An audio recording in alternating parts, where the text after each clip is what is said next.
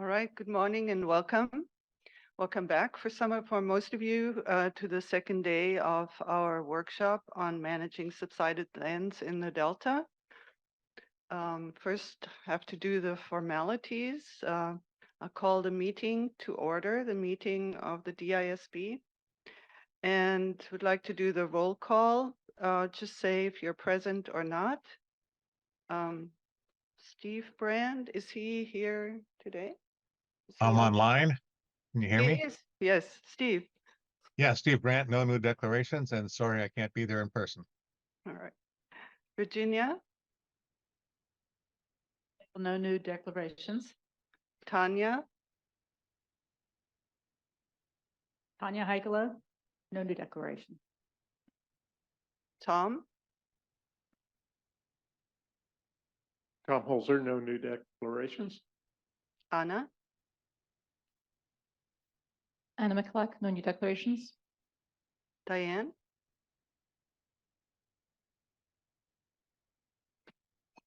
Diane McKnight, no new declarations. Bob, nicely dispersed.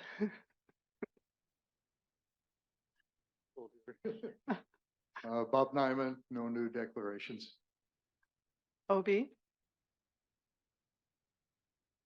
Jayanta Besekar, no new declarations. Lisa Wanger, she cannot be here today. And my name, Inge Werner, I have no new declarations either. So there was one more public comment since yesterday by the California Water Research. They provided a written public comment on the NOAA seasonal outlook and IPCC update, I can't read it, paper that raises concerns about unprecedented warming trends. This will be part of the post-workshop meeting packet. Are there any other public comments?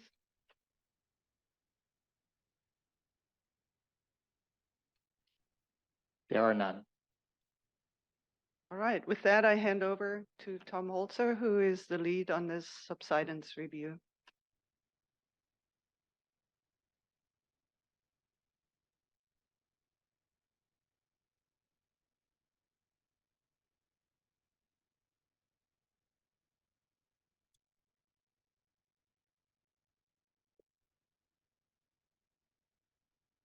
Good morning and welcome back. I'm just going to briefly review the introduction from yesterday, since we have a few new people, and make sure we all understand where we're headed here. The goals of this workshop are to provide input to a review that the ISB is doing on rewetting the Delta. And so we've divided it in, and we will have a report probably in the 6-month kind of time frame. At least that's the goal at this point, because this is really an important issue for the Delta. And I won't go through this slide again in any detail, but basically the take-home message is that the Delta started wet. It was born wet, and water is coming back. And it looks like the solutions to the Delta are dealing with that in a constructive way. And we're starting to have experiments that are illustrating how we can recover much of the Delta. And it's going to be an important challenge, particularly if sea level continues to rise. We're just going to have more water loading the Delta. And the workshop is organized into 4 panels. And yesterday we had a review of some of the efforts, call them experiments, on public lands to restore the islands. And the second panel dealt with the carbon sequestration and carbon emission problem, the science behind it.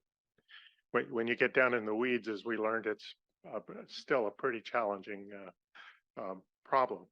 Today, what we're hoping to do is get the perspective of the landowners in the Delta, which is a large farming community. And so we're going to get that perspective. And then in our last session, we'll try and take a broad brush approach to the landscape. So that'll be this afternoon. And the discussions yesterday were fantastic. So if we continue in that vein, we'll have accomplished our mission. And we had a concern that we might be skipping around too much. And so we gave the moderators the authority to focus things. But I think we can lift that requirement on the moderators because the discussions I thought were fairly well focused just by the flow. And for those of you who are attending virtually, use the raised hand function and the moderator will be alerted to your questions, so you'll be able to participate as well. And that is it. So we will look at our agriculture, Tanya. And Tanya Heikkila will moderate this panel.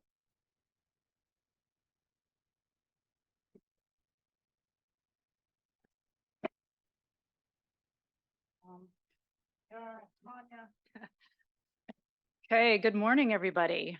I am Tanya Heikkila, member of the Delta Independent Science Board, and I'm really excited to be moderating this panel. We heard a lot of discussion yesterday around agriculture and the importance of agriculture in the Delta and the importance of crops like rice for rewetting the Delta.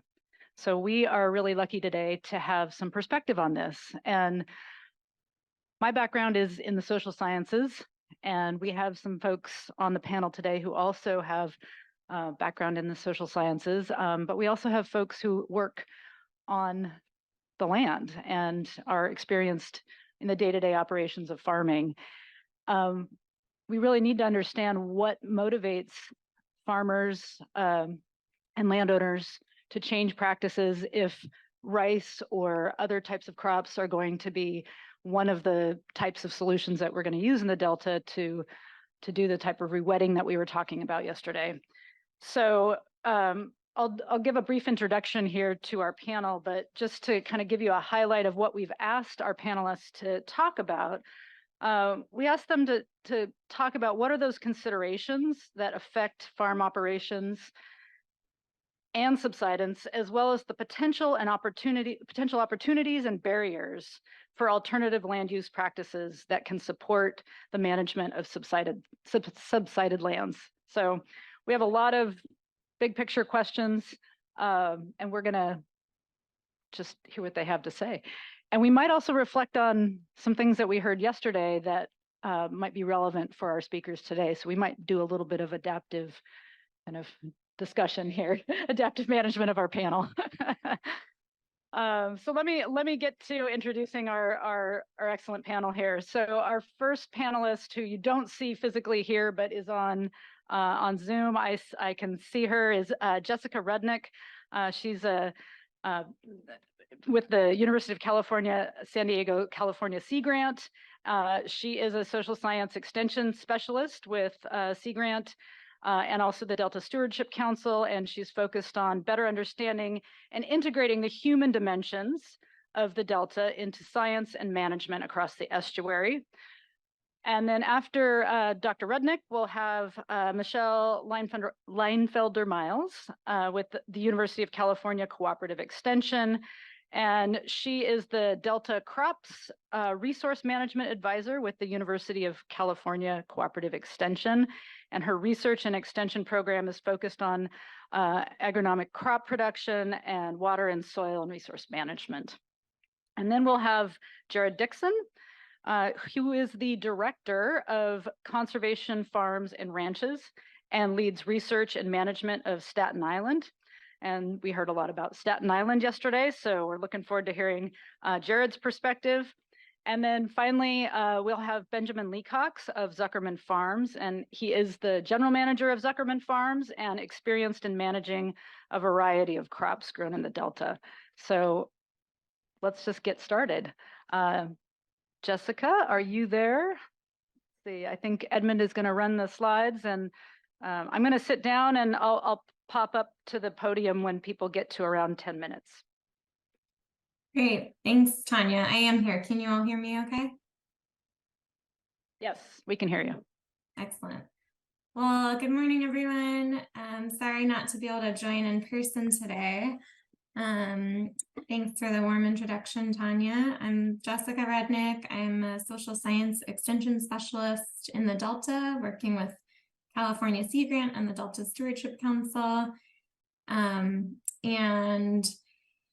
I appreciate the invite from the ISB members to be part of the workshop today. My research background and focus is really around individual decision-making and specifically in agricultural contexts. Some of my past research has been focused in the Delta, specifically around how growers make decisions on their land, particularly regarding conservation practices or adopting new stewardship approaches to managing their land. So there's, of course, relevance there with some of the discussion around subsidence, halting, or reversing practices that can be implemented on private agricultural lands. So I'll just dive in. Can we go to the next slide, please? So hopefully this is big enough on the screen in the room, but I thought just to start off, I would give folks some context of the agricultural sector in the Delta. I think it's important for us to think about who we're talking about, how diverse these operations are, how many, how much land, how many different operators we're thinking about when we start talking about solutions that have to be implemented on private lands. So there's over 400,000 acres of cropland in the Delta. Vast majority of this is privately held. Farm size really varies. The median farm size is about 250 acres, although there's a lot of farms in small operations. So majority by number are under 50 acres, which means we're dealing with a lot of individually owned and operated farm operations. That can mean there's a lot of outreach required and a lot of individual land managers to be in touch with for implementing any solutions on the ground. Crop diversity is pretty high, a lot higher than a lot of other regions in California, which makes the Delta agricultural sector quite unique. Over 70 crops grown in the Delta. Corn and alfalfa are the greatest by acreage, although these numbers are from the 2017 USDA Ag Census, which is the most recent agricultural census we have. So, you know, that's about 6 or 7 years old, going on 7 years old now. So things do change. But that corn and alfalfa are the crops of focus in the Central Delta, where rice cultivation would be most relevant and some of the lands most subsided. Other crops that bring in a lot of revenue, which are important when we think about overall farm operation economics, are wine, grapes, and tomatoes. And then we've seen a lot of increase in perennial production. So almonds, other tree crops, and wine grapes, largely in the North Delta and on some of that eastern perimeter side. I'm pulling from Michelle Leinfelder-Miles data, but her estimates around 2022 were about 8,000 acres of rice right now south of the Yolo bypass. And that's increased steadily over the last 5 years. So the numbers reported here are pretty outdated, given that we've seen an increase in rice production just in the past couple of years. Economically speaking, agriculture is a big revenue driver in the Delta, about $1 billion of farm revenue from this area, according to most recent estimates, and a large number of jobs. So I think considering those aspects more holistically of the full economy that rely around agriculture and working lands is really important to this conversation also. Okay, we can jump to the next slide, please. Great, thanks. So I just pulled from some of the available research we have across the US and in California about factors that we know influence farmer decision-making on their lands. And so these are what tend to predict or highly correlate with adoption of new farm innovations, which can include conservation and stewardship practices, but also adoption of new technology, crop switching, capital improvements. So broadly speaking, in terms of these general farm innovations, so new technology, new practices, operational changes, we see that access to capital is the most important, most frequently driving factor. So that's capital increases generally with farm size. Bigger farms tend to adopt or innovate more. Higher revenue generating farms, which often correlate either with size or crop type, so highly valuable crops, have more financial resources to play with to be able to try out new things and experiment on their land. Land ownership matters in some cases, and especially with large capital changes on the land. We see landowners tend to do that more often than those folks leasing the land that they operate on, but lease length can also matter. So folks who have longer leases and different relationships with the landowner can do more long-term changes on the land. Return on investment or economically driven decision-making is a high factor influencing adoption. We see upfront capital costs can be a really big barrier to adoption. Time to pay off for return on investment time window is important. And then the risk and magnitude associated with payoff. So if there's a high likelihood that a new innovation is going to be positive to farm revenue overall, that increases likelihood of adoption and vice versa. And that margin can also be influential. We also know that learning and access to information are really critical, especially when it comes to adopting new approaches to land management. So growers and land managers who have closer relationships with extension personnel who in areas where there's active extension, so like Michelle's program, these growers are more likely to be willing to engage with field trials, experiment, adopt new practices, and accessing and spreading that information to a broader set of growers is really influential for the spread of a new practice or innovation. And then this relates to the final point here around positive social norms. So peer-to-peer networks like demonstration days, farmer-to-farmer learning networks, when folks have neighbors that are adopting practices, these are all positive influences on increasing the likelihood of adoption of other growers. All of these are consistent with conservation-oriented practices specifically. And in addition to the points on the top, other factors that really motivate sort of adoption of conservation-specific farming practices tend to deal more with sort of socio-behavioral characteristics of the farmers. So folks that self-identify as stewardship motivated, have sort of pro-environmental attitudes, awareness of the programs and practices specifically, and this can be incentive programs, various extension or learning programs around a conservation practice. So in this case, subsidence halting practices or rice cultivation. Prior adoption of conservation practices often predicts future adoption. Higher educated growers are more likely to engage in these programs. Vulnerable land, so areas that are most vulnerable to the challenge at hand, whether that's subsidence or water quality issues.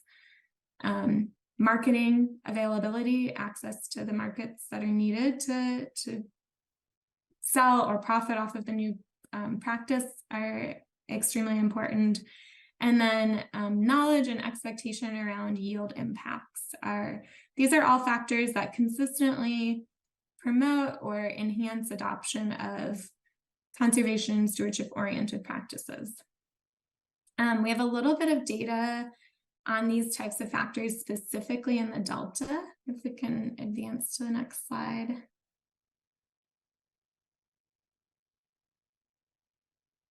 Thank you. Again, I hope this is large enough in the room, that this data comes from a survey that myself and collaborators at UC Davis and with support of Michelle as well to reach growers in the Delta, we conducted a survey in 2018 asking growers about influences on their decision-making, specifically around soil and fertilizer management practices. So some of these influences are specific to those types of practices and may not always translate to rice production per se, but I think we can learn a few things from looking at these responses. So over 300 respondents that fall within the San Joaquin County and Delta Water Quality Coalition, which covers the Delta as well as some of the upland surrounding areas in San Joaquin County.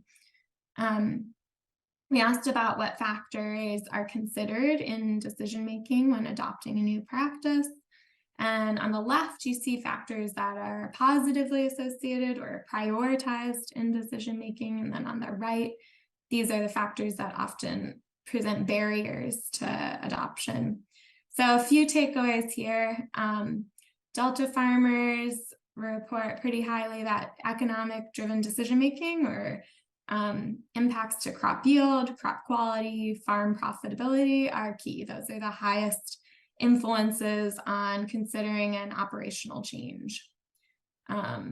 Second, we see a handful of factors related to stewardship. So soil health, impacts on public health and safety, stewardship, or natural resource conservation. These are all secondarily important to growers and highly considered in adoption. And then we see a handful of factors related to logistical aspects of adoption, like regulatory requirements, labor, complexity. These are somewhat less important, but considered more than 50% of the time by growers. And then last, at the very bottom of that figure on the left, you'll see the incentive program. So less than 25% of growers reported that access to incentive programs or offset programs are key decisions driving a new adoption or operational change. And I'm sure we'll talk more about incentives in this panel, but I think this is consistent. This is consistent with data across California, and important to consider that whether incentive payments really drive adoption is it depends both on the payment and how much it is, but also how this falls in terms of a relative priority to some of these other factors. So just providing incentives alone across the board, really, we don't see that on its own will stand to really be the only factor driving increased adoption. And then on the right-hand side, barriers, we see uncertainty is a very common barrier. So increasing clarity on how a new practice or innovation will impact yield, impact return on investment is critically important for increasing adoption. Cost is important. So we often see cost as a key barrier, especially upfront costs. And then access to technical knowledge. And if we jump to the next slide, we have a little bit more information on learning and where folks receive technical information and knowledge as well. So this is important because these are the sources that are bringing information to growers on the ground and addressing those uncertainties. And so when we think about implementation and getting change actually implemented on the ground, it's important to know who's going to be doing that, what resources do they have, are we working with the right partners that actually hold trust among the private landowners that we're talking about. So again, this context is around soil and fertilizer management. So there are some potential differences when we're talking about crop switching or or other subsidence halting practices, but we do see that on-farm consultants, so in this case, pesticide control advisors and certified crop advisors, are highly trusted and highly used. And these are individuals who are out on specific farms multiple times throughout the season, giving tailored advice to the growers.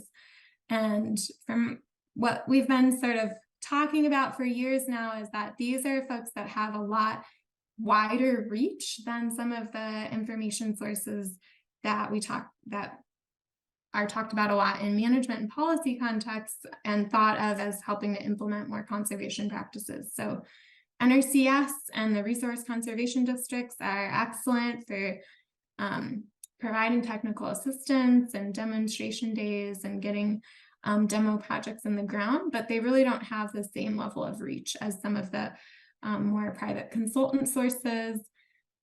We also see some of the more familiar sources being really important information points here. So other growers, family members, field crews.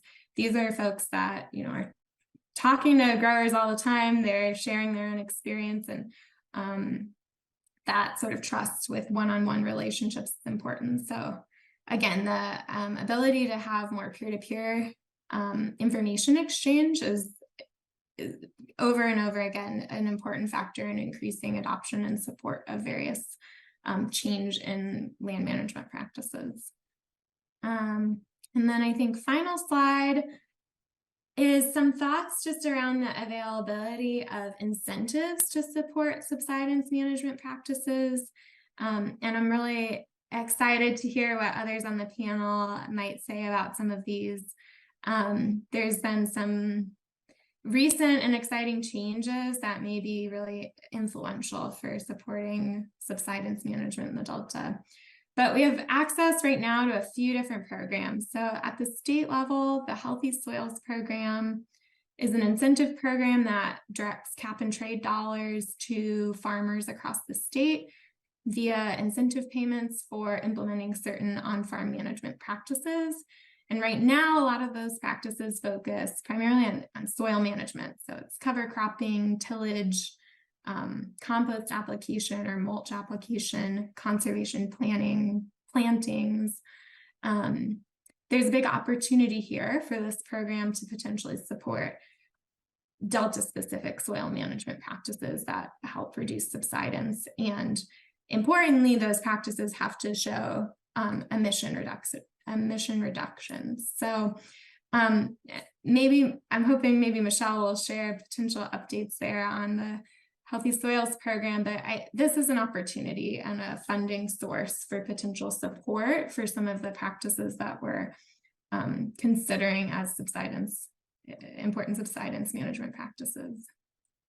The USDA also has a number of incentive programs, some of which are relevant here. So the Conservation Reserve Program pays farmers to not cultivate land in environmentally sensitive areas. There's very little use of the CRP program in California, or I don't think any, to my knowledge, in the Delta, but this potentially is an opportunity for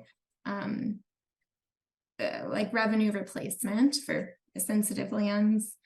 The Conservation Stewardship Program and Environmental Quality Incentives Program are working lands programs. So similar to the CDFA Healthy Soils Program, they provide technical and financial assistance to growers when they install and implement different conservation practices. And so again, this might be an opportunity where seeking approval of certain Delta specific practices would be a way to leverage that funding source to provide incentive payments for growers doing subsidence management practices in the Delta.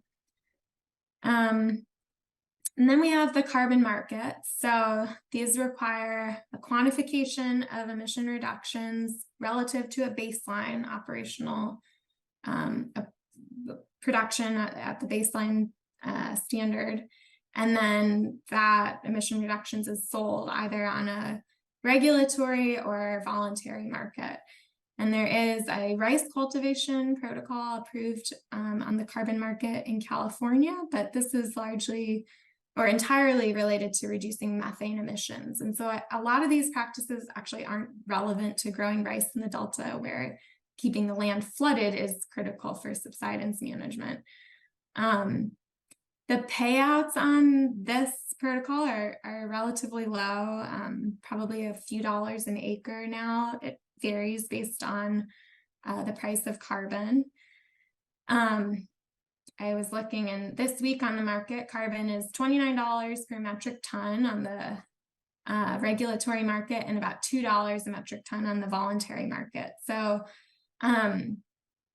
there's also a wetland protocol available in California, and that is relevant for managed wetlands or rice growing in the Delta. This protocol is only possible to sell on that voluntary market right now. So that's where we're getting about $2 a metric ton. So the ability for these carbon markets and offsets to really motivate or push a grower from, if they're on the edge and it's an economic decision, into adoption is somewhat hard to see right now. But this is an opportunity, especially if these offsets are possible to sell on the regulatory market, again, to help offset some of the potential loss in revenue. And then finally, I think it's just relevant to bring into the conversation. There's a great local program, Fish Friendly Farming, which is run by the California Land Stewardship Institute, and they provide certifications across the state, largely related to water quality. But the incentive here for growers to participate is for some regulatory relief. So if a farm is certified through Fish Friendly Farming, they're meeting their compliance requirements for the California Water Resources Control Board. And so this is a program that has a lot of boots on the ground, helping growers develop farm conservation plans, and maybe a good partner to consider in getting some of the subsidence management practices implemented. So that's what I have for now, and looking forward to hearing others.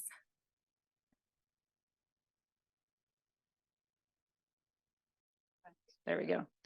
Thank you so much, Jess. That was a really great overview of a lot of the considerations that farmers and landowners are thinking about in relation to changing practices. So let's move on to Michelle, and we might want to turn the lights up. Or you don't have slides, right? No slides. Okay, oh yes, please. Oh, clarification questions are open. Jess, are you there? Yes. Okay.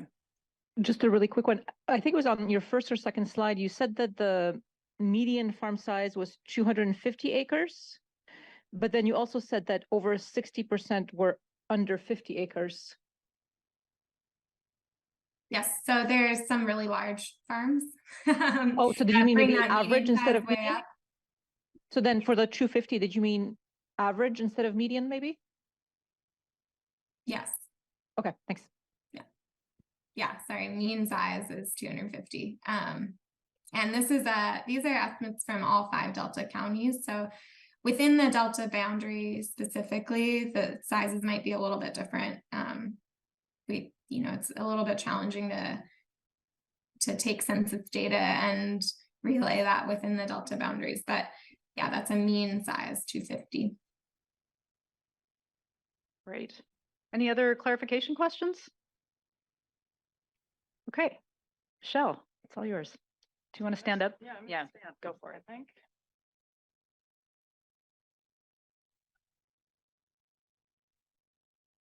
You're not Tom and I'm not Tanya.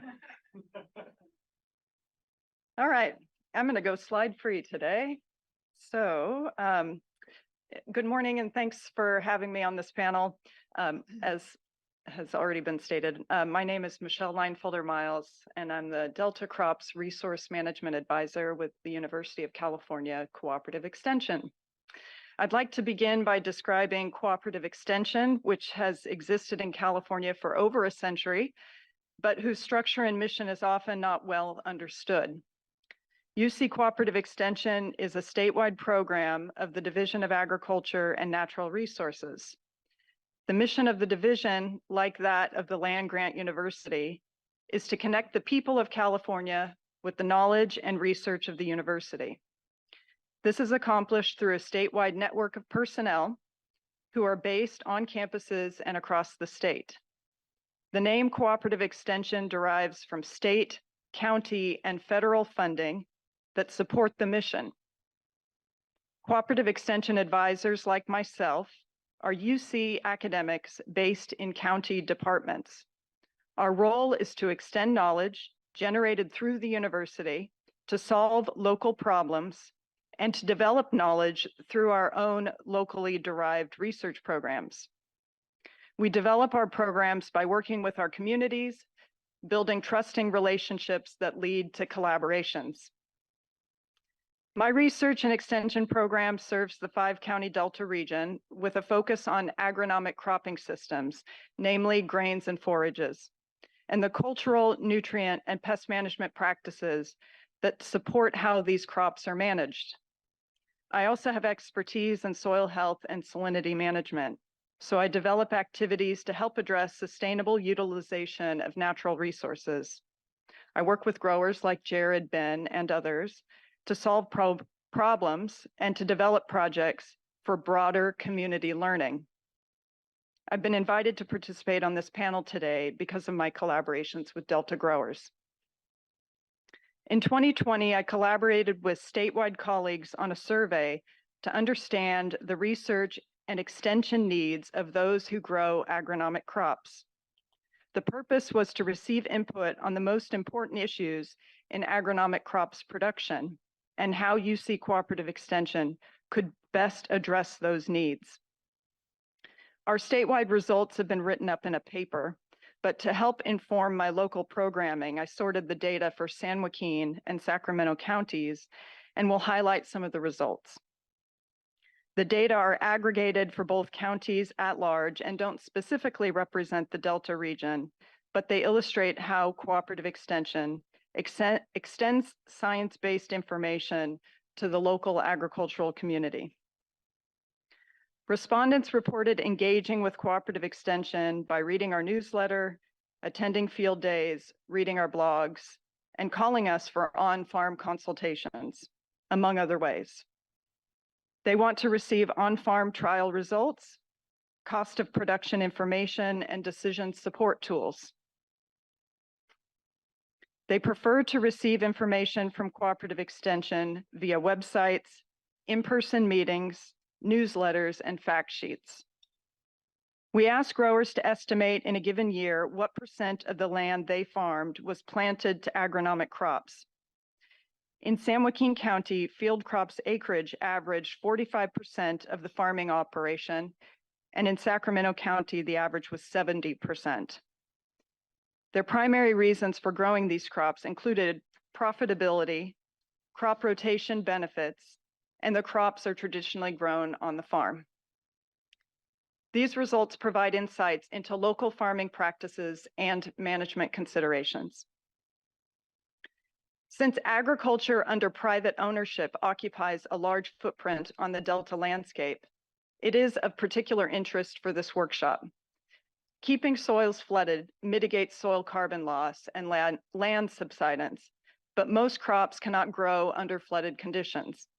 Rice is one exception because of its unique cellular structure that allows gas diffusion through the plant even under flooded conditions.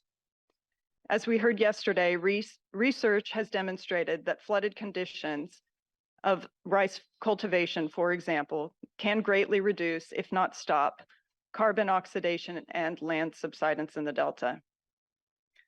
The predominant rice growing region in California is the Sacramento Valley, but rice acreage in the Delta is growing. Yields are comparable with, if not exceeding, the statewide average, and the quality of rice coming out of the Delta is excellent. When I started as a farm advisor about 12 years ago, rice was grown on about 3,000 acres in the Delta. Last year, it reached about 10,000 acres, and I expect acreage to continue to expand. Some of the production practices of the Sacramento Valley are not suitable in rice cultivation in the Delta because of extremely different soils and a cooler climate. So Delta growers have been innovative and engaged on research to advance the industry. Just last week, we harvested a trial where we evaluate varieties for cold tolerance, an important trait in the Delta. My predecessor, Mick Canterbury, started collaborating with Delta farmers on the trial back in the 1980s, which brings the expertise of plant breeders from the California Rice Experiment Station. The variety trial is an example of a project that can provide growers with actionable information in the short term. In so doing, we build trusting relationships that can lead to forward-thinking projects for long-term sustainability. The research we do on Delta rice systems, you could say, addresses both the short-term needs of the farming community while also supporting the public interests of this group that has come together for this workshop. Inundating the Delta landscape will support public interests like land subsidence that threatens levee stability, water quality, and water distribution, along with mitigating greenhouse gas emissions. These are also important interests of private landowners. However, other important interests of landowners, as evidenced by the aforementioned survey that we conducted a few years ago, is that crop profitability and stable markets are top of mind. There's little that I can do as a farm advisor to support crop prices or markets, but I do understand the importance of economics in on-farm decision-making. To that end, last year, Cooperative Extension and UC Davis Ag Economics collaborated with Delta growers on a cost of production study for Delta rice. The study details the operations and costs to convert land to rice production and to grow rice in the Delta's unique growing conditions. We expect the study to be used by growers who are not currently growing rice, but who are interested in learning more, by banks and lending agencies that support farmers, and by state and federal agencies in their development of cost sharing and incentive programs. So now the purpose of this panel is to discuss practical considerations for inundating the Delta agricultural landscape, including economic feasibility and science gaps. I'll start with a couple of science gaps that would support keeping land in agricultural production. Alternate wetting and drying, or AWD, is something that has been discussed as a way to reduce methane emissions in rice systems. While AWD has been shown to reduce methane emissions in Arkansas and even the Sacramento Valley, we need to do similar work in the Delta, where the soils and climate are very different. Jerred and I have already been talking about evaluating walking wetlands and whether these temporary wetlands could help with subsidence mitigation and crop production. In order for things like this and research like this to happen, it needs to be supported. By supported, I mean that strategic planning documents need to include land-based priorities. And then the process needs to ensure that people with appropriate expertise are solicited to be reviewers so that proposals are evaluated fairly. On the economic or financial side, the cost of land conversion to rice is something that growers mention being a barrier because it is a high upfront cost. Financial programs that support or cost share the conversion cost could help increase adoption. The Delta Rice Cost of Production study could help inform financial programs to assist with those costs. From the study, you'll find that supporting private landowners in land conversion is more cost conscious than financially supporting these practices on public lands. Also, long-term requirements for carbon capturing practices will likely be barriers, especially for leased land, which accounts for about 50% of farm operations acreage in the region. Finally, programs that support dewatering subsided lands, such as drought programs, would likely have a negative impact on subsidence. And we currently have eddy covariance equipment deployed to evaluate this. So thank you for the time, and I look forward to the discussion later on.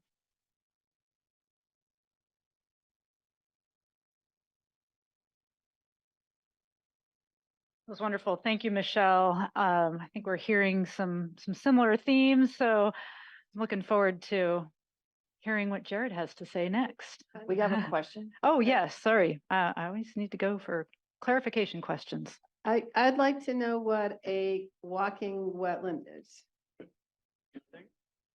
Did you say that? Yes, I did. I'll start, and then Jerred can maybe add some more information. But basically, a walking wetland is a temporary wetland that starts at one location on a property and then moves after, say, a couple or a few years. So the wetland is not permanent, but it's there to establish benefits of a wetland, and then will move to some other place on the farm. Yes, the implementer would move the wetland. You get all the benefits from the greenhouse gas reductions, the sequestration, the flooding it for subsidence reduction, and also regenerative for the farming. It's almost like a rotation. It's like the best of all worlds. You get better yields in the end, and you get all the benefits from it. Any other clarification questions? Try to keep my eyes on the Zoom folks too. People who are on Zoom, do feel free to raise your hand if you have a clarification question after one of the speakers. Okay, Jerred. I can just sit here. I don't need to be up in front. Okay, like we said before, Jerred Dixon, the director on Staten Island. Recently got that position. I was the farm manager, ranch manager before then. My background is in farming. I've been farming my whole life. I'm fifth generation, about 5 miles from Staten Island, didn't go too far. So I know the area very well. And I have a lot of deep roots and a lot of contacts and everyone in the area. So, you know, that I kind of speak for everyone that's a stakeholder in the area. I'll start kind of giving a background on Staten Island of why it's there and what we do there, and then kind of go into the farming aspect of it. Staten Island was purchased by the Nature Conservancy in 2001 on the sole purpose on creating a conservation-friendly farming and agricultural island to keep it into grains and no permanent crops. We do a pretty good job, and we've learned over the last 20 plus years on how to do that. We've done a ton of research on studies with migratory birds and subsidence reversal compared to, and carbon sequestration. We use the term living laboratory for Staten Island because that's pretty much what we do. We don't really turn too many people away if they want to come out and do any research or do tours or any of those sorts of things. I've done a lot of those in the last few years just being in this position. So I work with mostly everybody in here all the time. I know a lot of faces in here that I've taken on tours, or we do different projects and everything else. So it's kind of nice to see everybody in one place. But doing that, it's mainly doing the farming for conservation purposes. We do it for bird habitat and migratory bird wintering habitat. So not only do we farm and create all of the income and economics from that on a, being a nonprofit, we do pretty good on the profitability on that side. So not only do we make habitat or create habitat for birds, but we also are able to keep farming every single year and keep up the levee system that costs a fortune for us and everyone else in the Delta every single year. And with higher sea level rise and subsidence, it's only getting worse. So, and it costs more money every single year to do that. On the science side, I would love to see more of the science to kind of back up what we are doing on not only the walking wetlands like Michelle was talking about, but the alternative wetting and drying, carbon sequestration. We are in a few projects right now with the American Carb Registry. We're trying to get registered on that to do not only rice, but a wetlands that we were proposing to do on the island. We have a couple projects in with the Delta Conservancy now for one for a wetlands, a portion of the wetlands that we're gonna try to take state funds and do half of it and do public or private funds to do the other half and kind of compare the two so we can kind of outreach and do the, spread the word a little bit more. And then we also have one to do a rice project where we, as a nonprofit, are able to take that grant money and disperse it out to farmers in the Delta on highly subsided grounds. So that's another way that we can do. We did a cost study in the last year or so with Michelle and UC Davis group and figured that it's a big cost to do not only the land leveling for the rice and water structures, but all that stuff. It's a hefty bill in the beginning. And the two panelists before me said that that's one of the biggest hurdles we have to jump to get farmers in the area to convert over to wetting the ground. So that's two of the biggest ones that we have. I know there's another couple. NRCS has some that are doing some wetlands in the area for the Delta that we're going to work on. We also have fish friendly farming we're getting registered with some recirculation pumps so we don't have to divert so much water. We can use some of that agricultural water and recirculate that back through not only our wetlands, but our rice fields. So that's another one where we're going to be able to do in the future. We have one so far that basically takes away one of our siphons. We have 48 on the island, and the more we have, the less pumping costs we're going to use, the less water we're going to have to divert, and we can kind of control that. So that's another plus for us.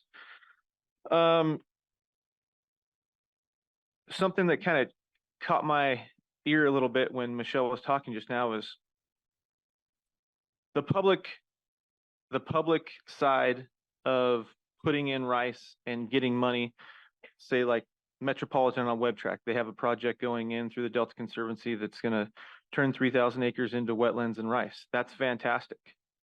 But it's a drop in the bucket compared to the 400,000 acres we have in the Delta. And getting that money dispersed out to the private land side and the stakeholders is going to be, in my opinion, your biggest bang for your buck, because those are going to be the people that not only are in your districts and are going to be voting for you, but they're going to be the ones that are the boots on the ground and they're going to be doing all of this work. And once you get like us and like Zuckerman Farms and a few of us that are kind of getting this co-op kind of started, it's going to just increase and be a domino effect in the very near future. So I urge everyone to kind of think about that, not only on the publicly funded or the public side of DWR and LA Metropolitan and all of those, but trying to find ways to get money dispersed to the private landowners, because they're going to be your biggest assets in this whole thing. I mean, in this whole group, does anybody own any land or farm in the Delta besides the two of us? Didn't think so. So that disconnect is the biggest thing, and the outreach for me in the future is my biggest job. So that's all I got.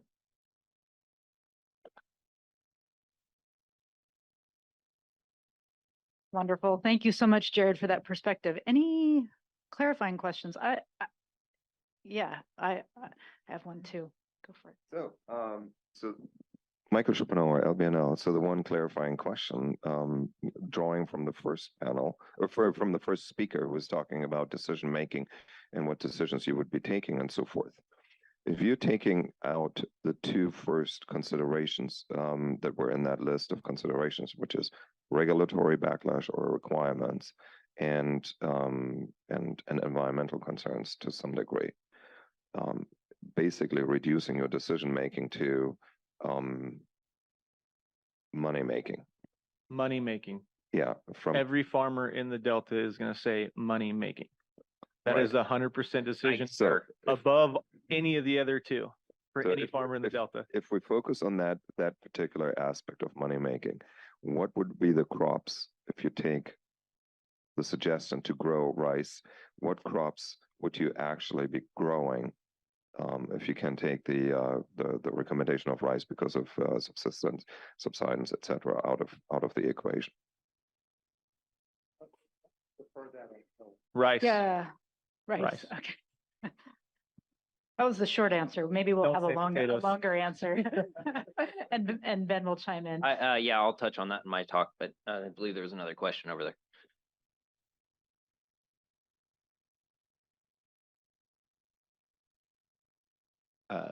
Thanks. I really appreciate this panel. Jay Ziegler, I'm the Delta Water Master. Jerred, I think this may set Ben up as well, but I'm curious in terms of thinking of design for adoption for smaller farmers and thinking about conversion to rice. How would you stair step incentives to reach farmers at a smaller scale and go for wider adoption across the region? I guess that's really where and maybe if that just shapes your dialogue, we don't need to do that now. I would say with the proposal we have that's going to be going to a board meeting next week with the Delta Conservancy and trying to get money granted to landowners to be able to convert, because the conversion cost of not only land leveling, but water structures and just the fact of just being able to get that on ground is the biggest hurdle you have to jump through in the beginning.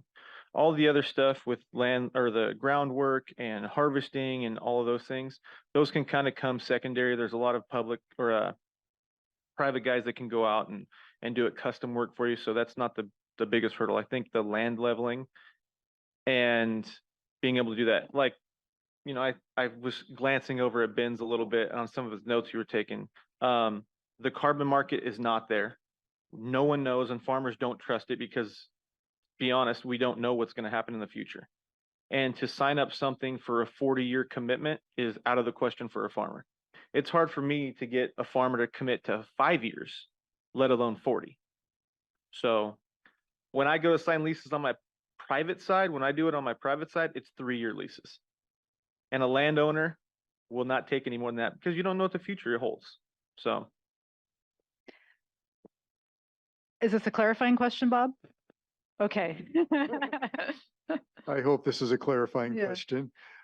It's not clear to me what percentage of the acreage in farms is actually in small farms, family farms, as opposed to national or multinational corporations. It's shrinking every year. Couldn't tell you what it actually is, Michelle. Any idea what it might be? It's very hard to tell you that because a lot of the family owned farms now are getting gobbled up by leases from bigger corporations. Okay, would you say that's the majority or is it a minority? You also see a trend going the other way where you have large international corporations buying ground and leasing out to kind of family farms. But family farms are typically, if they're surviving in this economic world, they are corporate now too, and they're expanding with it. I mean, it's all economies of scale. So you have to be large enough to compete in a global market. Great, thank you. Yeah, we're gonna move to Ben now. I have a question about fish-friendly farming, but let's bring that into the later conversation. So, Ben, take it away. Hi, everybody. I think as was said before, I am general manager at Zuckerman Family Farms. We're a fairly large operation in the Delta. The family that owns it and I work for, I think the owner is currently 3rd generation. There's 4th generation working on the farm. They kind of have been farming there for quite a while, have a lot of history, farm basically all on McDonald Island, which is one of the most subsided lands, I think, in the Delta or in the region of it, highly organic soils. So I have a lot of experience. I've been with them for 6 years now, kind of working with these lands and understanding the decisions that go into what happens and what we do with these land uses. We care greatly about sustainability on our farms.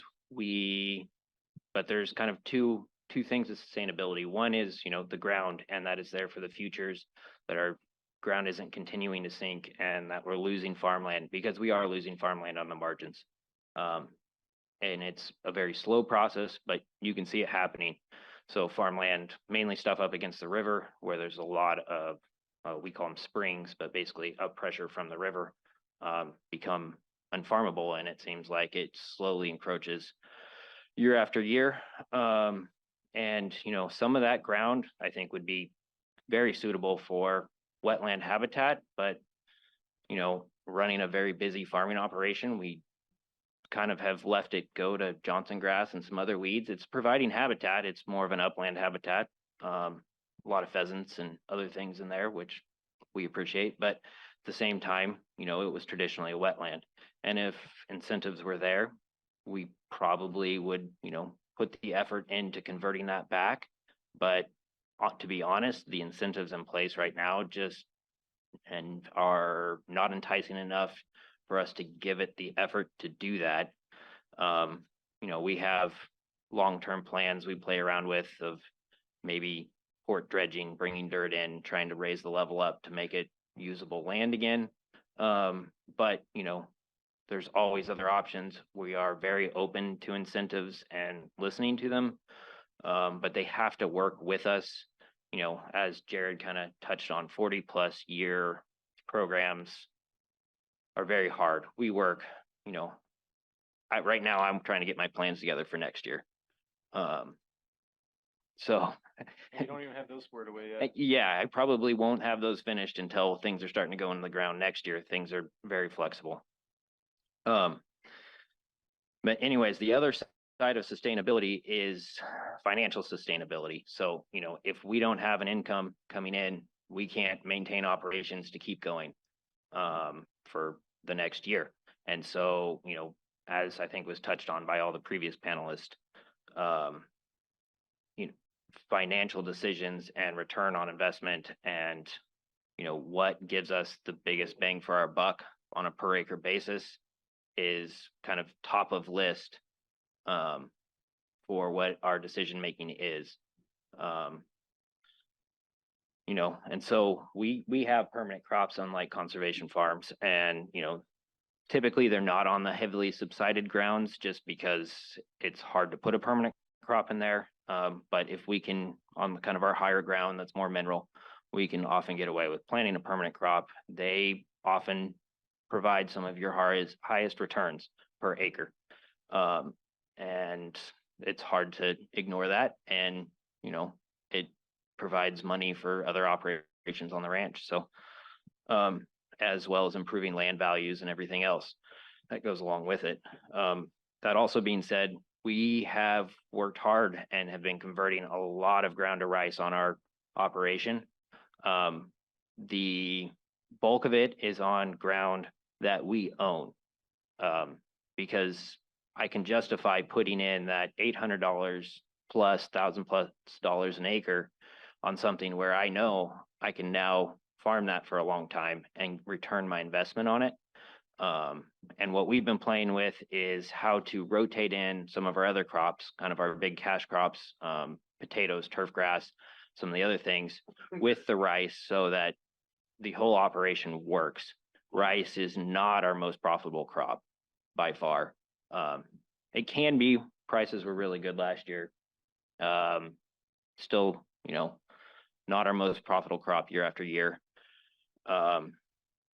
So it's got to work in a system where it's flowing through with the crops we want to grow. We're using it as a replacement to corn, which I believe is, you know, it's good to get corn off the landscape. It's usually got better returns than corn. You know, drying the ground out with corn is causing subsidence. We really like the idea that we're building our ground back. We're kind of creating the sustainable future, but it has to be done in turn with being able to grow these more profitable crops. Let's see. Look at my notes here for a second.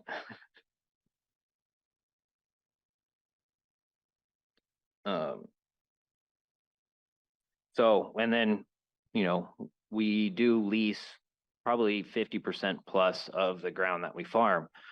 And the problem we have there is, you know, we need to have long enough to have an ROI on converting this ground over, as I think was kind of mentioned. For us, we always kind of pencil it out at 5 years, but it's really hard to get a landowner to commit to a 5-year lease. Very hard. fact, we've been losing ground sometimes because of it, because we've been basically holding this line saying we only want to sign a lease for 5 years and have had landowners kind of balk at that. But we believe it's the future.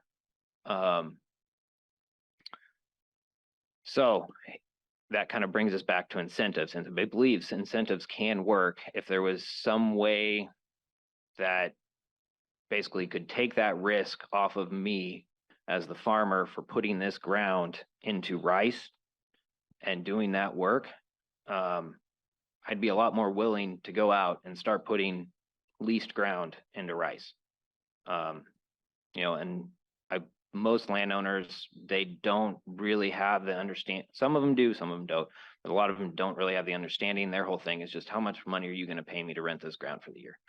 So if I can come back with a lease that's more amenable to them, and I can, because I don't have to worry about these costs of converting, or at least some of it can be subsidized, it would greatly expedite the conversion process in the Delta.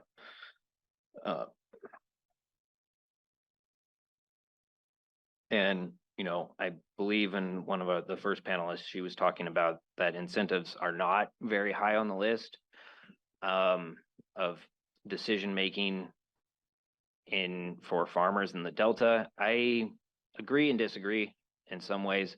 I believe a lot of the incentives that have been in place in the past have been onerous. They often come with financial caps. So, or their terms are too long, there's not enough understanding, or just really the incentive isn't big enough for the amount of work that's required for it. And so they've kind of been a turnoff, but you know, there was a program very recently, the Delta Drought Response Pilot Program.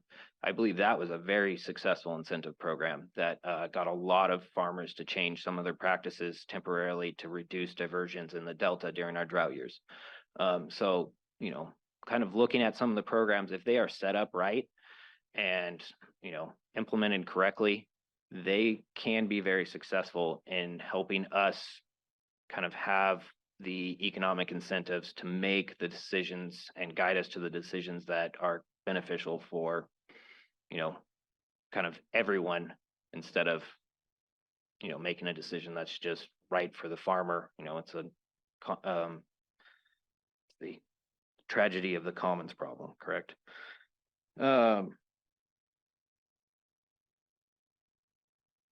And, you know, touching on kind of regulatory, as people were talking about before, farmers are highly, highly regulated as it is. Adding anything additional regulatory is kind of just going to get a backlash. It's hard enough to meet our current requirements, and, you know, I just don't think that's the right route to go down. So that's kind of what I had to say to you guys. I appreciate it. Thank you.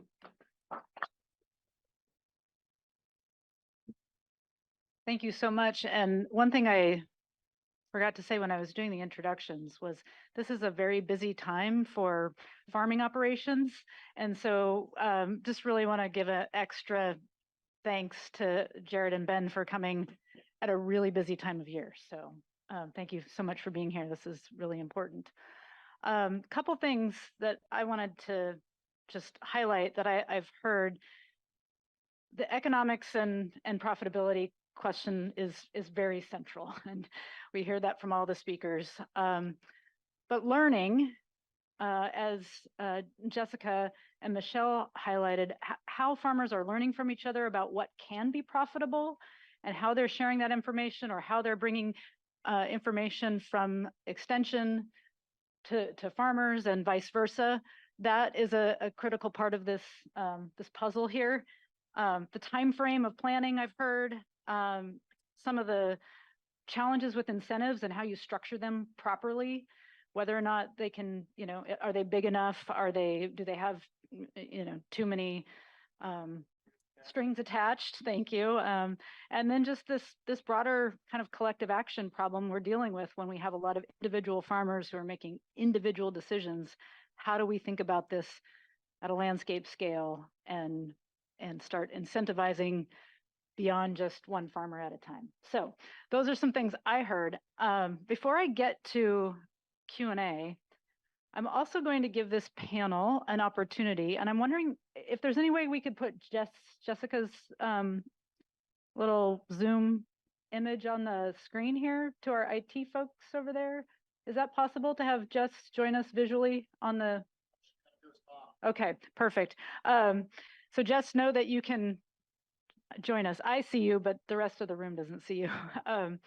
So before we get into all the Q&A, I'm going to give the panelists an opportunity, if they want, to share any perspectives they have from the conversations they might have heard yesterday if they were listening in.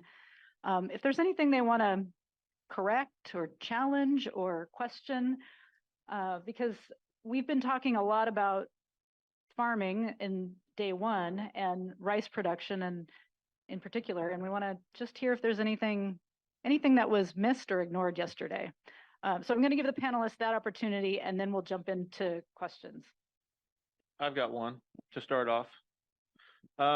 Yesterday there was something said that, the farmers in the region don't necessarily want to go out and talk, or they don't share any of their information.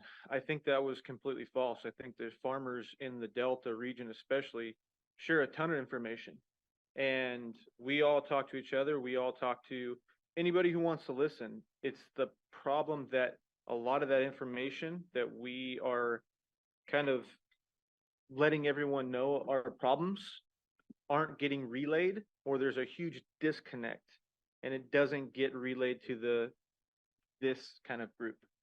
That's one of the biggest misconceptions that I think I heard a little bit yesterday, of one of the biggest misconceptions. Jess, Ben, Michelle, anybody else? Okay, I'll tell them. Yeah. Well, one of the things that I heard yesterday is there was a lot of conversation about these practices on public lands. And so I tried to touch upon that in my introductory remarks, is that there's a lot of interest among the private landowners to do some of these conversion practices. And I would say that the time frame that I mean, they have to get their plans in order as they've described, but I think they can act quicker and they can accomplish these things. I'm confident that they can accomplish these things in a more cost-conscious way than the public sector could do. I mean, we have it right here. The focus group of Delta growers that collaborated with the University of California to produce this cost of production study, the conversion costs are right here. So it just takes doing a little bit of math on what it's costing to do these practices on public lands, and you'll know that you'll get a lot of bang for your buck if you work with private landowners on these conservation practices. And they're willing to do it. You've got evidence of that right here. Touching a little bit on that as well, the regulatory that we fight against constantly on trying to do the simple thing is put in a wetlands. The best thing that everybody decided on that we can do for the Delta is make it a wetland, what it used to be. It costs us over $10,000 an acre on construction costs because we have to go out there and do prevailing wage because it's a public works project. The regulatory agency on that is putting that cost on us. I could do it for less than half of that if I just did it as a farm, let alone taking it out of the cost of production that the production, 1,000 acres that I'm going to take out is going to cost me a fortune every year. But to make that a subsidence reversal project and better the island as a whole and be able to keep farming those other 8,000 acres is the goal in the end. But to have to pay that much money, not including all the permits and the time and everything else that goes into all those meetings, and it's an outrage almost to me. It's frustrating because I could get it done now, not in 5 years. Or in this case, when we started in 2017 and we're 5 years already down the line and we don't even have it in the permit stage yet. So that's another one. Jessica, I'm just going to give you a chance. Was there anything that you heard yesterday or anything you wanted to respond to or comment on real quickly?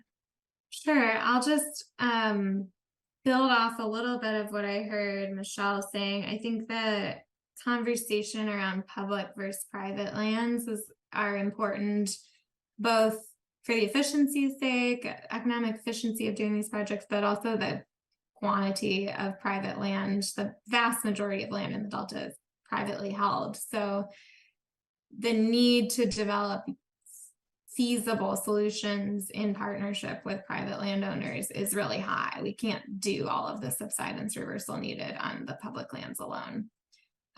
Even though I think there's a notion held that maybe that's easier from a buy-in perspective or less resistance. I think that's an oversight of the ability of private landowners to do this work and the need to engage with private landowners from a area coverage perspective. And I'll leave it there. Excited for the rest of the questions and discussion. So, oh yeah, Can jump I in, Ben. touch on that as well? I mean, just to kind of drive home the point, I think we did our first trial on a couple 100 acres of rice 4 years ago. And in the following 3 years, I've now converted over 2,000 acres to rice because we were very happy with it. Of that 2,000 acres, I'm farming 70+% to rice every year with my rotational program. And so, I mean, if there's the appetite is there with the growers who have it, reaching some of those other growers may be a challenge, but you know, things are changing in the Delta, and as more and more growers start to do this, it will pick up steam as they see what their neighbors are doing. And so just to drive home the point, private landowners are very interested in this once they see the economics and once they see how well it works. So yeah, thanks. Okay, I know we had some questions in the room. Let's start over here. And Edmund, if there are any questions on Zoom, let me know in case I missed them. So David Julian, DWR, I just want to piggyback off Jerred's point about private sector being able to implement these subsidence reversal wetlands. As said yesterday, I implement and manage these wetlands on public lands, and they are incredibly expensive. And we are incredibly hamstrung by all the regulations that come with being a public agency. So I totally agree with Jerred that being able to implement these, not just from a land's the sheer number of private acres, but also just the flexibility that private landowners have as compared to what state agencies have to work with, I think is really valuable. Sorry. And No. and also piggybacking off of that, there's, as we all know, there's a ton of acres in the Delta that are A, hard to farm, or B, we can't farm because they're low lands that are, basically swamps that we can't get to. If we have an option to be able to turn those and get paid an easement like NRCS does at the tune of $9,000 an acre for those, and they pay the conversion costs, every farmer in the Delta would jump on those things because we can't farm them anyways. Why wouldn't we get paid for them, right? The problem is the outreach, and there's a disconnect that we don't have a farmer to the regular, the agency. There's no conduit between the two. We need that conduit.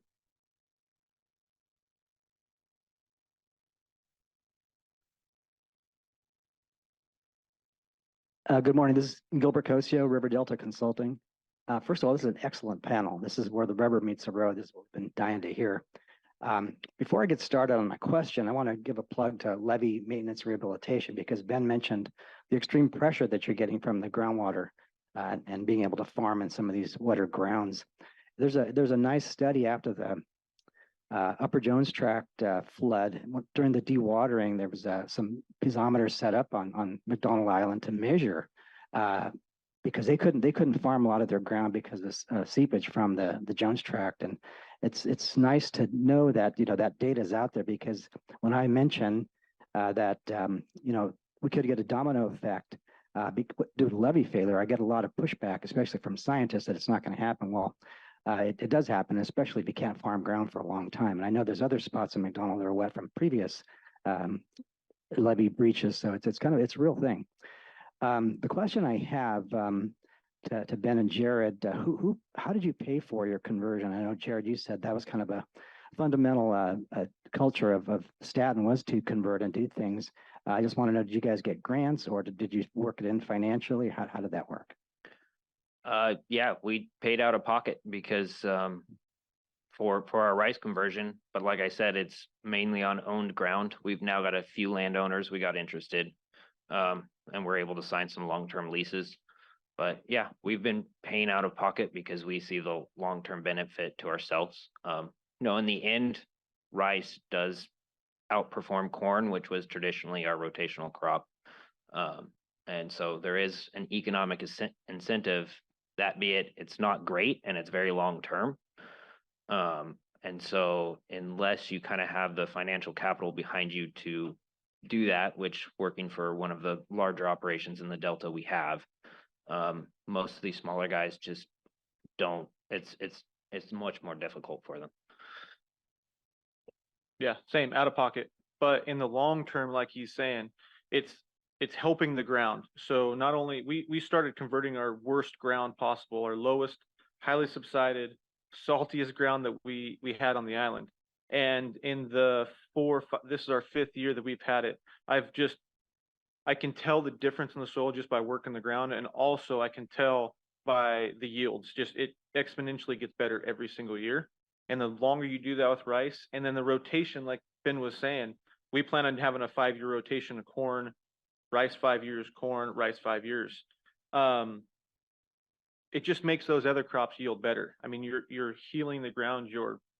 It's just making everything. It's like flooding ground for a few years and then turning it back in. You're reviving it.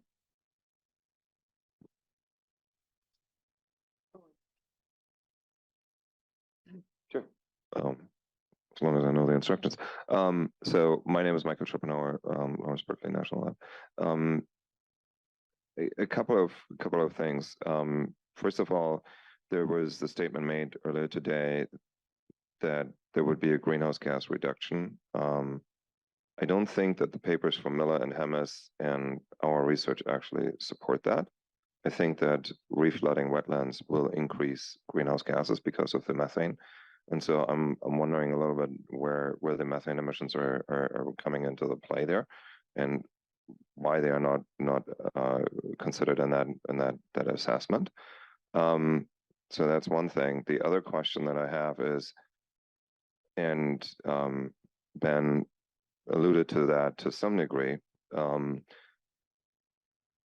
that's the question as to what is the most efficient from a monetary revenue perspective crop that should be grown, because obviously as a farmer and certainly in a country where we are with high cost of labor, high cost of regulatory, et cetera, the fundamental philosophical question needs to be asked if certain crops are really the thing that we should be growing here, the same way how we should always, as a nation, question if certain things should be done here, or in a scenario of outsourcing should be done someplace else, right? So if I come with a very, very strong market economy efficiency question, what are the crops you would be growing if rice would not be favored for environmental reasons, and if you would take away the regulatory pressure and out of that whole thing?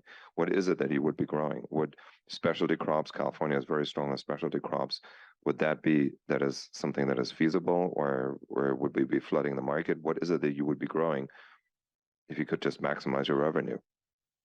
So there were 2 big questions there. I don't know if you want to start with the crops question, and maybe we could go back to the methane question, and maybe somebody from panel 2 yesterday could also chime in if that's relevant. Go for it.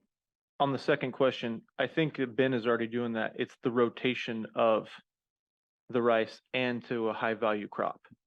Ben is actually, my version of doing it is more conservation friendly. I have a different end goal. I'm a nonprofit. I'm doing it for a different reason. Subsidence reversal, carbon sequestration, if possible, getting all those reductions, and also getting revenue. Ben will tell you something a little bit different that's going to be more on the revenue side. Yeah, as a for-profit company, the revenues are important to us. So we, I guess that's an obvious statement. So that's what we are doing. And, that's why I kind of put rice as what we call a rotational crop. So, you can't grow the most profitable crop year after year on the same soil. You have problems. So we need something that we can grow in the interim. So, for example, our kind of two main revenue producers are potatoes and sod or turf grass. And so in between those, we'll do 2 to 3 years of rice is kind of the idea. And then we can switch back into sod and potatoes. And, to answer the question is what is the most profitable, and that varies highly based upon the year and the markets. That's why diversification is very good for us. We wouldn't want to be solely 100% rice, because then we'd be subject to the whims of the market. And if rice prices collapsed one year, it would be financially devastating to us. So having, I think we have about 8 or 9 different crops that we standardly grow or grow on a standard basis. And just to kind of diversify, spread our risk. Hopefully one of those markets is doing okay. So I hope that answers your question. Just a quick clarification too. The term alternative wetting and drying has been popping up throughout our conversations. How does that AWD, is that the right acronym? How does that play in with crop rotation, if at all? Is that? I might have to answer that question. He knows a little more than I do. Yeah. Okay, so alternate wetting and drying. Alternate wetting and drying is something that was tried, and it's coming out of Arkansas. And the fundamental idea is that if you create a non-aerobic environment, that means that you're drawing down the water, then you will create a hostile environment for the archaea, which are the ones that are producing methane. And the archaea have a very long replication time, so they need a time to come back up. And so typically you see about 2 to 4 weeks after flooding that methane starts picking up, and that is about the time that you need in order for the archaea to come up and start producing again. And so the idea is that when we pull down the water, then we basically destroy or reduce, we don't destroy, we reduce the population of existing archaea, we make it hard, and then when we reflood, it takes them a while to come back. And so you kind of like push them down, and then you hope that they're staying at a lower level, right? That's the theory, and that's a lot of explanation as to why they are thinking about that. Now comes the practical problem of that. Number one, that relies on the fact that you actually have access to water. When you need to reflood, because rice needs water. You cannot bring rice constantly to a limit and dry it out and then expect a crop out of that. So for the most of California, in the northern part, not here in the Delta, but in the northern part, that accessibility of water is not given, right? So it's a real problem. You can't do that. And even in the South, it's becoming more problematic. The other thing is that there is a problem with some of the data that was generated, and effectively, the whole alternate wetting and drying relies on one study that was published and done on 2 fields which were next to each other which is the only field where it was actually done with a continuous eddy flux measurement. The problem with chamber measurements, which were done in the beginning, is that we have a diurnal pattern of the methane emissions, and it was yesterday explained that it has to do with the water flow, with the temperature flow, also with the activity of bacteria. And if you take your measurements at the wrong time, you're underestimating or you're overestimating your methane emissions. That's why you need to have flux chambers. There is only one published study of one published site that actually does that. And that is what $150 million of the USDA Climate Smart program is resting on. I think that is scientifically a very, very weak evidence, in particular because we have one site in southern Arkansas where the farmer did actually do AWD the way how a farmer does AWD, in a way that he does not destroy his crop. At that point, you're not drying it out enough. You still keep a sludge layer there, at which point you're not destroying the methanogens. And the only thing what you see is you see a kind of like a slice, a blip down, and then the whole thing starts coming back up again. And there you are with your AWD. You basically have the same methane emissions than the other, but pro forma, you can claim you've done AWD. It does not work if you do not really go to the level of completely lowering it down. And fundamentally in California, outside the Delta, it's even not possible because you're not getting water late in the season, right? So it's a non-issue for California to engage in that conversation. But even systematically, you have to do it really right, and you have to really monitor it right in order for it to actually, work. So. And adding a little bit on that as well, I don't think necessarily it's going to work that well in the Delta because we never really dry out our soil. Okay. It's always. I've had fields wet or dried out since middle of August, and they're still not dry. They're still wet. Yeah. I got yeah, Lisa, you're next. I did get a reminder, I think, from our staff that we might want to take a break because lunch isn't until 12. So we might want to just a short break and then come back and continue the conversation. But Lisa, do you want to jump into that methane question? I'll just jump into the rights. Yeah. Yeah. So agree with Michael that and actually with is it Michelle? Yeah. That AWD testing should be happening in the Delta. But there are quite a few studies on AWD up in rice country. Richvale and up there. There's a whole contingent at UC Davis that's been studying this kind of question for a while. And so I do think that there's data to support the concept.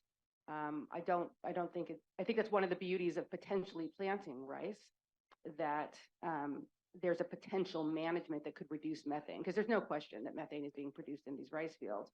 But towards that end too, I think we had a talk yesterday by Scott Neubauer that to emphasize that the time frame of your consideration of that methane against the benefit of the reduced subsidence risk is something we have to consider. There's a time frame component, and so focusing only on methane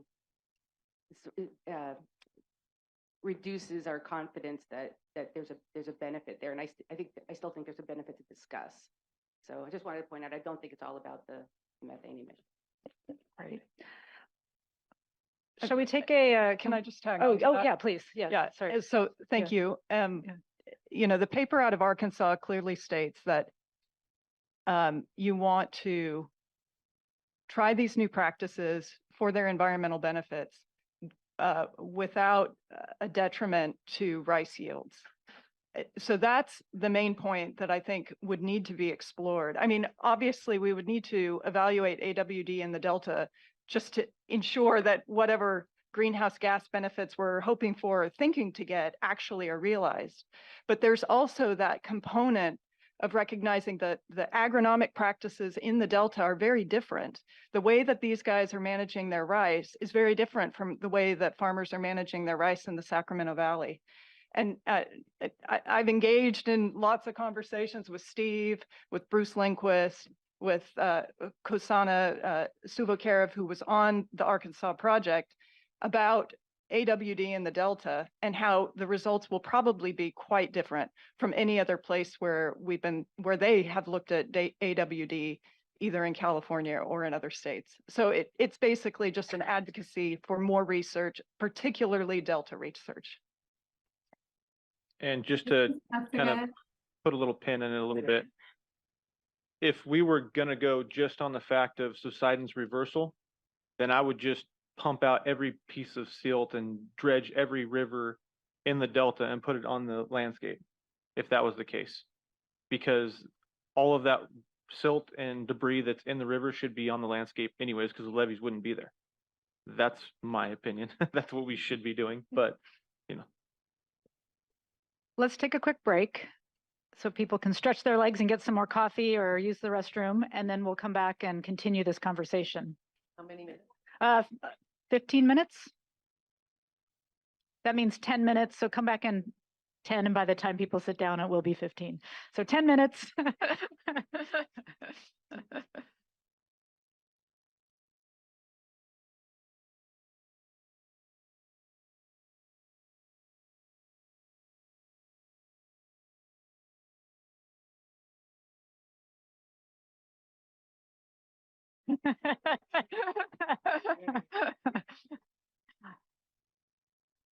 Hi, everybody. Jessica, Rudnick, can you hear us?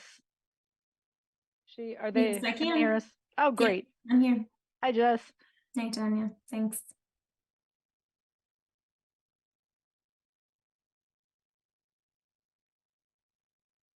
I think we're just waiting for Michelle. If anybody sees somebody, nudge her.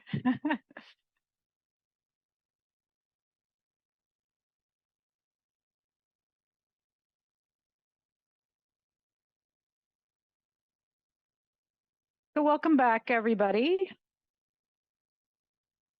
Hopefully everybody got a little coffee in them and their brains are recharged, and we're ready to continue on with this great conversation that has already been going on. I wanted to just check in with Jessica because I think she might have popped onto the screen right before the break and I might have not seen her. So Jessica, did you have anything you wanted to add in from the previous conversation that I missed? Yeah, I was going to build off of the comment, the audience question. So the Healthy Soils program did add Delta rice production and wet rice production as a eligible practice to the research side of the program this past year, for demonstration projects, with the goal being to assess this trade-off between methane emissions and CO2 reduction from rice cultivation. To my knowledge, there were no applications put in for that research project side of the program, but that is, as was being discussed, a need to sort of assess whether this trade-off in different emission types makes the rice cultivation eligible for carbon market funds. And we were getting into an interesting discussion, I think, as Jerred was pointing out before the break, just there are competing goals here. If subsidence reversal versus greenhouse gas emission offsets may not always point in the same direction. And the ability to leverage these funds from the carbon markets depends on being able to show GHG emission offsets. That doesn't mean that if subsidence management is happening, there may be benefit in terms of CO2 reduction emissions, even at the cost of some methane emissions. So just to say, there's some effort to do that trade-off research or recognition that it's important to be able to access some of the carbon offset monies. And I think just the broader discussion around the potential trade-offs there is important for thinking about ability to access different incentives, or whether some of those incentive programs should or could be restructured to address this kind of trade-off. So just a quick clarification question, Jessica. The Healthy Soils program, you mentioned there was funding available for research on Yes. the methane carbon trade-off. Yeah. Who would be eligible for those research funds? I mean, typical academic research or extension research, or? Yeah, my Michelle, understanding research? is both. And Michelle, if you have better knowledge, please hop in.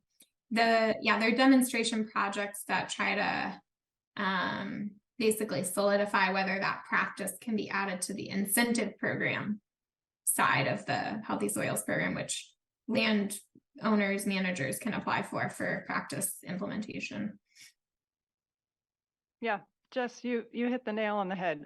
So there's two programs through two funding streams through the Healthy Soils program. There's the demonstration projects which Jess mentioned are primarily for research. I mean, they're for demonstration really. So those awards usually go to researchers. They may go to resource conservation districts or other, nonprofit organizations. And the purpose again is to implement practices. And then there's a really strong outreach component to those grants. And so there's requirements to reach a certain number of growers bring them out to the field to demonstrate the practices that you've implemented with that funding.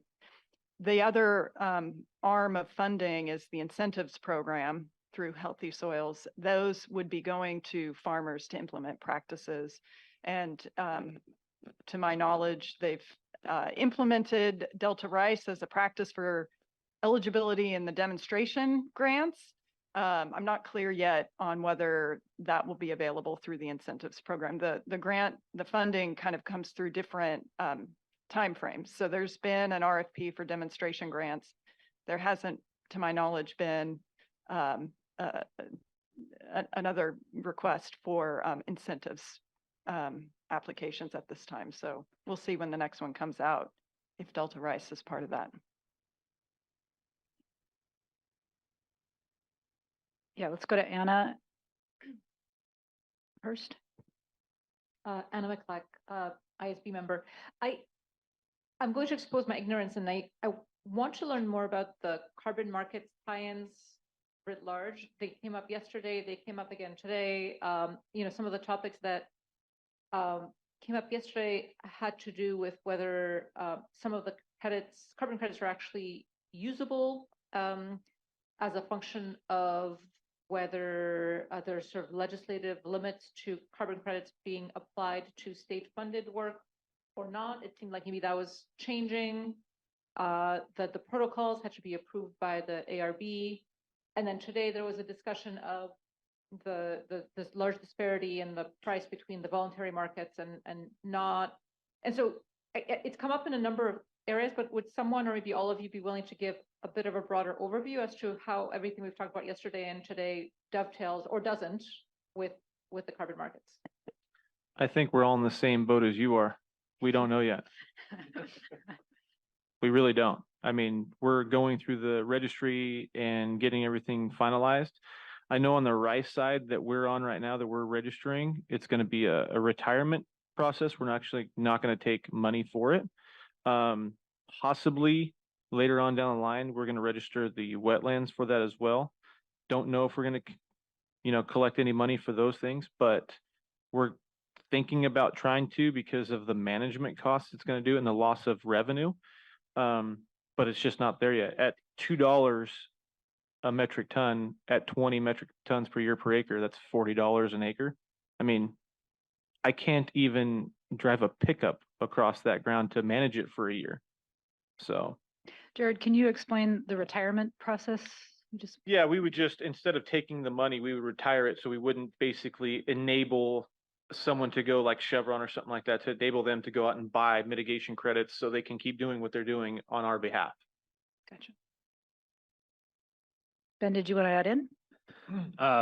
Jerred probably knows a lot more about this than I do, but every time we have looked into this as an organization, basically the requirements that they're asking are just pie in the sky. They want a 40-year commitment for, rice, and it's such a small incentive that they're providing that it's just not even worth kind of looking at. Now that may be changing. Maybe these things get better. And there's a lot of studying on independent fields they wanted to do.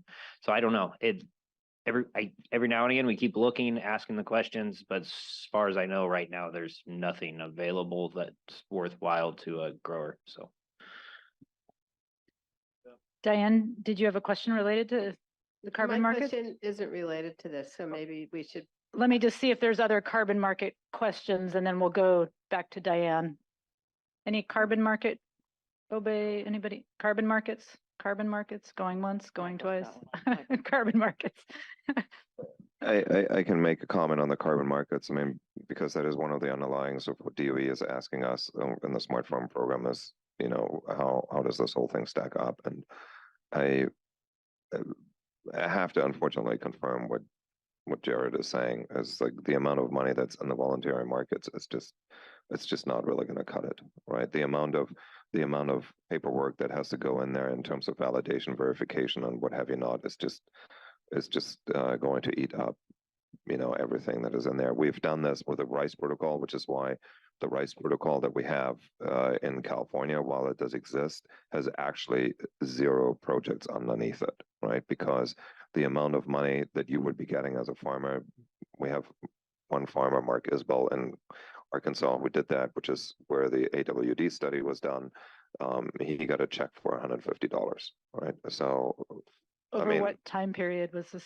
Like, there was a year, yeah. okay. Yeah, that's. I mean, what do you want me to do with that, right? What? So the one thing, this was our investment thesis, or is my investment thesis on the whole thing, is that if we can prove that we're removing crop residues, and we therefore, by removing crop residues, converting them into fuels, we will reduce the methane emissions.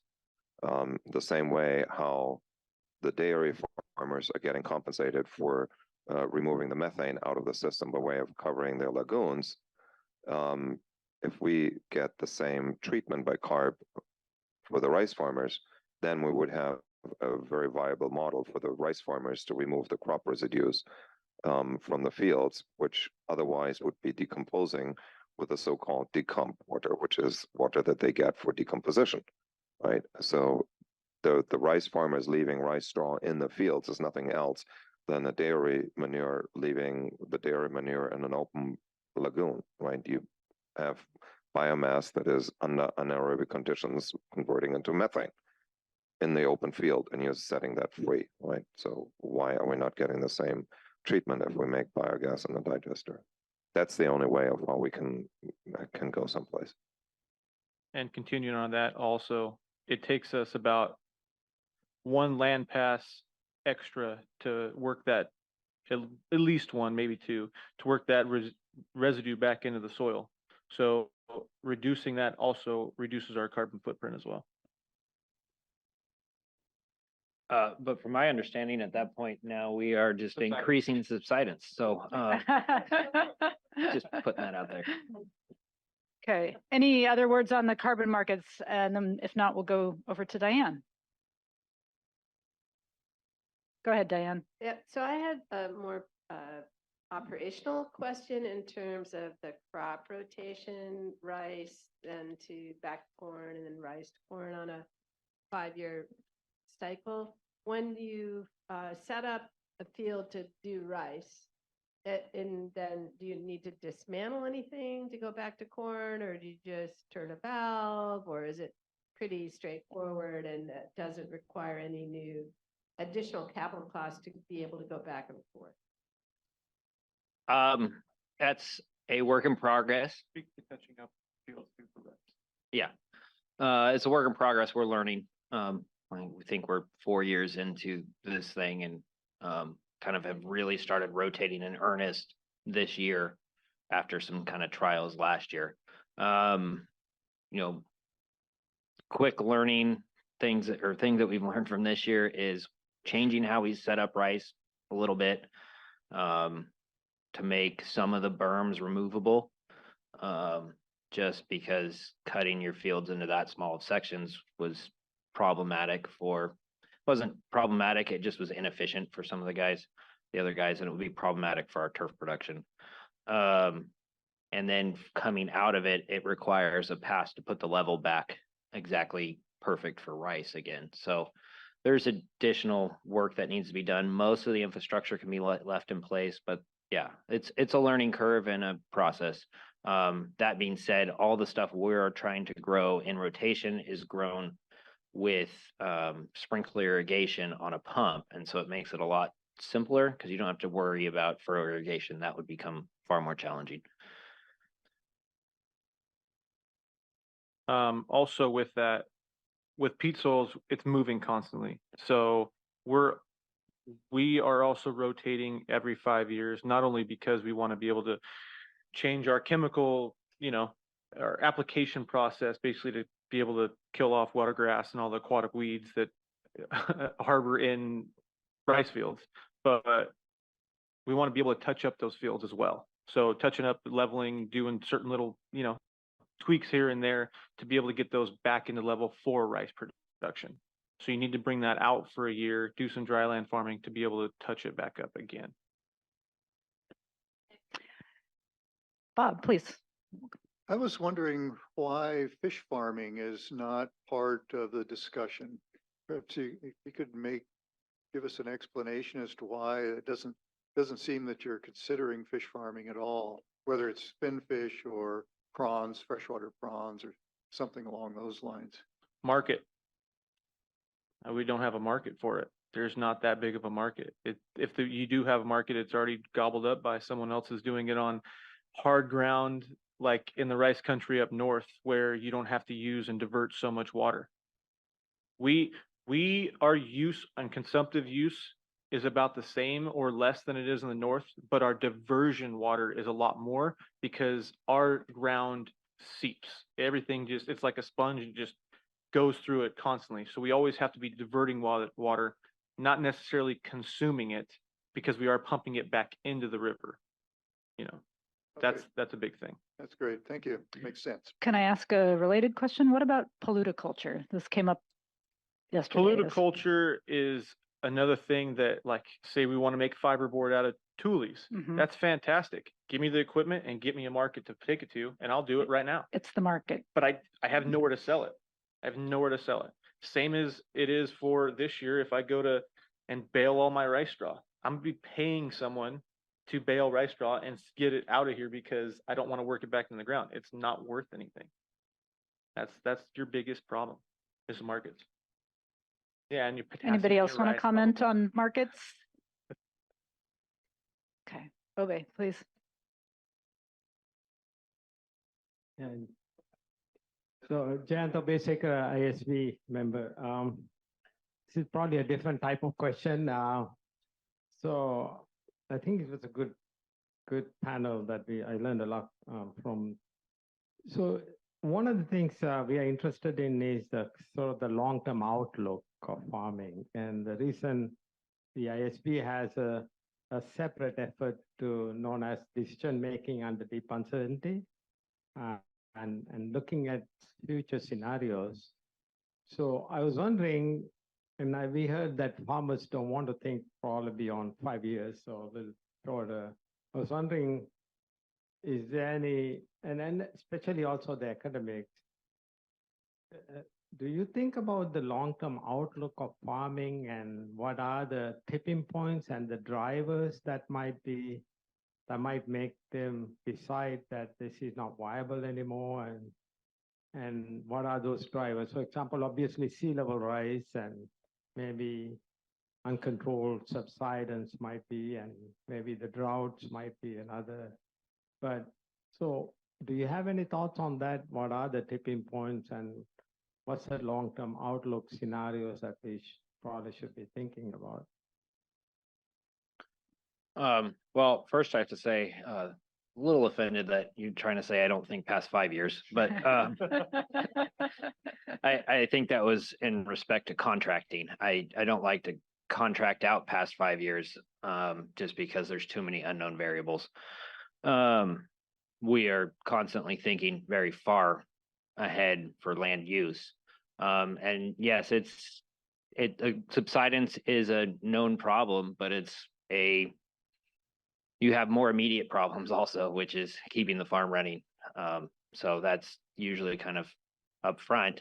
But that is one of the reasons we have kind of wholeheartedly adopted rice on our organization. So your question, I think, is more for farmers who have not kind of started going that direction, and what is the barriers for getting these people interested. And I think during the break, I kind of had this conversation with somebody, which is there's a lot of institutional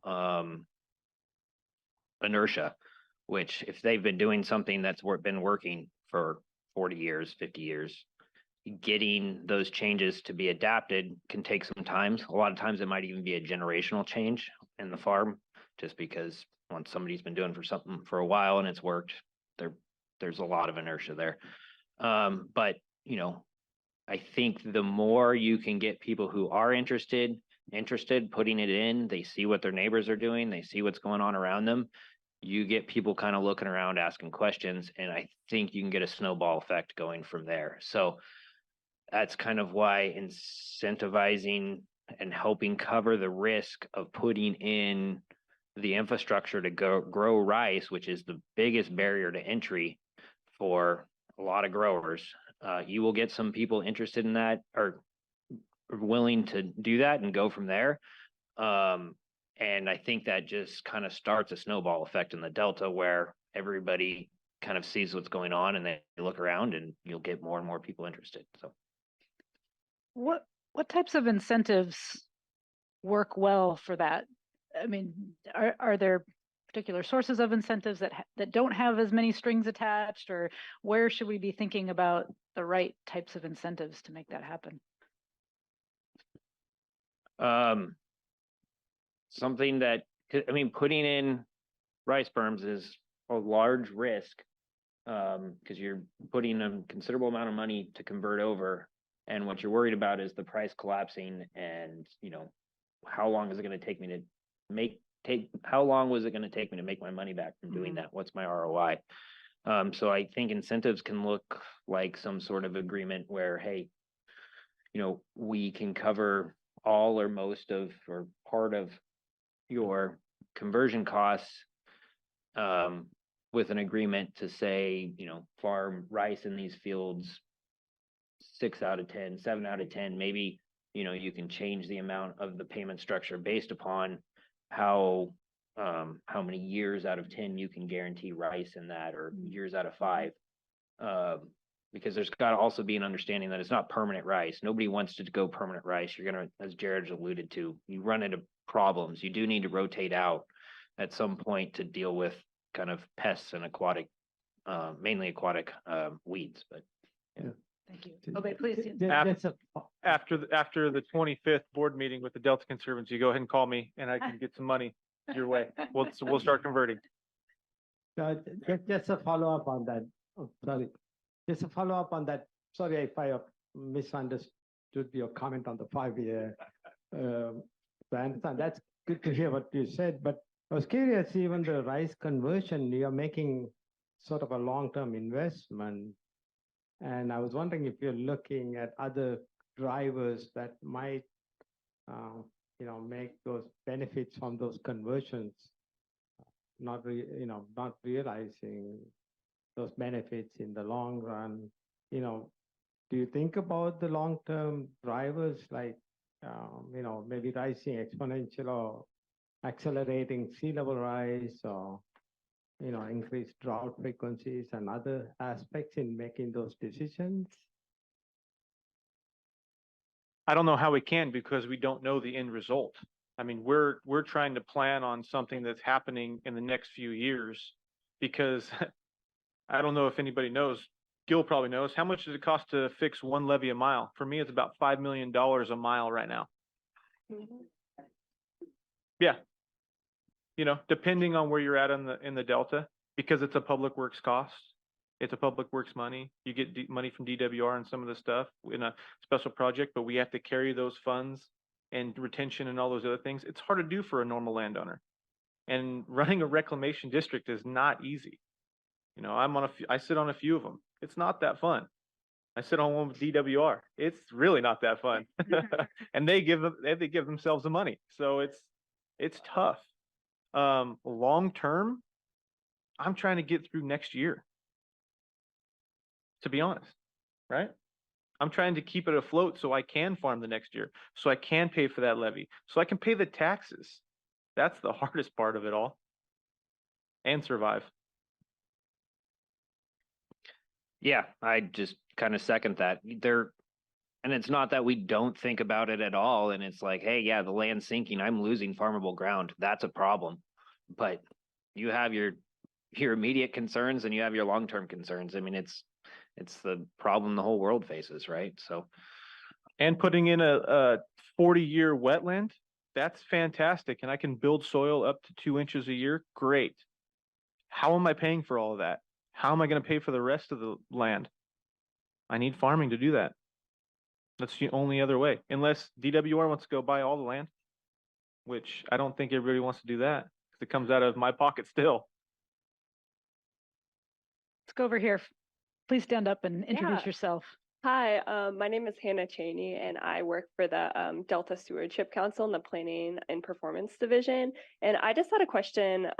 This might be mostly for Michelle, but you talked about how you've seen rice increase over the last 12 years, and I was wondering if like any of you could speak to like the trends and types of farmers that seem like to adopt rice. So like if it's like which crop that they're switching out in the rotation, like are these like younger farmers are coming from like more traditional backgrounds or like outsiders, just kind of stuff like that.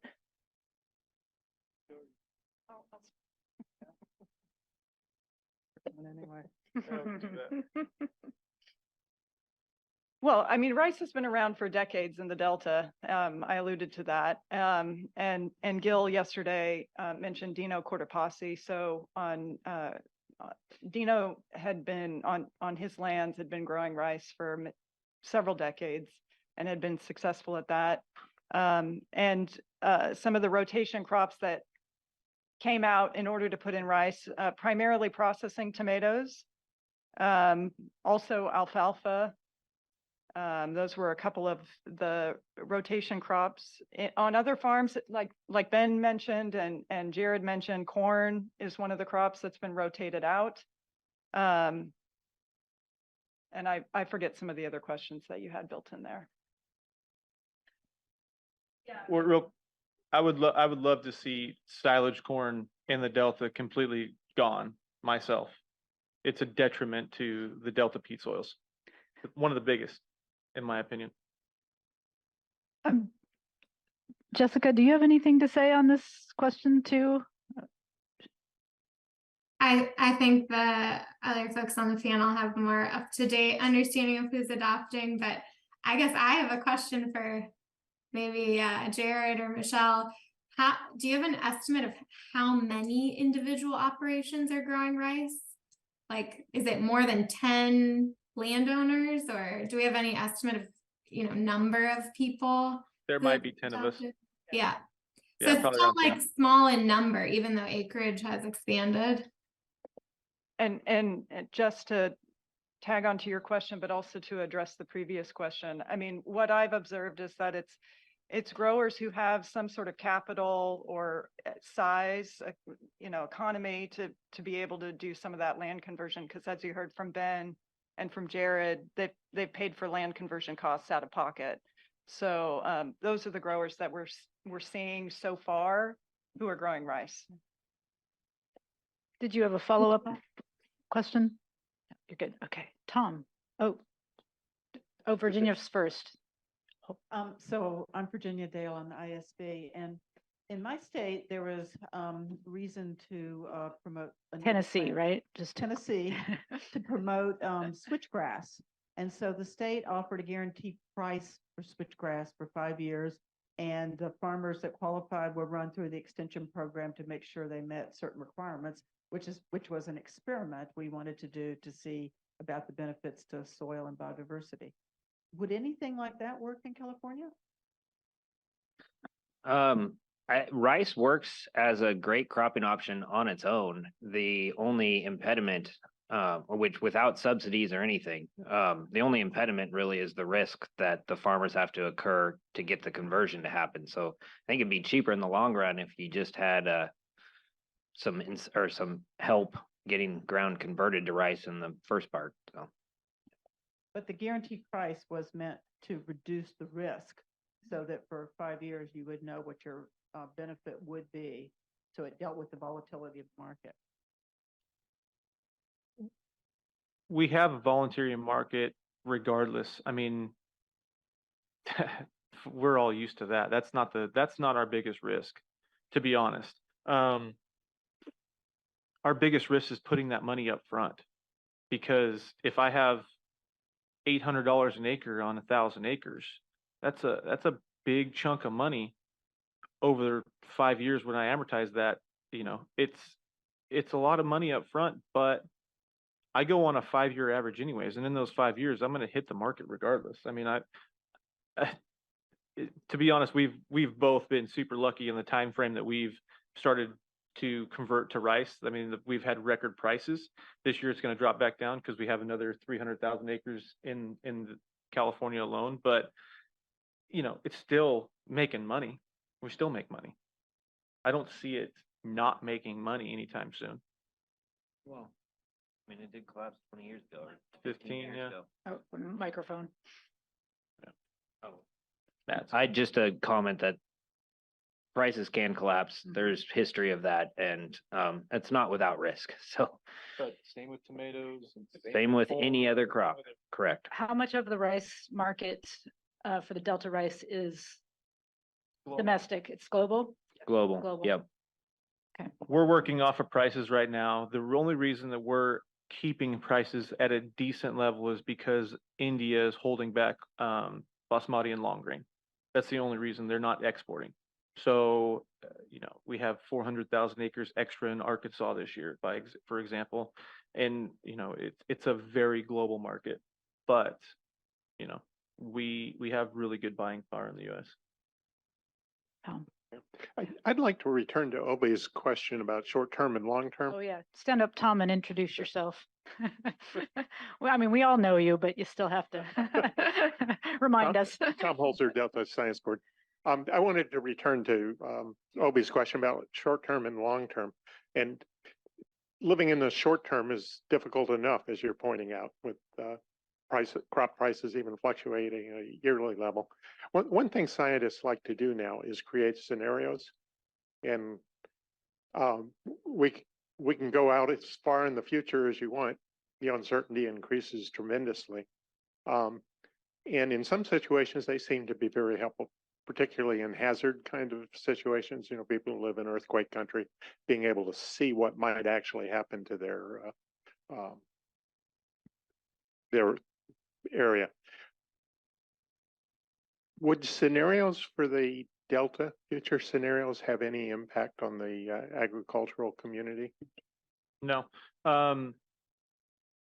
We don't really look at scenarios because we look at what's happening right now, right? We know there's a greenhouse gas that we're burning off at the tune of 20 tons of carbon per year, per acre. We want to mitigate that now. We want to get that changed. The only way to change that is nature-based solutions. The only way that we know how to do it, grow rice. Put as many acres as you can into rice now. And I can do maybe I can have 30,000 acres in the next 5 years if we really wanted to. If we really put the money into it, I could have 50,000 acres. The market will sustain it, no problem. We have 550,000 acres of rice in the North Valley.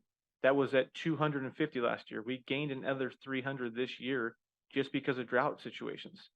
We don't have that problem in the Delta. We have water. We always have water. We can't sell our water. So might as well use it and be able to sustain that market and be able to, that drought tolerant program we did last year. It was a detriment to the subsidence. We dry land farmed for 2 years. And we subsided for those 2 years. Why? That needs to have water on it. What was the purpose of that except for saving water to divert south? It doesn't make any sense. We need to put as much as we can now into the future and see what it actually, we know it works. We know it works. We can do it. We've already shown that. Why not keep rolling the ball down the hill? Okay, question here and then. I'll add a couple thoughts before moving on. Oh yeah, please just jump in. So just like kind of backing up at a higher, less granular level about farmer decision making.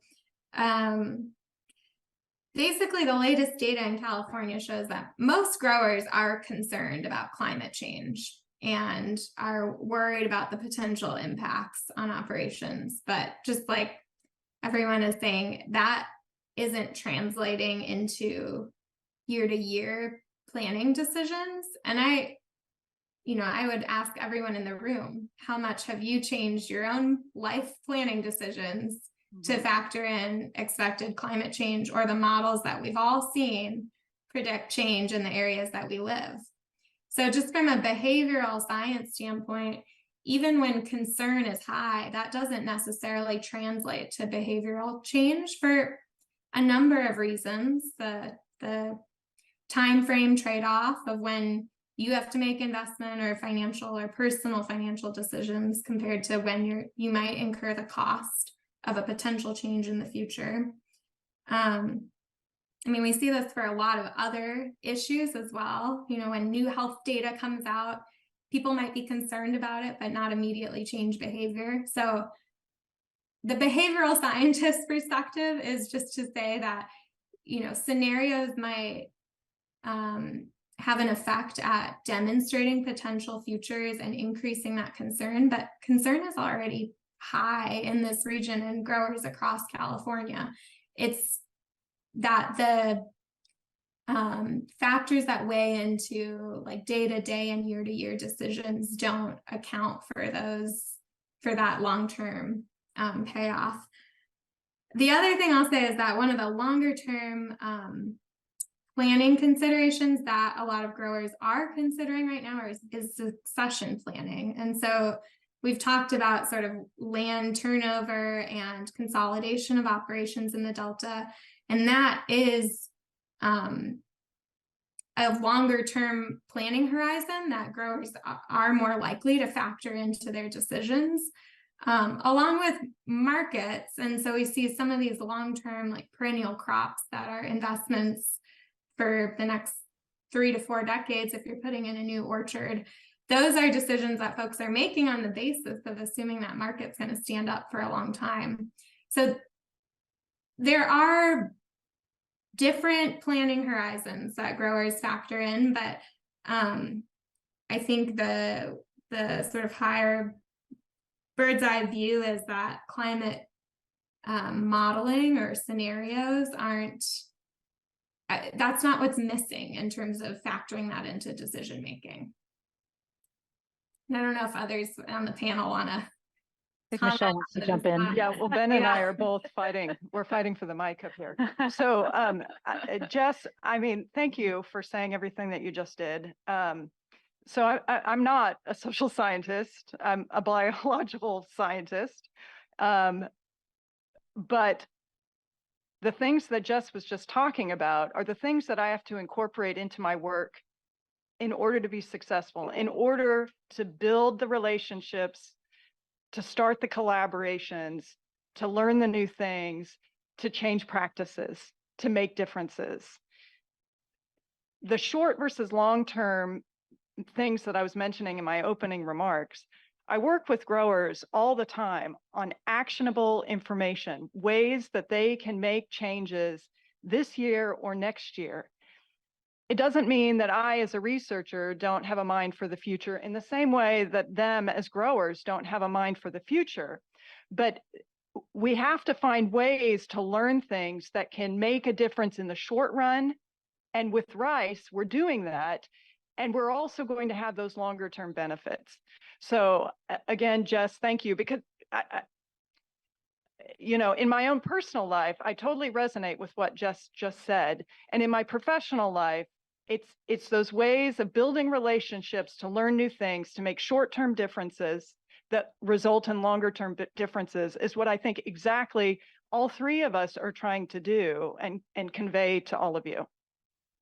I should say you're an honorary social scientist because of what you have to do, and we are biological beings, so it's all related. Yes, please. So building on something that I please stand up. Michael Schopenhauer, Lawrence Berkeley National Lab. Once again, so I wanted to expand into one thing, which is we do have a Mediterranean climate here, and it's getting warmer. The winters are getting warmer. We're growing rice or corn over about 150 days. That leaves, what is it, 200 other days in the year to do something else with it. And right now, the general practice is we flood that, and we have birds on the fields, and that's probably cute and nice, and the hunters love it. The question though is, and this is where I'm coming more from the greenhouse gas perspective, what we've seen in all the fields where we're doing agriculture is that the biggest single missed opportunity is to not leverage the other time where we're not growing a crop to actually have a carbon drawdown. And the carbon drawdown happens by way of having high biomass producing crop, which is photosynthesis. What crop options do we have, and what does it take for you to actually grow something in the other 200 days? How much research does UC Davis need to do to deliver you a crop that actually fits in there without jeopardizing the existing crop? And what other incentives do we need to put in place? Michelle on Staten Island has one going right now with a cover crop trial that we're working on in rice. It's very difficult in the Delta because, as we all know, it's about 20 feet below sea level and it rains in the winter and it's very soggy. So we don't have very many winter growing crops that can actually survive the wetness and also the cooler temperatures. So it's a little tricky. We are definitely going to be working on some. We're just kind of like whispering back and forth. We're going to start planting one in 2 weeks, and she's like, I need to get the seed ready. But yeah, we'll start that. We started last year, which was very difficult because it rained a lot last year and we lost the whole crop. So we're working on those things, but it just takes time. Just takes time. And like I said, on those really wet winters, there's not much you can do. But the last 4 or 5 years, we could have done a lot. I was leveling ground into December, which is unheard of.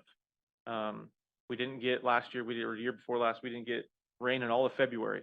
I started really early, earlier than I've ever seen any crops being planted on the landscape that year. So, it's definitely changing. No. In the wintertime, it takes me 60 hours to pump out 1 inch of rain. On 1,000 horsepower, and you have winds, rains, and floods. And when the power goes out for 3 days in a very rural island, you're kind of screwed. So. Ben, did you want to add anything to that question? And it's expensive. Yeah,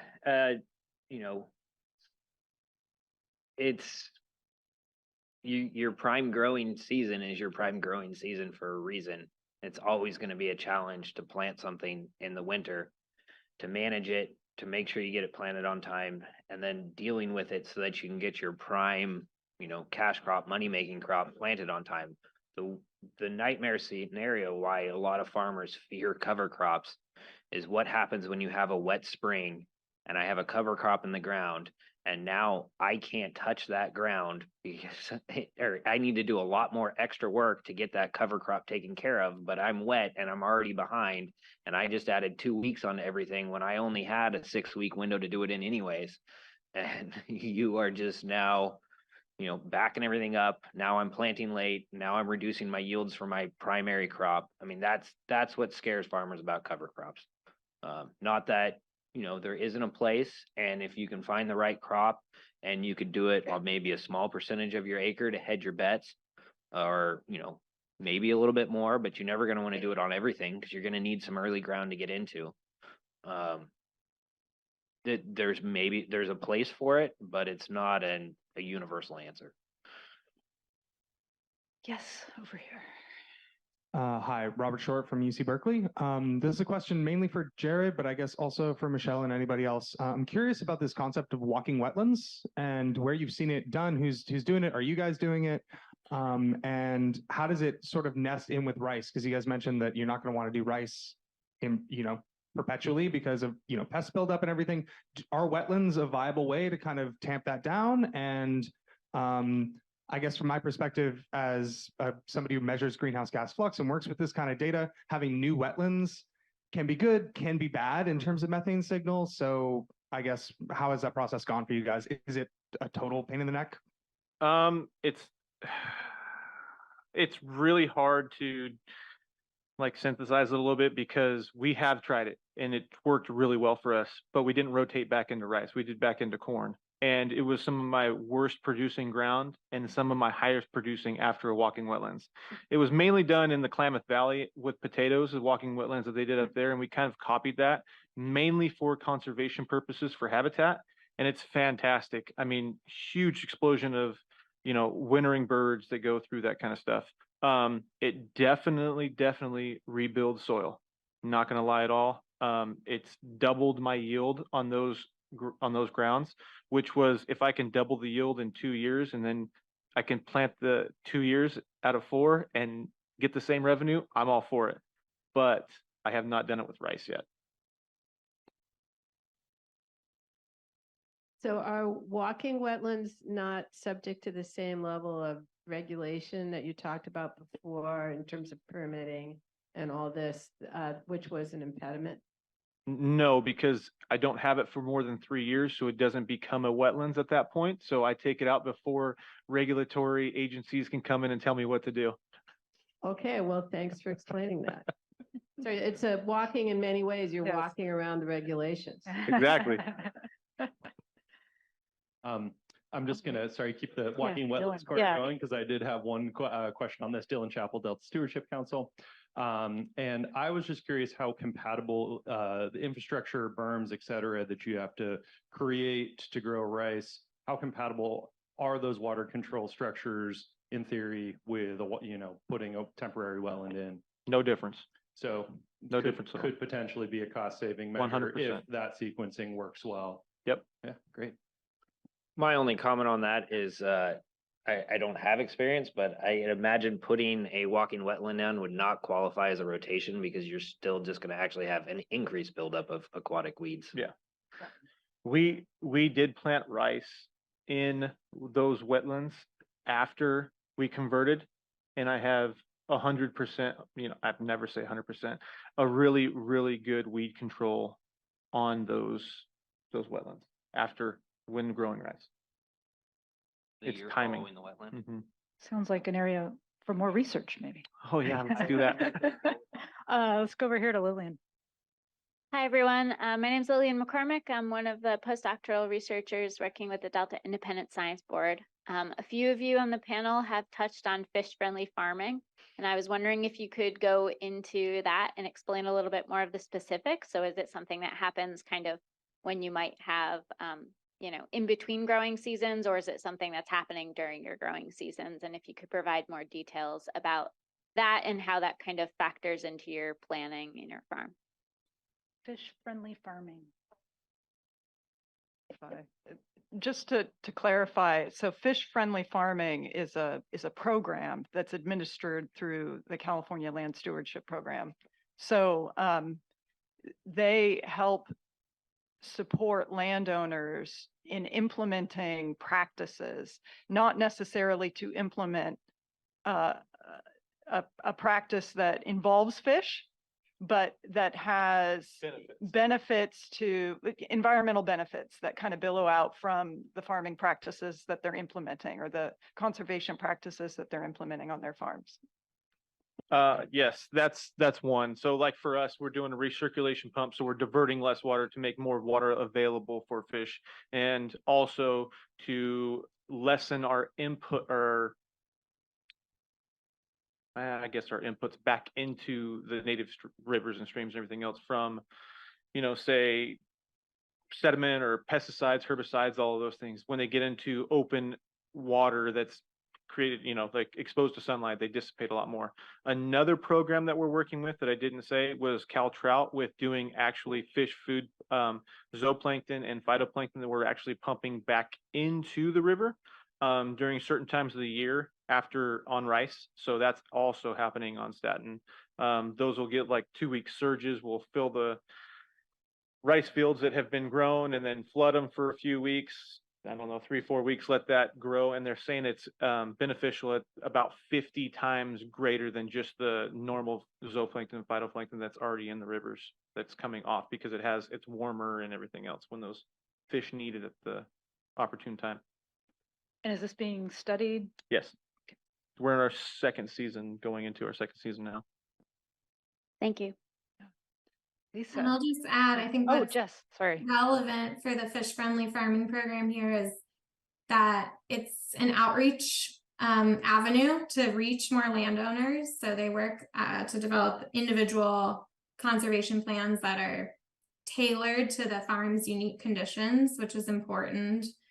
And then the sort of incentive that they provide is regulatory compliance through certification with their program. So if you go through the program, become certified as a fish-friendly farm, following the practices that they help decide are important and help you set up, then you reach compliance standards for water quality regulations with the Irrigated Lands Regulatory Program, which is a fairly arduous reporting program for California growers. So that's the in addition to improving your own practices, being a better steward, getting recognition for that, you remove some of the regulatory burden. So it's an avenue. It displays sort of the diversity of different types of incentives that work to encourage practice adoption. Lisa, please. Sure. Lisa Marie Wyndham Myers, USGS. Oh, stand up. Yeah. Yes. So actually it relates to the fish too, but it was a question again about walking wetlands. I'm just curious how it differs from what they're doing in the YOLO bypass with rice, and then they'll fallow it to grow out the weeds between years. Is that basically the same thing you're talking about, just growing out the weeds, and that's the walking wetland? They're using it more or less as a rotation, and they're also being able to get paid for that. We don't necessarily get paid for it yet. Hopefully we would in the future. That'd be fantastic, because we're not getting any revenue off it. They're using it. When you say grow out the weeds, are they doing it dry land? I believe it is. It's not No, aquatic. it's underwater. It is So, underwater. Yeah. So they're using it's it right for next to habitat. and watergrass and Yeah. primrose and all those things show up. Yeah. I don't know. I think they're getting paid for that. They're doing like a mitigation type of stuff for that. We're not there yet. Okay. Yeah, and the reason I bring it up too is regarding the fish is, the other hat besides carbon that I wear is the mercury hat. And so I don't know that we need to talk about mercury in today's meeting, but it's one of the concerns about flooding up and then putting fish on the landscape. So just something to consider. Oh, let's see. We're going to go over here to Bob, and then we'll come back to the other side. Okay, Bob Nyman, ISAB or ISB. I have a question about chemicals. And I was wondering, in a relative sense, how much in the way of pesticides and herbicides you would use with the various kinds of crops, whether it's rice or corn, and specifically how much in the way of pyrethroids are being used, with the rice crops.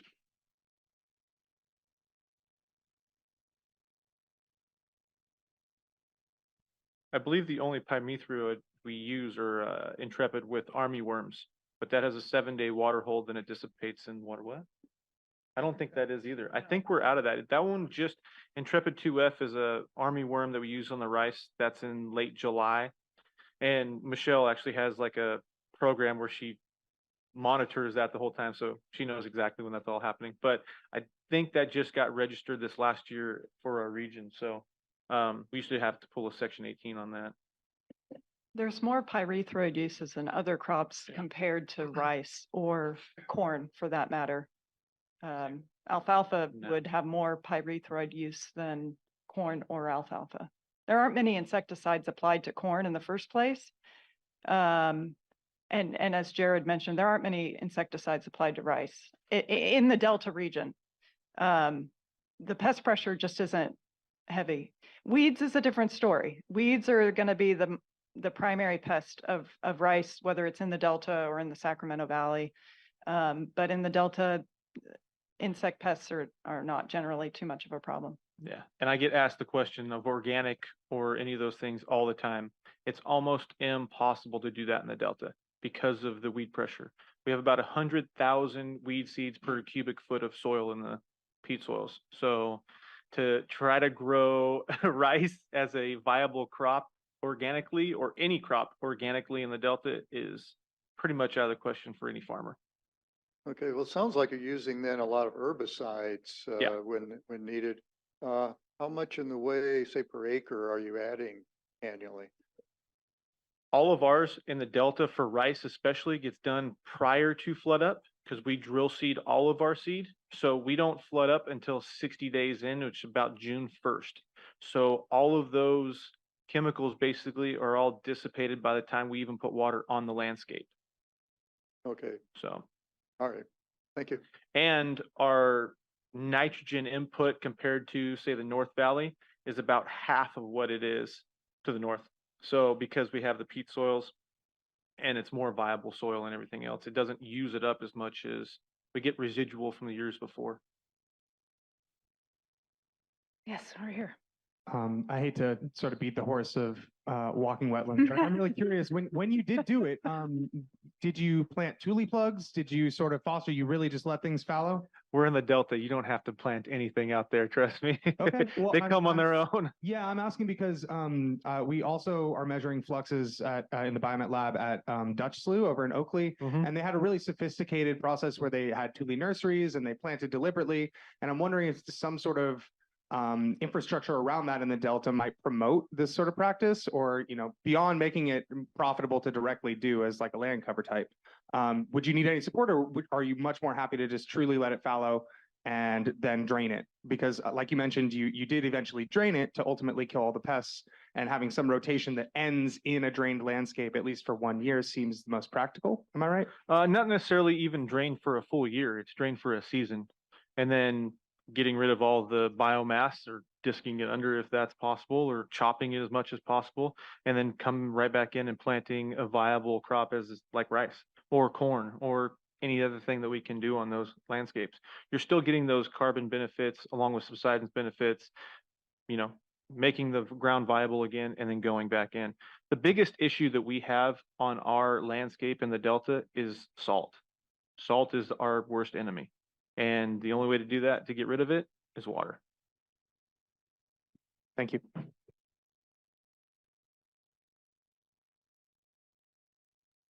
Sorry, thank you. So on the topic of salt, you said you're recirculating your water, which is amazing. So I'm just curious, how do you do that without just building up the chloride concentrations and salt balance? Because we have 48 siphons on the island, and we only recirculate about one right now. So do you have a sense of? There is much more water coming into the island and seepage and rainfall and everything else. So all of that water leaches those salts out, which go into the drain, out into the rivers and everything else. But that groundwater pushing up is what we're tamping it down with the rice, more or less. We're not flushing it out, we're keeping it down.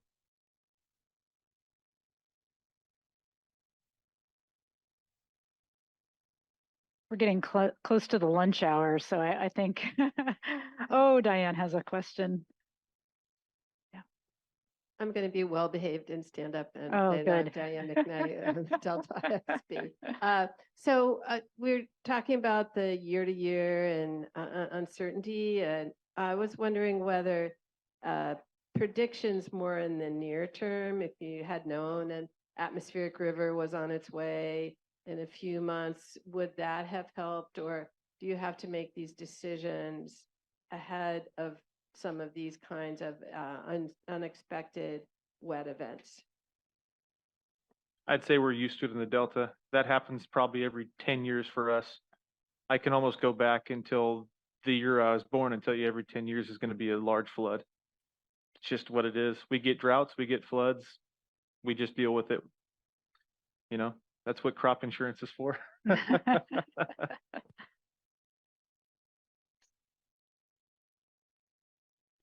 You don't want to, yeah.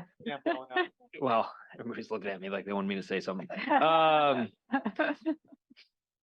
Does predictions, would they help me? Sure, if I could know the weather and with great certainty, I could change my cropping patterns completely, but you really just kind of deal with it as it comes. I don't know of any prediction forecast that is that accurate. So, you kind of make plans and just do the best you can with the weather you got. It's farming. Kind of basically that in a nutshell. Roll with that. Yeah. Okay, we have time for one more question and then we're going to do a quick wrap up. Yes, please stand up. Hi, Jay Ziegler, Delta Watermaster. I'm curious, Jerred, you just mentioned crop insurance. Is there a differential pricing because of flood risk for crop insurance in the Delta versus other regions in the state?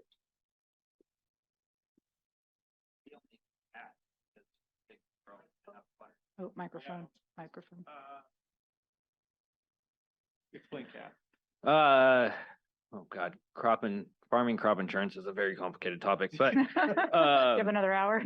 yeah, how much time do you have? We basically do what's called catastrophic insurance. A lot of the guys up north they pay for a much higher level of insurance. We, after doing our evaluations, basically decided, I mean, they get a drought, or a no plant kind of they get paid if they don't have enough water to plant. We kind of decided we didn't need to pay for that sort of insurance. So we just have like a catastrophic. So if I have less than 40% of my normal yield, I'll get made whole to 40%. So it's basically just covering the island flooding. The only difference that I make is on years like this, when we know we're going to have an El Nino year, I'll bump up my coverage from 65 to 75, 80%, just so I know that I'm going to get it's like playing in a market. It's the same thing. I'm just trying to get paid out more. Simple. There's a description of crop insurance for rice explained in the cost of production study, so you can get a little bit more information there. But just as you Super get quick, what you sure. pay for, Yep. Sorry, Jess, go ahead. you get what you pay for. If you pay Yep. for higher insurance premiums, you can get bigger payout. That's true for every crop in all regions. Just a naive question. Don't the insurance companies also know it's an El Nino year and therefore charge you more? They get paid more money. It's government subsidized, so they get paid more money when we up our coverage. And if it doesn't hit, they get paid more money. It's just what it is. They're going to get paid regardless. As our operation, we kind of look at crop insurance as we'd just rather be diversified and self-insured. So catastrophic is it's a very, very affordable option, and it just covers very minimal amount of, like I said, we only get made whole up to 40% of what our actual yields would be. So basically we have almost no insurance. But other farmers look at it differently. The only one I cover really is winter crops, and it's usually wheat. That's about the only thing.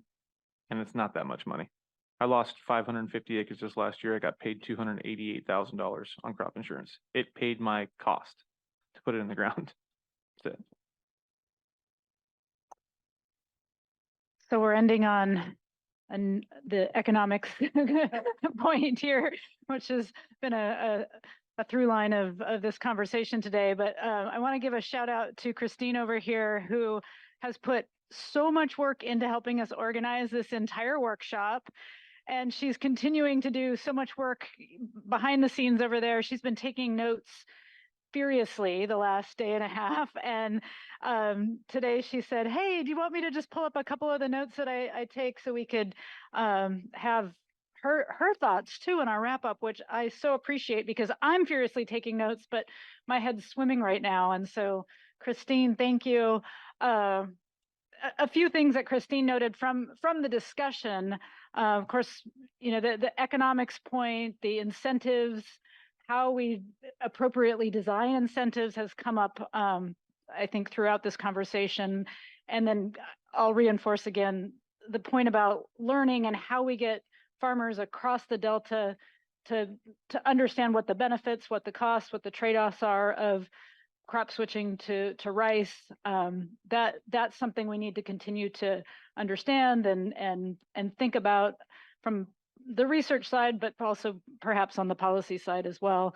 So some things that Christine mentioned, collaboration with private landowners to understand funding and these programs to incentivize practices are essential for meeting the desired subsidence reversal goals across the Delta. Second, that growers have multiple planning horizons, and we need to determine actionable ways to meet both short-term and long-term goals. Third, high upfront costs, timeframes, and regulations for conversion to rice and wetlands are major barriers to adoption. And then the alternative wetting and drying, the AWD, as a potential management practice needs more research, more evaluation. And then the walking wetlands, which have been a popular theme today, may have some potential to meet multiple goals, but perhaps we also need to continue that research as well. So let me just ask our panelists for any final takeaways that Christine missed or I missed, and then Tom too wants to chime in. I wanted to stand up too. Yeah. Tom Holzer, Independent Science Board. I wanted to question the second bullet because the answer to my question about scenarios, it sounded to me long-term planning is not a central part of farming. I suspect it is for family planning and that kind of stuff. But from a farming perspective, it's basically short-term within a few years. Is that a correct perception? On cropping, yes. Yeah. Like, for example, I don't grow long-term crops, so mine's year to year, you know, within the 5-year, I have 5-year plans. Ben, on the other hand, he grows long-term crops, and sometimes they're 30 years. So it's a little bit different for different growers in the region. For the Delta subsidence portion of it that I focus on mainly, I'm focusing on the next 5 years. I'm trying to get 30,000 acres in the Delta and rice in the next 5 years. That's my goal. To add to that and to kind of touch on something else we were talking about earlier, the short-term planning, I mean, it's an annual crop. So, you know, my plans are basically for 1 year ahead. I don't even know necessarily what ground I'm going to have to plant for the next year. That's kind of where I'm talking about with these incentive programs is on my own ground, it makes complete sense. But since I do a lot of leased ground, there's often, you know, like this fall, I'm still trying to figure out what ground I'm going to have to plant next year because there's constantly ground in flux with all these leases going on. Yeah, it's really hard to look long-term at stuff. I mean, there's definitely, I want to decrease subsidence and I'm very interested in doing it on my own ground because that, you know, increases the longevity of me farming. But at the same time, I need to make money in the short term and make all my planting plans work. You know, and so kind of that leads back into the incentive discussion, which is why wouldn't a like guaranteed price work? And it would work great on ground I own. But when you're looking at leased ground, which a lot of ground in the Delta is leased, it doesn't work in the sense that now what happens when I don't have that ground in 2 years and I put $1,000 an acre into it to get it ready for rice? Lauren, we are out of time, so I'm just Okay, going to make sorry. it short. It was just Please. Lauren Hastings, Delta Science Program. That just got me thinking there are these landowners that lease land to be farmed, but don't farm it themselves. Is that an audience More often than not. we need to also address with these incentives? No, because they're not the ones doing the farming and on the boots on the ground. They're just collecting a paycheck and paying their taxes. That's it. They don't really have, you have to talk to people like, I'm sorry to say it, people like us, because we're going to be the ones that are implementing these processes. And is this quick? Okay. I hope it's really quick. Or just make it really quick. For these shorter term leases that are 3 or at most 5 years, if you were to convert it to rice, is there some requirement or expectation from the landowner that you would sort of undo the changes that you made at the end of that short term lease, or does that cost fall on the landowners? They want it to happen. I mean, if you're going to get their ground leveled and make it better when you leave, they're all for it. And then in practice, even though the leases are for 3 or at most 5 years, is it common that those leases are not renewed, or is it more that they're in 3-year increments, but in practice they go on for, let's say, a decade? Or two? Ooh, it depends. It really depends. It depends on the landowner. It depends on the age of the landowner, if they're towards the end of their life or towards the beginning of their life, or if it's going to be transitioning over to the next generation. There's a lot of things outside of our control that, it just depends. Yeah, to comment on that, it's highly variable on every landowner. Some we have great relationships that go on for years. Some are just, every 3 years or 5 years, they do a call for proposal and they just want as many farmers as they can to throw their hat in the ring with what their plan is and what they think they can do. And, you give them your best shot and hopefully you can negotiate and get the ground. So, and some of them are very interested in what's happening to the ground. Some of them are just, it's strictly a dollar and cents measurement. So, yeah. And we compete constantly for ground. So, yeah. Michelle, final word. Final word. There are generational changes in the farmers who are doing the farming, and there are generational changes in the landowners, and lots of things can change when those generations change. So I just want to thank everyone for a great conversation, and let's thank Jessica, Michelle, Jerred, and Ben for leading us in this conversation and being such great sources of knowledge and information on what is a really fundamental question for us as we think about how we're going to deal with subsidence in the Delta. So thank you all so much. And thank you, Christine, for the notes. And yeah, we'll break for lunch.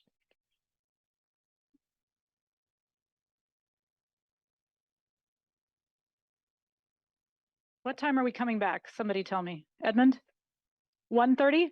Okay, hour and a half lunch. Thank you.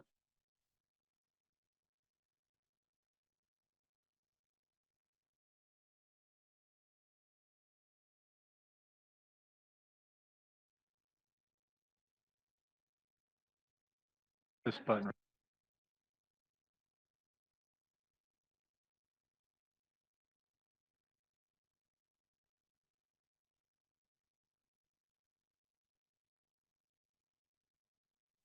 You're live. Thank you. Welcome back, everyone. Welcome back, and thank you for sticking it out for 2 full days. It's great to see such a full crowd here for our last panel.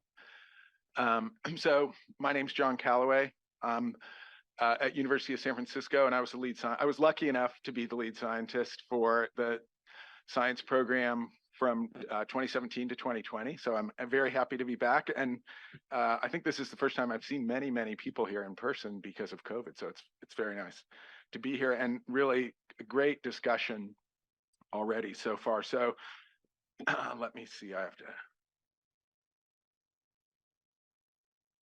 get to slides.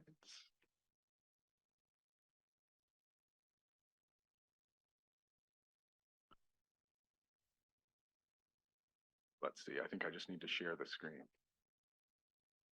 No, I'm good. I think I'm good. Let's see.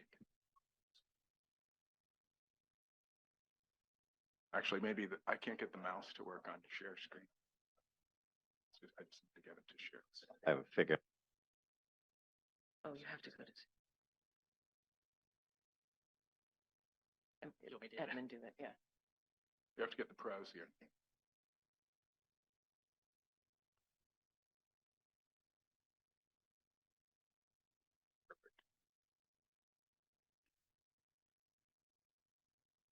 Okay, so as I said, we're on to our 4th panel, and we've heard all different great perspectives throughout the 2 days. Our panel has the challenging question to think about science needs across the landscape, and to really think about how do we integrate across the range of different discussions and approaches that we've talked about so far. And let's see, I need to click on this. Yeah. So thinking about the Delta and thinking about what we've been talking about before, obviously subsidence is the focus, but as we've heard, it's not just subsidence. There's all these connected issues that we want to bring into our discussion and bring into the paper that the ISB will be putting together. And so identifying science needs and thinking about what do we need to move this discussion forward will be a big part of that you'll hear from our panel. And we have a great panel here to talk with you. Karen Burr is the Deputy Executive Director at the Sacramento-San Joaquin Delta Conservancy. She's also worked with the San Joaquin Conservancy. She's worked with resource conservation districts. So she really has a great perspective on thinking about how to make these projects actionable and move forward with those projects.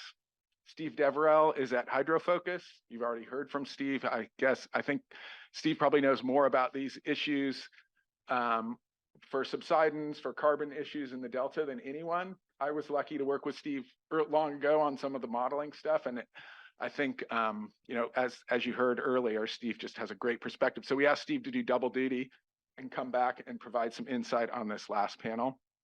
And then Jay Ziegler is the Delta Water Master at the Resources Control Board. And although Jay, you've been at it about a year, I think. 6 months. 6 months. Okay, I'm overestimating.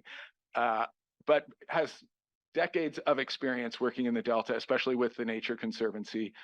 And so has lots of good insights from a mix of different perspectives. So those are the panelists you'll hear from. Before we jump to the panelists, Tom asked me just to give you an overview of a recent project that I've been involved with, which is providing input to the state on Assembly Bill 1757. So I'm just going to give you a little bit of an overview. This is around carbon issues for the state. And AB 1757 was passed in 2022. There were executive orders prior to that. I think you all know the state has a goal of reducing emissions and going towards carbon neutrality over the coming decades. And what's new about AB 1757 is that the state is looking at emissions and sequestration issues from the landscape. So not just thinking about emissions from industry or emissions from transportation, but how do we reduce, how do we incorporate emissions from the landscape into overall state projections towards carbon neutrality? And so in order to do that, the state identified 7 different land types. They use the term natural and working lands. The natural and working lands cover well over 98% of the state. So it's really all of the state.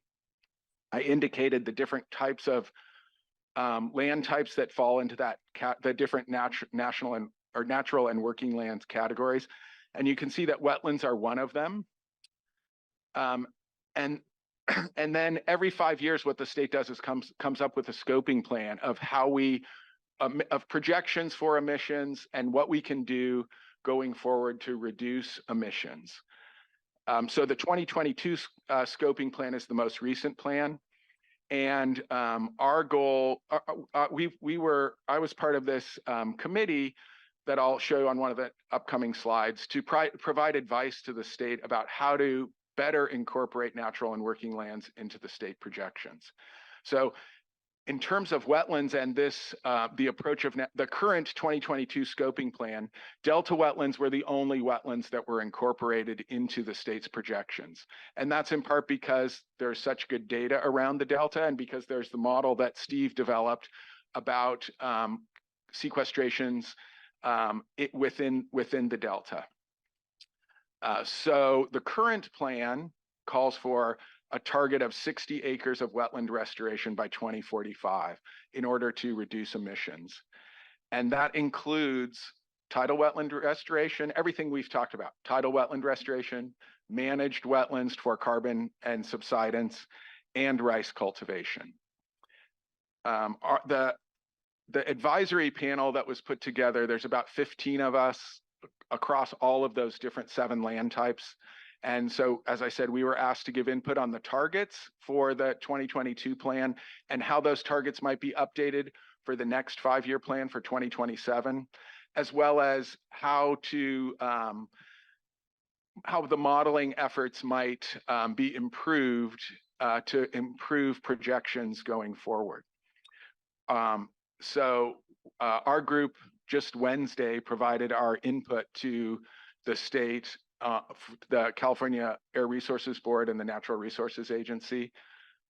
In a flurry of activity, Will Horwath, who was here yesterday, is part of that. There's, as I said, there's about 15 of us on this full advisory group, and then 4 of us who have been working on wetland issues. Will, Melissa Ward, who is a seagrass expert, Matt Holmes, who many of you may know, who worked with Manila Rising and and there was a big focus on considering equity issues and in how we think about carbon emissions going forward, and then myself.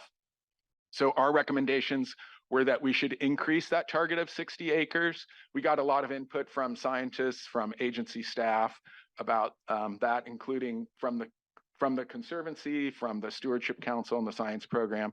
And so our recommendations that we should up that to 50,000 acres of managed and rice cultivation acreage, and hearing that there's a target to try to get to I think it was 15,000 in the next 5 years, 30 in the next 5 years. So maybe we're low on that, and we should be even much higher. We'll see. We adopted the target in the Delta plan of 32,500 acres of tidal wetland restoration by 2045. So that gives you an overview. And again, that's really carbon focused, but given these connections, something that is definitely a related effort that has some implications for the Delta. Okay, so that's my last slide. And now we will turn to Karen.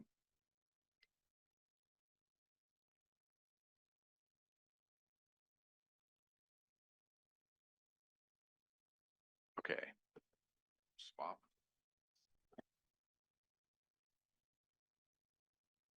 All right, great. Well, good afternoon. Thank you so much for having me here today. I'm not only excited to be here, but I'm also excited to hear all these really fantastic conversations that have been happening over the last couple of days. So I'm really glad to be part of it, and really glad that this conversation is happening. And I think our panel is going to cover a lot of the topics that have already been covered over the last couple of days. So it'll be a good synthesis for what you all have been talking about. So I'm going to start off and just give a little background about the Delta Conservancy and what we do. And then I'll dig a little bit more into what our science needs are and discuss that. So to start with, we are a state agency that was formed in 2009. And our purposes are to do environmental protection and economic well-being within the Delta. So of course, that does mean that we spend a lot of time on subsidence. That is a huge issue for us, but there are a large number of other issues that we're working on as well. In all, we've funded so far more than 140 projects, and that number just kind of keeps going up. And in particular for this audience, we are looking at how we can support the climate change issues related to subsidence. So that's a big issue for us. Most of what we do really is figuring out, and actually that's true of all of the 10 conservancies around the state conservancies around the state, is we really form state-local partnerships to be able to take local environmental challenges and be able to provide state and local resources to make those things happen. So to make sure that the state is spending funds in a way that really supports the work that's being done locally, rather than going against it or imposing different goals on it.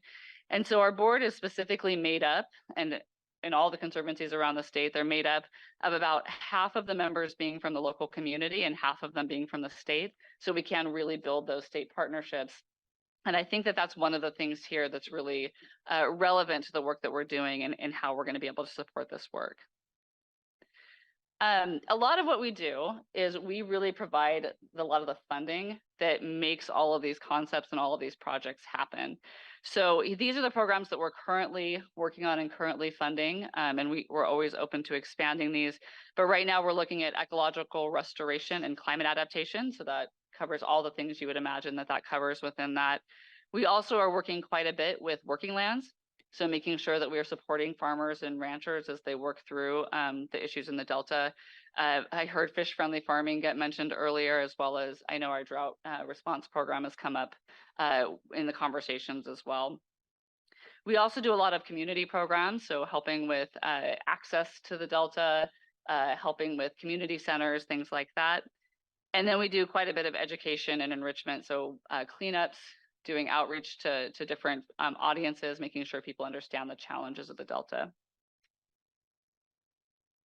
Right now, we have quite a bit of funding that we're moving towards the end of. So as you look at these pools here, almost all of these are almost totally expended or will be very soon. Next week, we have a board meeting that I think a lot of you actually might be really interested in attending. The one thing I do want to draw note to is this very last one, which is our wildfire and forest resilience funding. We got $6 million in this current budget to be able to put out money for forest and fire resiliency. It's not anything we've thought about in depth. It's not usually one of the major challenges that folks think of when they think of the Delta. So we are trying to put our heads around what that means and what's the most efficient way to get this funding out. So if you have ideas of things that you, the challenges that you're having or things that you'd like to see funded, please reach out to me because we are in the process of putting the guidelines together. And we are hoping to have this funding package out sometime in the spring. So we would love input so that we can make sure that we're using that money efficiently.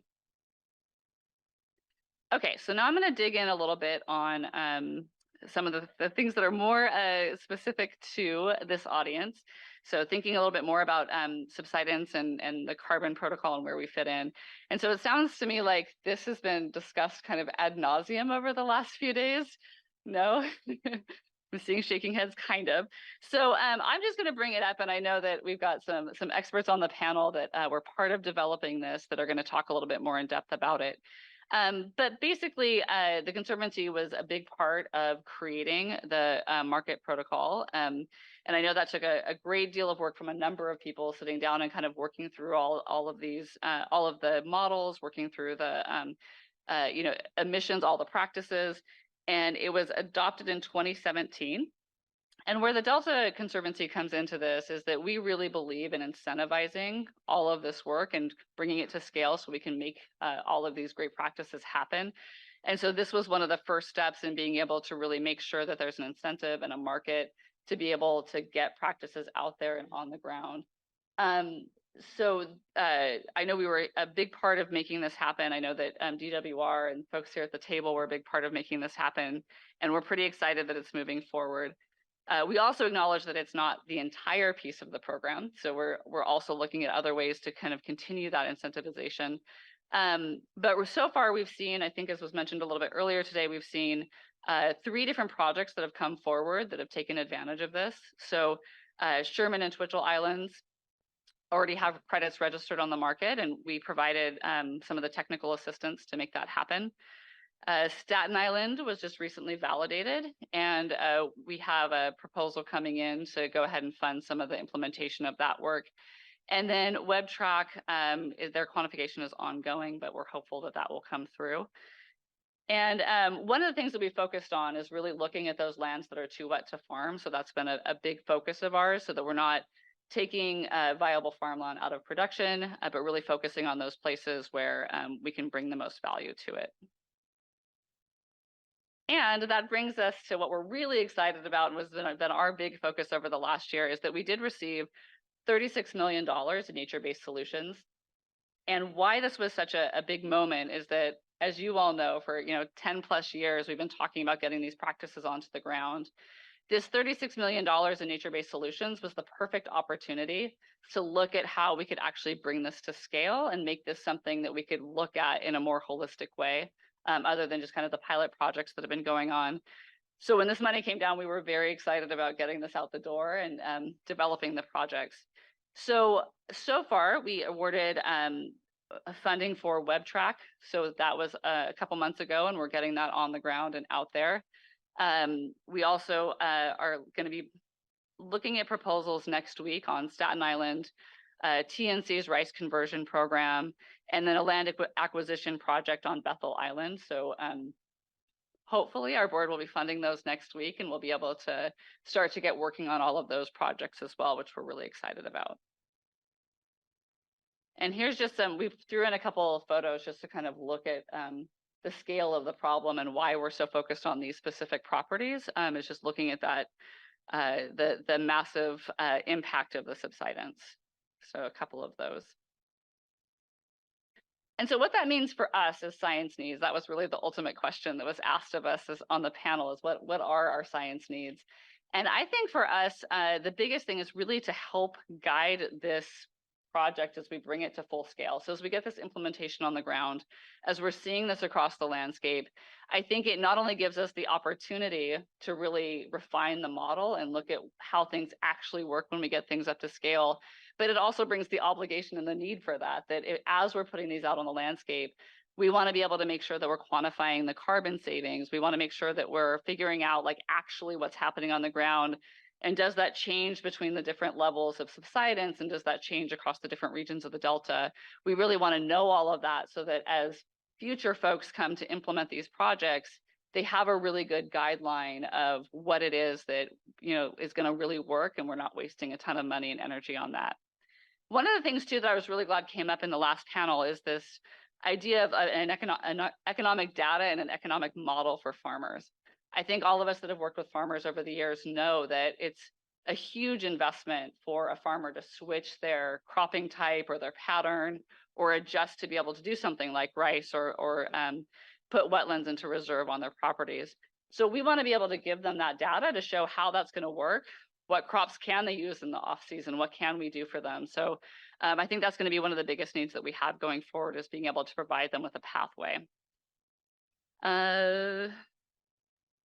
And then I think it's really that, again, that idea of like, we really want to get these numbers so that we can incentivize additional people to come in and do this work. They can write grants that have really good numbers in them so that people want to fund those grant projects. We want to be able to convince farmers to be able to do it. So for us, it's really that kind of refinement of the model, and then the economic data that goes along with that. And then we have one final kind of, I think, really important point here is that, you know, we really want to see these projects go to scale. We want to see this work continue. And part of the need for that is getting funding to support these kinds of projects. And what that really takes is scientists, people who know what they're talking about, going into the legislature and talking with them about why it's so important to fund these projects. As a state agency, we do not have the ability to do that. So we can't go talk about the funding that we would like to see to come out to all of you guys to implement these projects. But you all can go in and talk to those folks and convince them as to why it's important to put that funding into the budget. And we do see in other regions of the state really active groups of constituents that are out there talking. And I mean, this year is a great example where people are really concerned about the, you know, the forest and fire issues. So they're out there advocating, and there's a considerable amount of money coming in for that work. So we just really, if we want to see this work done on the ground, really need to have folks out there and advocating and arguing for why it's important. These are all the ways that you can stay in touch with us. And here's my contact information. So if you have any questions, or if you want to provide us some feedback on that forest and fire program, we would greatly appreciate it.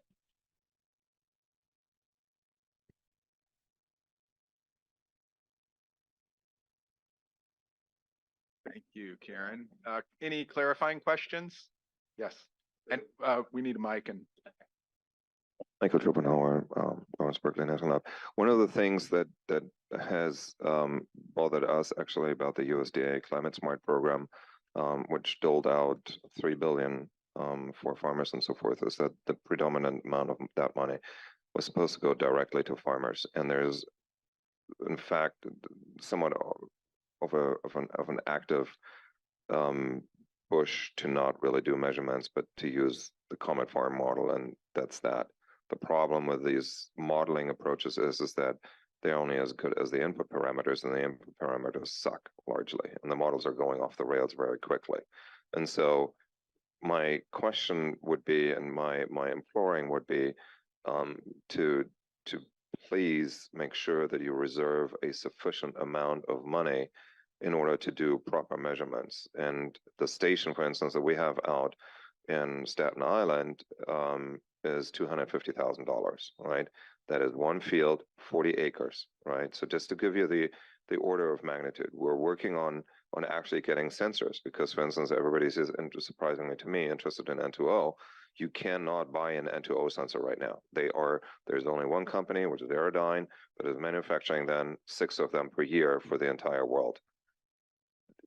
These companies don't know how big the demand for these sensors is. Therefore, you don't have the supply chain for that one. And so there's a real complexity on really measuring and getting the right data. We have, when we take Dennis Baldacci's 7 sites, our site, there's like seven data points. That's not enough to really do good conclusion. So that's the point of clarification as to how much you reserve there and so forth. Yeah, I'll just respond and say yes, absolutely. I mean, I think that is one of the things that we need to stay focused on, because doing this work is great, but doing this work and being able to provide all of that data to folks who want to implement down the road is really what the important piece is. And so, yes, I know we have partnerships worked out, and we've got that's written into most of our grant projects as having that piece of it. But also we are anxious to partner with anybody who wants to help develop that more fully. So we are wanting to partner across the entire Delta to make that happen for sure. Great. Well, let's move to our next speaker. We'll hear from Steve Deverell.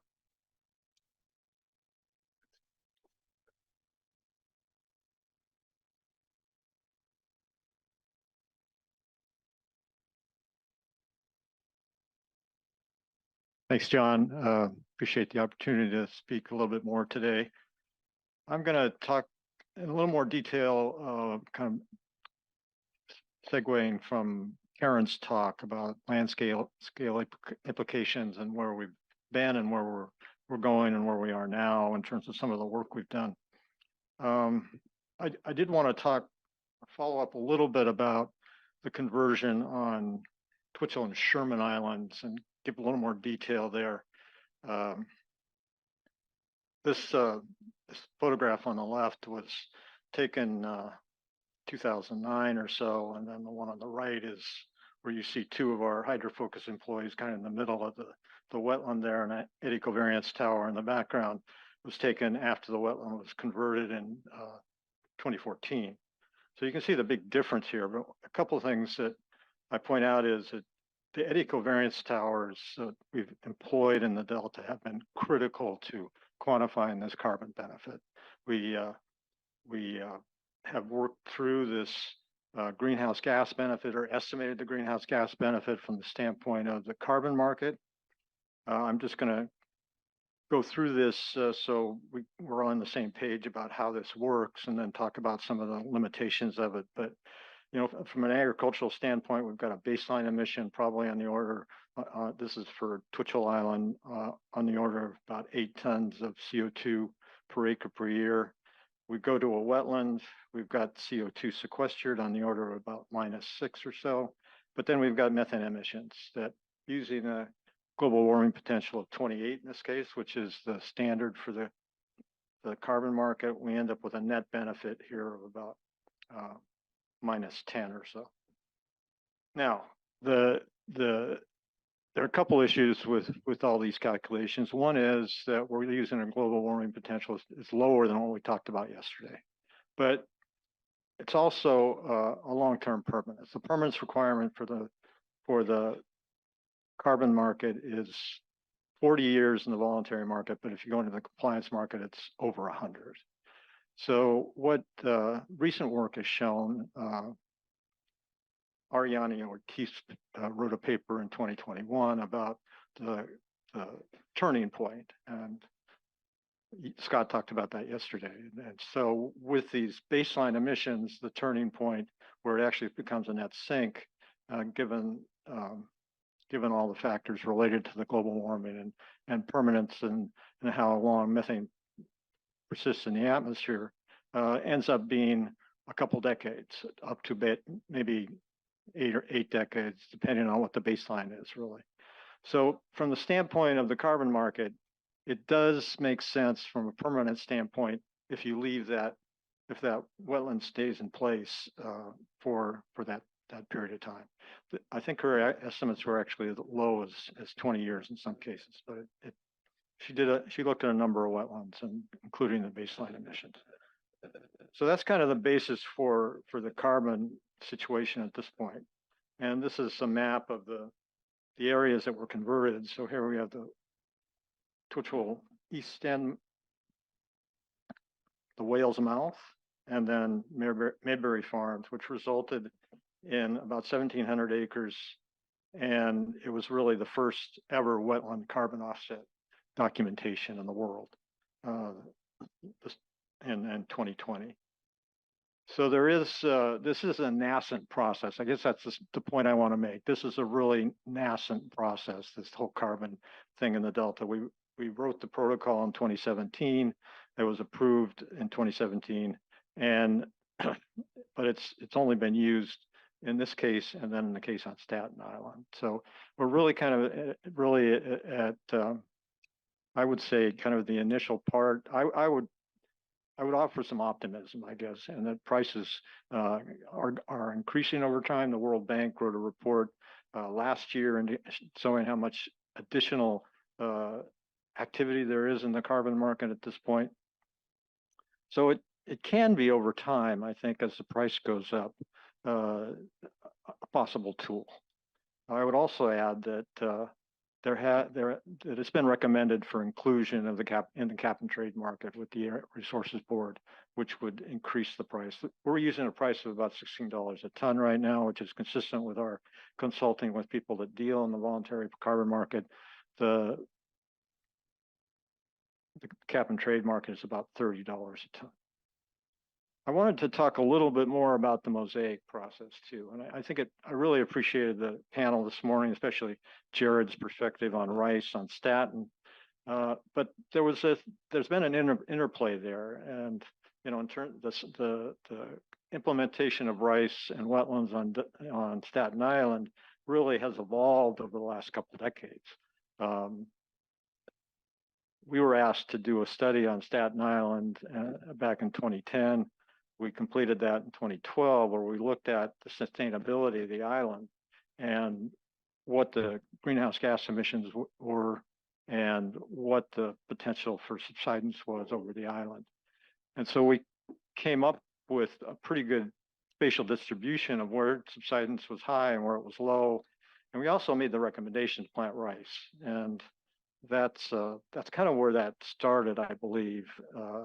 I know that DeWitt Zielecki and I had a number of conversations about planting rice on Staten Island, and he said, "Well, I'll plant rice just to prove you wrong." But we have done a fair amount in terms of statin, looking at the statin mosaic and how that might play out in terms of not only reversing subsidence and developing a greenhouse gas emissions reduction, but also what are the economics of that, and how can you kind of transfer that concept to other places.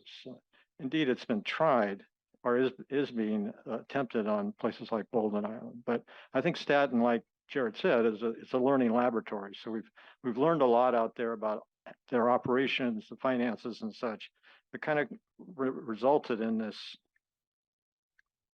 different land use strategies on Staten that range from varying acreages of rice indicated by the blue. The yellow represents the corn. So the baseline is the corn situation with potatoes and alfalfa and pasture. But we looked at basically 6 alternative scenarios. This is in combination with SFEI, wetlands in the lower part of the island. This is the area where we have the most subsidence, wetlands and rice, and then wetlands and a tidal wetland up here, and then more rice and wetland and more rice and wetland. So just to kind of give you a perspective on what this means in terms of subsidence, we estimated the subsidence are basically the volume change as the result of these land use changes. So out to 2064, we estimated over 15 million cubic meters would be lost from the island due to subsidence. But changing these land uses, especially for these wetlands, you actually decrease that volume over time. So, and then the rice scenarios stop subsidence and provide a great benefit relative to the baseline. So it gives you a little bit of perspective on the whole subsidence stoppage issue. I was back up on this kind of interplay between what goes on in the land and what's happened on private lands and public lands in terms of the research. We really didn't know that subsidence stops, or the rice stopped subsidence until we did the measurements on Twitchell Island back in 2020, 2011, 2012. We published that in 2017. So it's really more of it's pretty recent phenomenon that we realize that rice, for what we know, stops subsidence and can provide a greenhouse gas benefit depending on what the baseline emissions are. One of the things we looked at in combination with or in coordination with folks on Staten was the economic benefit. So here's our baseline.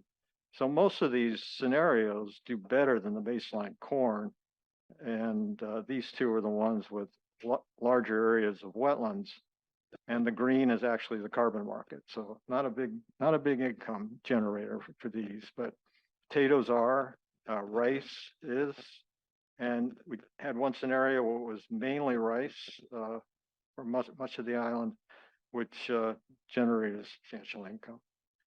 So the message, I think, is that these mosaics not only can provide a subsidence benefit and a greenhouse gas benefit in the carbon market, but also provide a net income or net revenue that's commensurate with what's going on out there right now. And this is consistent, I think, with the experience since this has happened, that we are seeing a net revenue that's commensurate with what we had before. We, as Karen mentioned, we have gone through the carbon registry validation. We just completed it this month, actually, and it's the validation with the American Carbon Registry that we actually demonstrate to them this is a valid project consistent with the protocol. The project timeframe 2019 to 2058, 434 acres of wetlands, over 4,000 acres of rice. We estimated the emissions reductions ton by 2058 of over 400,000, and the first reporting and verification to occur in 2024. I think one of the points that was made on the panel this morning was that this is a fairly arduous process right now. The verification on Twitchell and Sherman was actually a little bit easier than this because of the straightforwardness of the wetlands. This involving rice, there was a lot of back and forth with the third-party verifier to really kind of convince them that we knew what we were talking about and there would be a net benefit of this conversion to rice. But I would suggest that this is, again, we're kind of in the early stages of this protocol use and development. It's really a frontier in a lot of ways.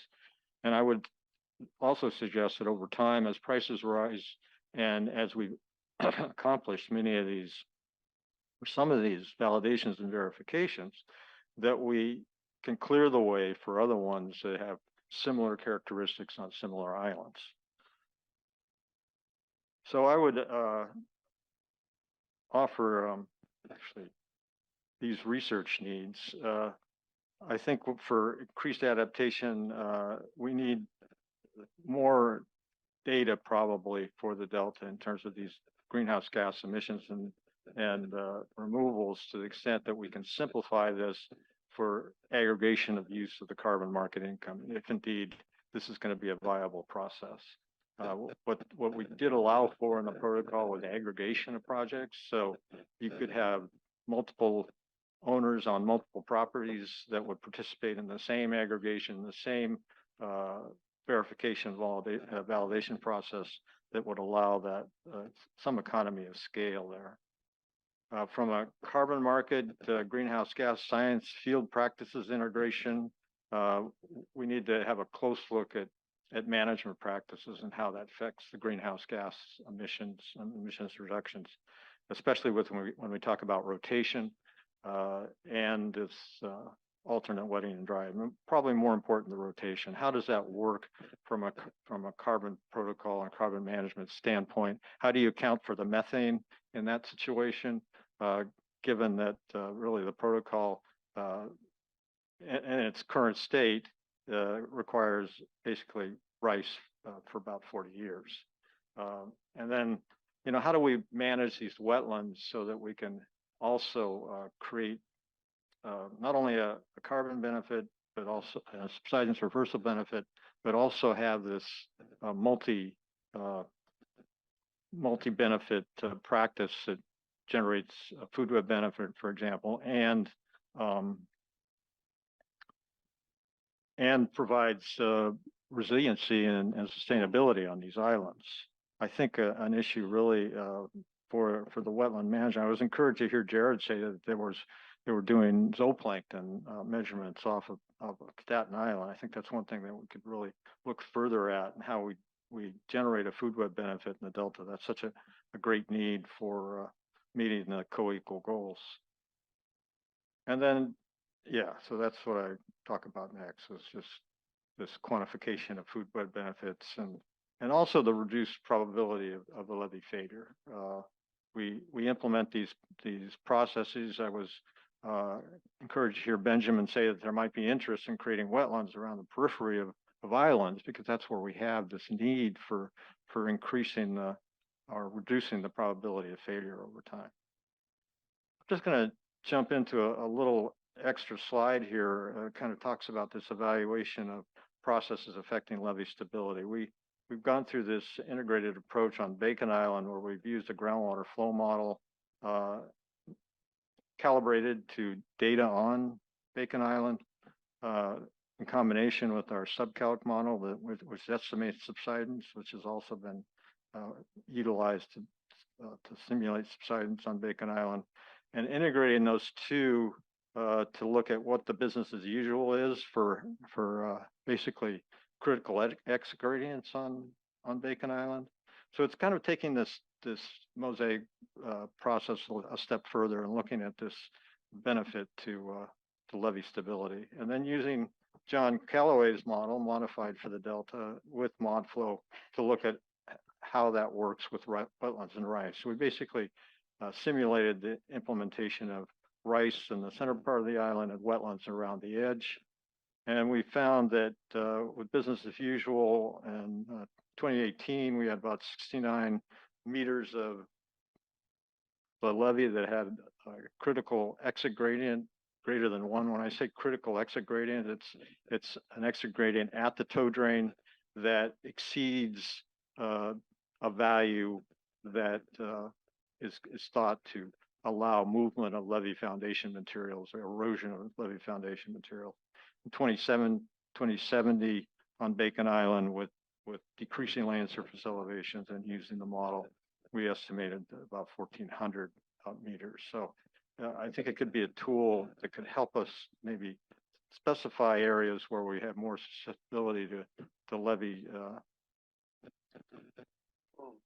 probability of failure.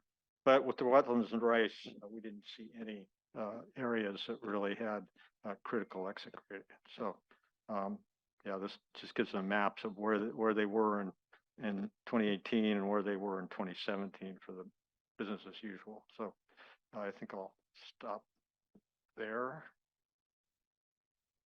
Thank you.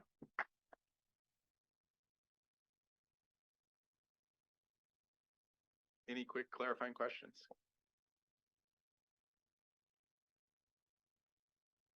For the Staten Island proposed carbon credits, given that you have this, 40-year permanence requirement, does that imply that the land would have to continue to be cultivated only as rice for 40 years? And is that realistic? Yeah, those are two really good questions. So the protocol specifies rice for, yes, for 40 years. Is that realistic? It may not be. We kind of went through the process to validate it based on the assumption that that would be the case. But we've also realized now that we're going to go through that first verification and then look forward on on how that could play out with the carbon market. There's nothing specific in the protocol that says you can't rotate, but the implication is it's rice for 40 years. So I would also add that we do have an innate covariance tower on that Michael has mentioned in the rice field. So we'll get a handle on what that change in carbon balance is as a result of that rotation if that occurs. So I think maybe this is a good topic for discussion, but conversion to wetland is one thing, but this is very different. And thinking about how that jives with the types of timescales we were hearing from the panel this morning would be really interesting to think through, because it seems like the planning horizons are just categorically different. They are, yeah. Can we hold that and we'll get to it? We'll have a lot of time for discussion. Okay, so let's move on and we'll hear from Jay.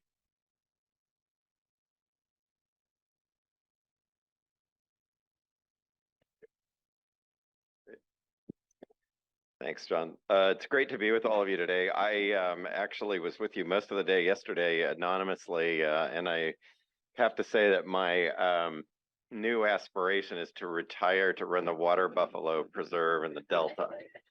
So that just seems like such a great enterprise. But so I am, as John noted, still relatively new. And I'm still recognizing that I am, even in roles in my government past, I felt that I was an advocate, and I am now in the role of an adjudicator or a regulator.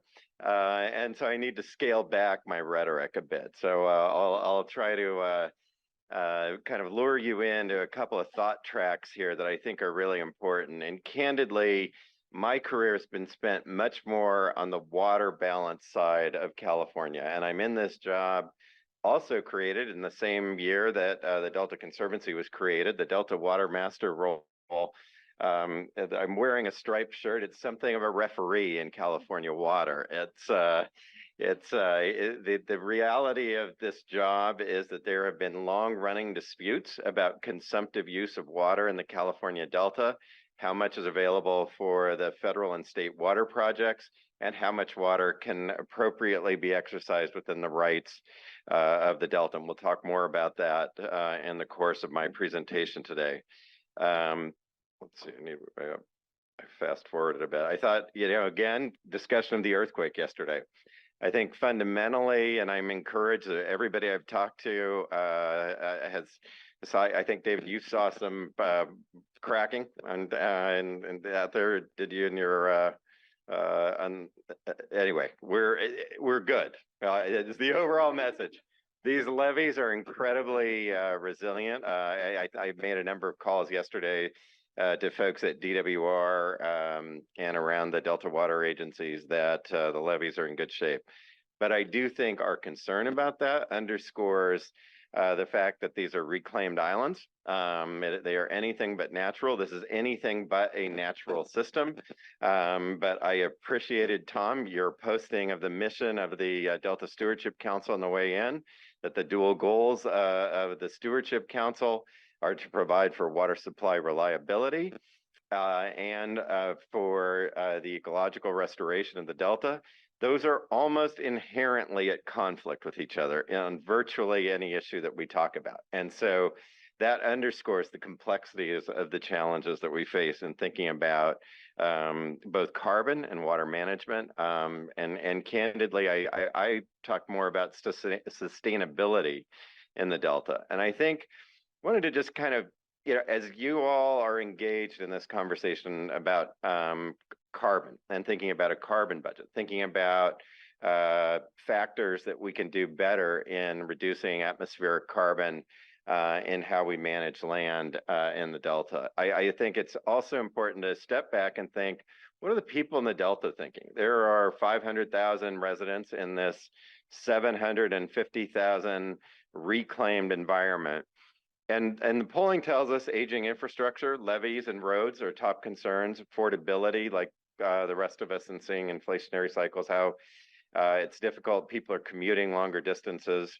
Public safety. Also, there are a lot of small communities, a lot of isolated farm residences in the Delta.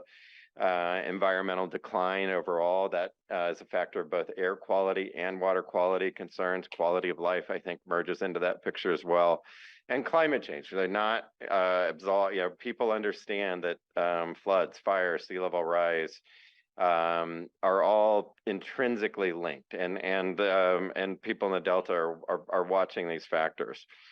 Actually, I'm getting a little ahead of myself. I want to stay on this for a second because I feel like, in all honesty, it's not really one Delta that we're managing to, but we need to think about the differences across the Delta. And I want to I don't know if my cursors, whoops, when I hit it, I seem to be losing. I wonder if I'm trying to get a cursor value for you here because I want to split up the Delta so you can kind of walk with me around the Delta a bit. Let's see, is that, it is working, yeah. All right, so now I'm gonna go, whoops, I'm gonna go to the wrong slide again. Yeah, there we go. All right, I wanna just kind of orient you a bit here, the Delta, and this northeastern area, and again, in some ways, the Delta is most distinguished by its tidal boundary. And where the tidal influence ends in merging up the San Joaquin and Sacramento rivers. But what I would say here is that we have different opportunities in thinking about water management, carbon management, sustainability, flood risk reduction, climate risk reduction, resilient landscape management in different areas of the Delta. And I think if we're going to make progress in these areas, we've got to think about all these values together. So in the Northern Delta, we know, let's see, I think I lost my cursor again. Shoot, sorry about this. So in the Northern Delta region, we're looking at, in this area, real opportunities for habitat restoration, for balancing additional flow in the Yolo bypass, which runs from roughly just above the Sacramento American River confluence up here, then down into the Delta. And there for different sorts of restoration, for wetland restoration, for intertidal restoration in some areas.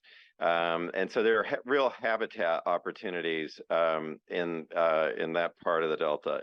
In the Eastern Delta, this past year really alarmed both San Joaquin County and Sacramento County flood officials. And there's real energy for floodplain restoration, for widening of, for moving levees back to provide room for the rivers to actually roam and absorb flood energy. And so, so in the eastern part of the Delta and the southern part of the Delta, where the San Joaquin hits the Delta, much the same. There's we saw tremendous sediment loads come down the San Joaquin, had real effects on availability of water for irrigation, even in a resplendent, extraordinary water year. So, and I know some people yesterday and today have talked about the need for levee investments, for dredging. That needs to be a part of the picture.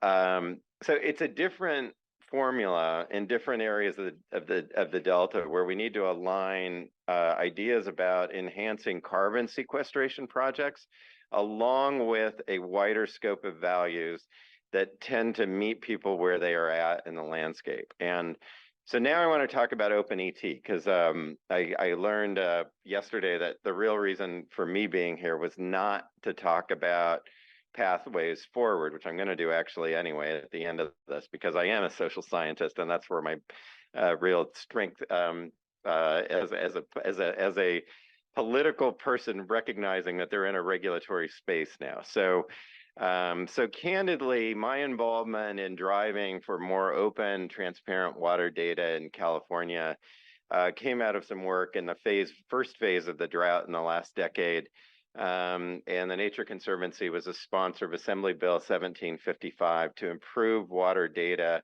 and develop real water data reporting requirements with penalties if you're not reporting your data.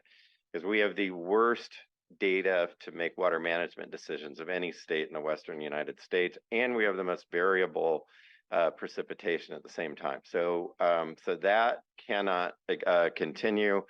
And so we became an advocacy group to really drive water data improvement standards. And the state board is now in the middle of this process. My predecessor began in 2017 with a science collaborative involving NASA, JPL, Environmental Defense Fund, the Nature Conservancy, a wide array of groups to focus on what kinds of data integration, what kinds of data collection methodologies, gauging versus ET made the most sense. What over time, what the group arrived at was the evolution of the ensemble methodology in OpenET, having a software system that is indexed on the basis of 6 different ET software programs would provide the most reliable data for data reporting. Took a number of years to build that consensus. It started in 2017. This is the first year, and the Delta is the first place where you can actually tab in on a place of use. There are 1,300 water rights holders across the Delta. As we noted, about 425,000 acres of cultivated agricultural land in the Delta in any given year. And there are almost 3,000 points of diversion throughout the Delta. The database that we have developed has, for the first time in California, a place of use assigned to a point of diversion. And so with a polygon encircling it, so we actually can validate where and how much water and when that water is applied throughout the Delta, which can't be done anywhere else in California. So we're setting a new standard for data modernization, for the use of data and water management decisions, for developing a water budget for the Delta to really understand, as a number of folks have noted, what consumptive use is in the Delta, because that's what we really need to be analyzing for, and the exercise of water rights that actually helps protect water quality values. And so that's the point where this the Delta Water Master is an independent position, which reports both to the Delta Stewardship Council, by extension, the Independent Science Board, Delta Science Program, and the State Water Board. And I am really pleased to report that of those 1,300 water rights reporters, we are going to, in closing out the water year, have 75% of all water users in the Delta reporting on this Delta ACP OpenET-based water data system. So we're actually going to get a handle in real terms, real time, on what consumptive use is in the Delta. And how does that inform ET with respect to thinking about the benefits of marsh restoration, wetland projects in the Delta? The honest answer today is our error bars today, and what the 2 charts I'm going to show you here essentially tell us is that we've learned a lot in the past 6 years. We've gotten so much better at integrating satellite data, developing better software, that the error range for OpenET calculations in consumptive use for land-based applications of water is now within 10%. And so we can really give you an accurate number on what the Delta water budget is. But for open water, our error range remains in the 25% plus range.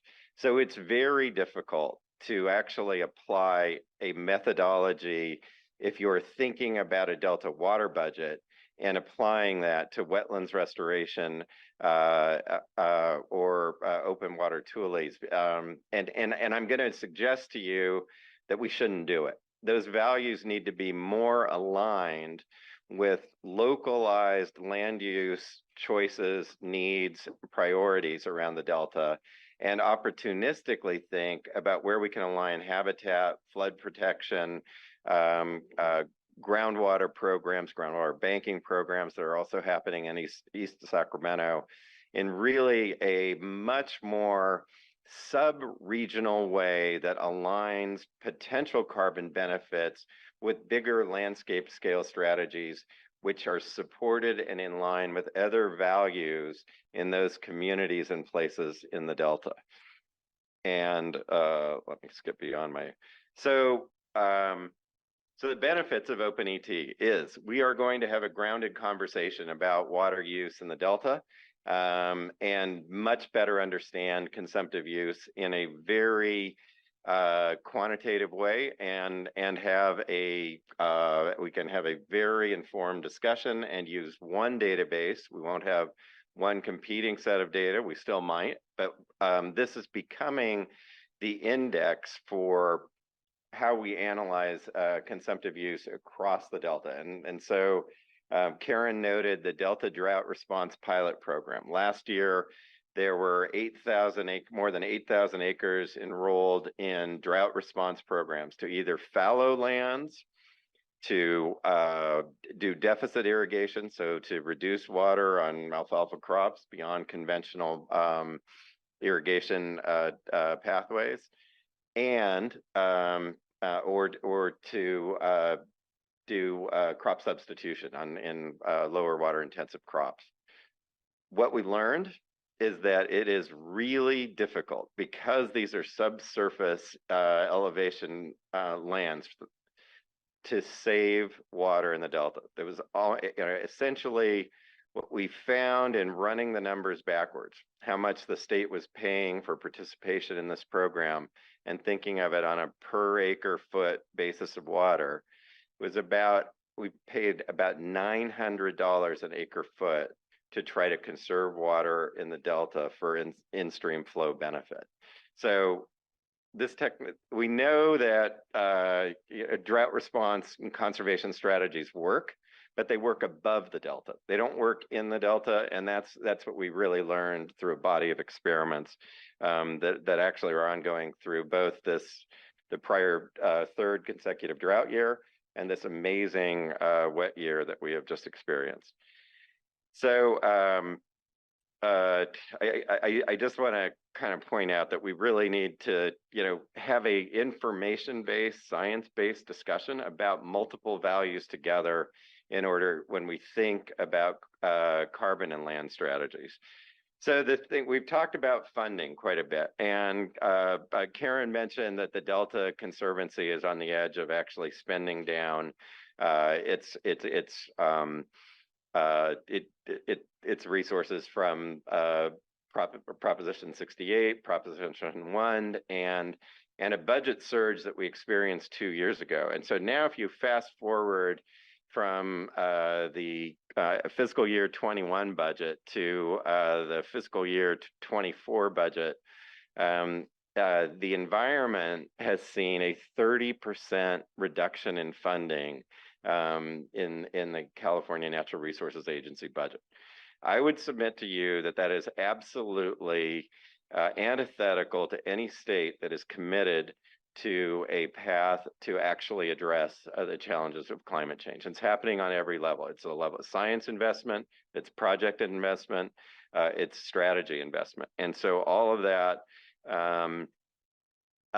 is really, it's important to kind of think about in the bigger picture, because we need to improve the structural funding for climate-related and natural resource management investments, or we're going to be in trouble as a state. And this slide underscores a poll that FM3 conducted of Californians in March of this year that shows that Californians really get it, and they are ready to vote in favor of close to a $20 billion bond as tested among California voters. So they really understand this climate threat. But as Karen noted, we can't be here as advocates. But I would say that the science community needs to become the most effective voice, and I think can be the most effective voice on the need for these kinds of investments in the future.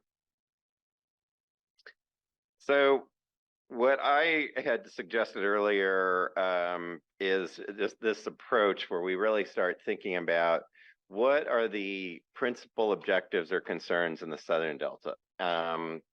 Those issues really most frequently revolve around water quality, flood protection, the need for actually integrating a flood strategy in the big picture. So thinking upstream and how do we pull water off of the San Joaquin River and into groundwater recharge as you move down the system? How do we manage sediment that's that came down in after a 4-year drought? You can imagine that the sedimentation challenges in the lower San Joaquin fundamentally change the hydrology of old and middle rivers that merge and at the bottom of the San Joaquin system. And it's so in that threat also emerges in the Cosumnes in the Eastern Delta and the Mokelumne, and a need to actually align strategies with where people feel where there are opportunities. And I would submit that Suisun Marsh and Cache Slough are great opportunities for natural marsh restoration and tules. But again, it needs to be done with those communities. It can't be seen as a state objective done in that place. These strategies really need to be tied to really practical concerns on the ground in order to be effective. So just some thoughts about where this takes us from here. And you know, we talked a bit about the voluntary carbon market. I think I read an optimistic article from Morgan Stanley that this market that stands at $2 today could be $40 to $50 within by 2035 or 2040. But again, I think Jerred and Ben spoke to the point that farmers are really not confident in that market, and so that remains a continuing challenge. But how is insurance pricing balanced to help incentivize farmers that are embracing climate smart agricultural strategies? That's another area. I also want to highlight that I think that I appreciated the remarks from both Ben and Jerred that it's really these startup efforts of thinking about how state and federal programs can be aligned to provide the on-the-ground cost for field conversion for rice. And then I think so if we can get a farmer to believe that they don't have to foot the full risk of that investment in recontouring the land for rice, they're much more readily prepared to embrace that market. I think paludiculture again can we develop we know we're all using pulp. Is there a way to create market incentives to use tules as a base material, and then that would provide a market to actually begin to get into tules? I think earlier in the day we talked about CRP, WRP programs, EQIP, some of the other stewardship programs in the Farm Bill. Well, shouldn't we be structuring incentives in the Farm Bill to encourage farmers that embrace the risk of taking a carbon smart farming strategy and providing additional incentives in that space? So that would be a suggestion for Farm Bill reform. And I think fundamentally in tax programs, we have been kind of languishing in California in our support of the Williamson Act, which was designed to protect agricultural lands in the state. But if we thought about Williamson Act 2.0 in a carbon smart and habitat smart and frankly groundwater crisis responsive smart framework, I think we could restructure a portfolio of incentives in a smarter way to align tax benefits with those first movers that really are trying to address the full scope of climate challenges in a smarter land use strategy. And so I think we need to look at a tax incentive framework in this. And then I think some of us have also thought, there's the immediate program, the SALT program came up yesterday in discussion as well. And to think about pathways in which we really designed SALT to be a climate resilience strategy first, rather than an ag protection strategy first. And so I think, none of these things are going to be easy, but candidly, I'm really sensitive to what the farmers were talking about in the panel today. And what I think all of us have seen in the literature is that farmers fundamentally do not see a potential to get anywhere close in changing their farming practices to align with climate smart strategies versus conventional production yield strategies. And so I think, again, in the spirit of meeting people where they are, we've got to look at a broad portfolio and think about how we change this mix of public and private incentives, and to stack those incentives in order to achieve change on the landscape. And so I think we can do this in a way that really integrates well with the rapid evolution of applied smarter water data-based, science-based water management, and put these tools together in a way that builds confidence in Californians. But we have to have open, transparent, and stakeholder engaged science in order to achieve these goals together. So thanks for the opportunity to be with all of you today, and happy to take any questions, and look forward to continuing discussion.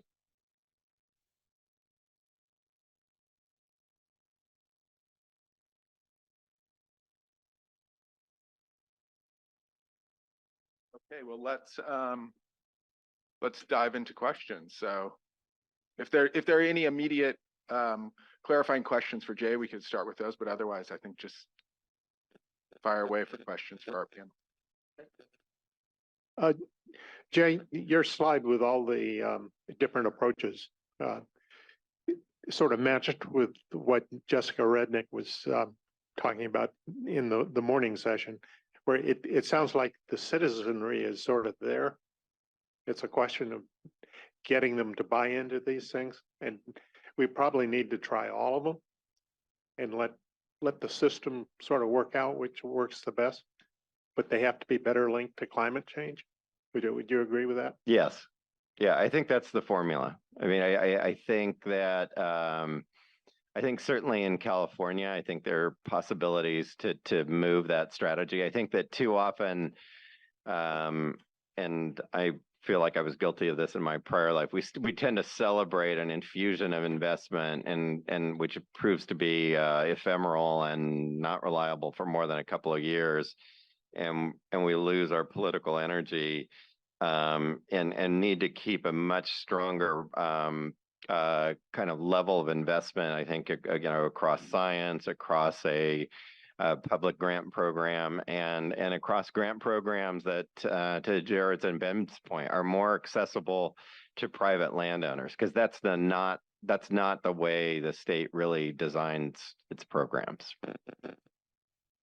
Anything other panelists, just feel free to jump in if you have something you'd like to add to a particular question, but otherwise, additional questions? Tanya? Yeah, just following up on Tom's question. Thank you all first for the excellent presentations. And Jay, I think the big question that comes up when we start thinking about bringing together the science, the values, the stakeholders, the regional, the local, what are the governance processes in place right now that will help us move in that direction? Who should take leadership? And what's missing in terms of the governance landscape to make that type of vision that you just laid out successful? That's a great question. I guess what I would tell you today is that I think it's certainly not one governance formula. And my concern would be,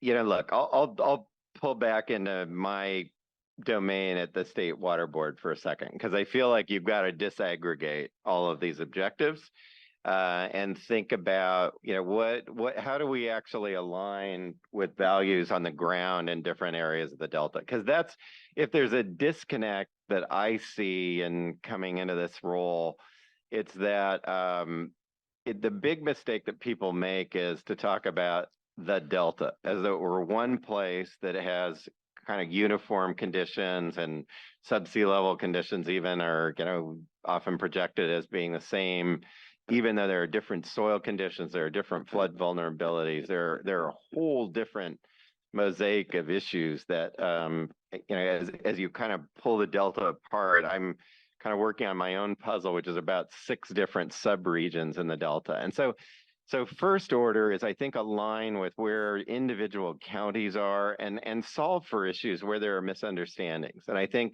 too often in the Delta, we've kind of haven't solved for the misunderstanding. We just kind of plowed ahead to the next issue. And so I feel like there needs to be a better land use focused dialogue locally in order to think about what bigger strategies, whether you're talking about carbon, whether we're talking about smarter water budgets, whether you're talking about habitat restoration, groundwater banking, whatever it may be, we need to kind of pull back and actually engage each county more effectively. And so in the realm of the state board, we've just launched an update to the water quality control plan. It's long overdue. There is a voluntary agreement framework designed to achieve the objectives of the plan. And it's my hope that whether the action of the board is to move forward in a comprehensive water quality control plan update or a voluntary agreement update, that what we are in the middle of here is the opening of a conversation to say, what kind of science would make us more confident that the strategy is going to work, whether that's for habitat, whether it's for wetlands, whether it's for carbon accounting, whether it's for water accounting. And so I think that it's really kind of drilling in these, so let's start on the ground and then let's pull back to say, okay, what objectives are we managing toward in each area to identify what the appropriate governance unit may be.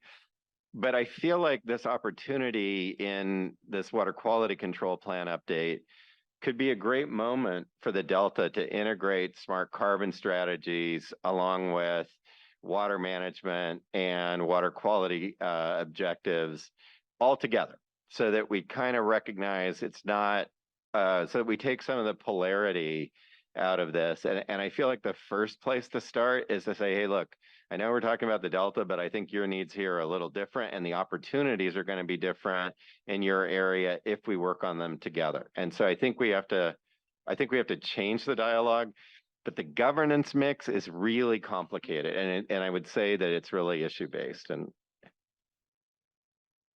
Steve or Karen, anything related to that? I'd just like to offer a few words, kind of a historical perspective, and I think you're right on in terms of increasing the dialogue. But I would say that it's improved substantially over time.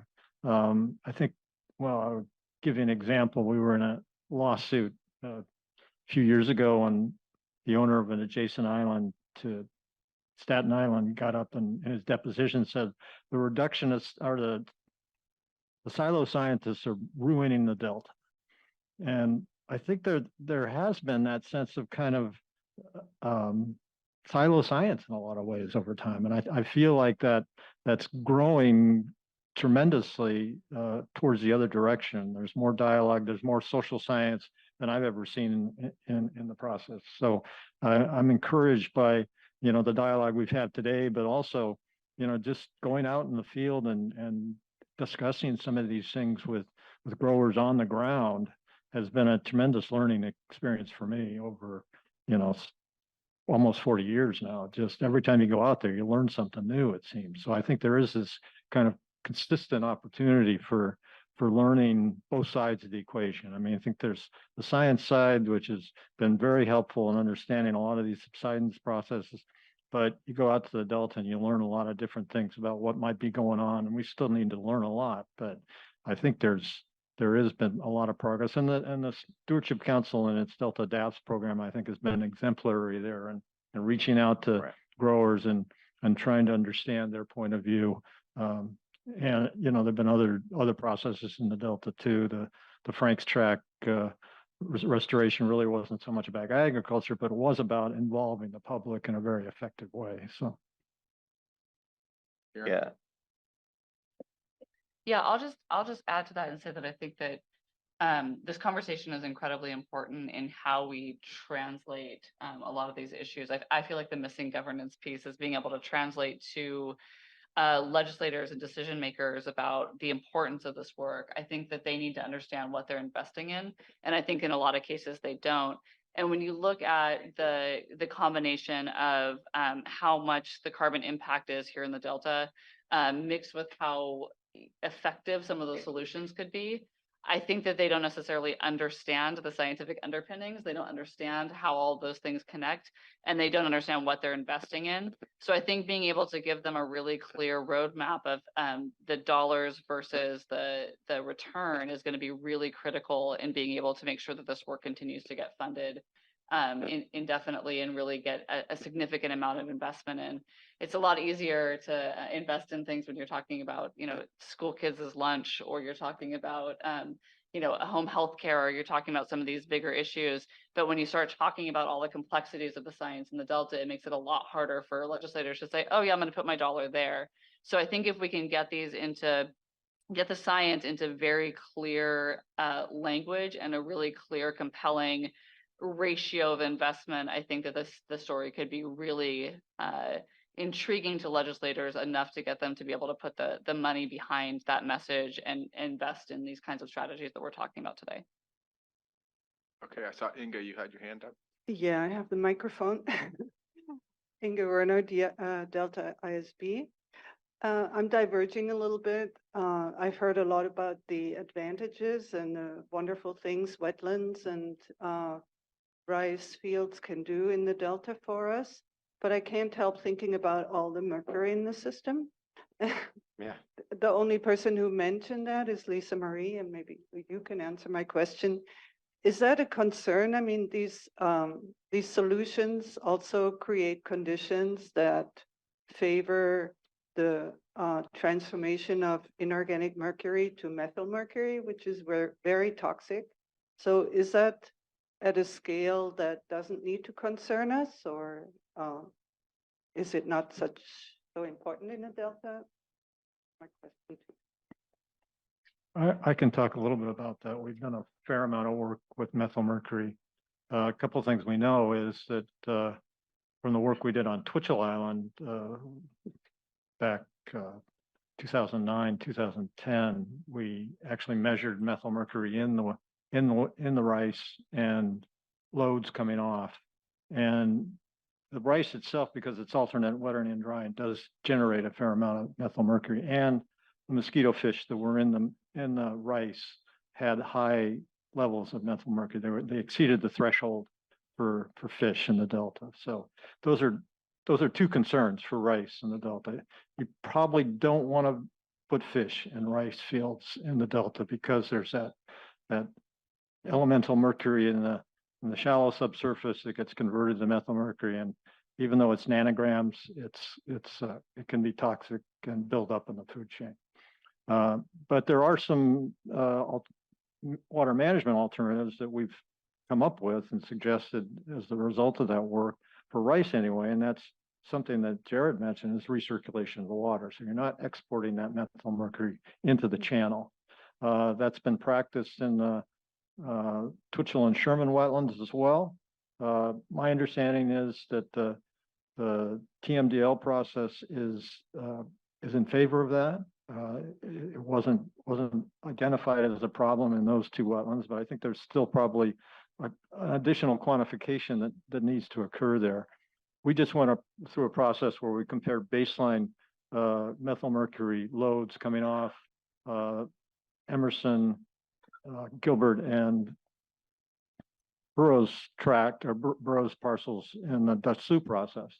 And so there is a substantial baseline methyl mercury that gets exported every year from drainage of agricultural organic soils.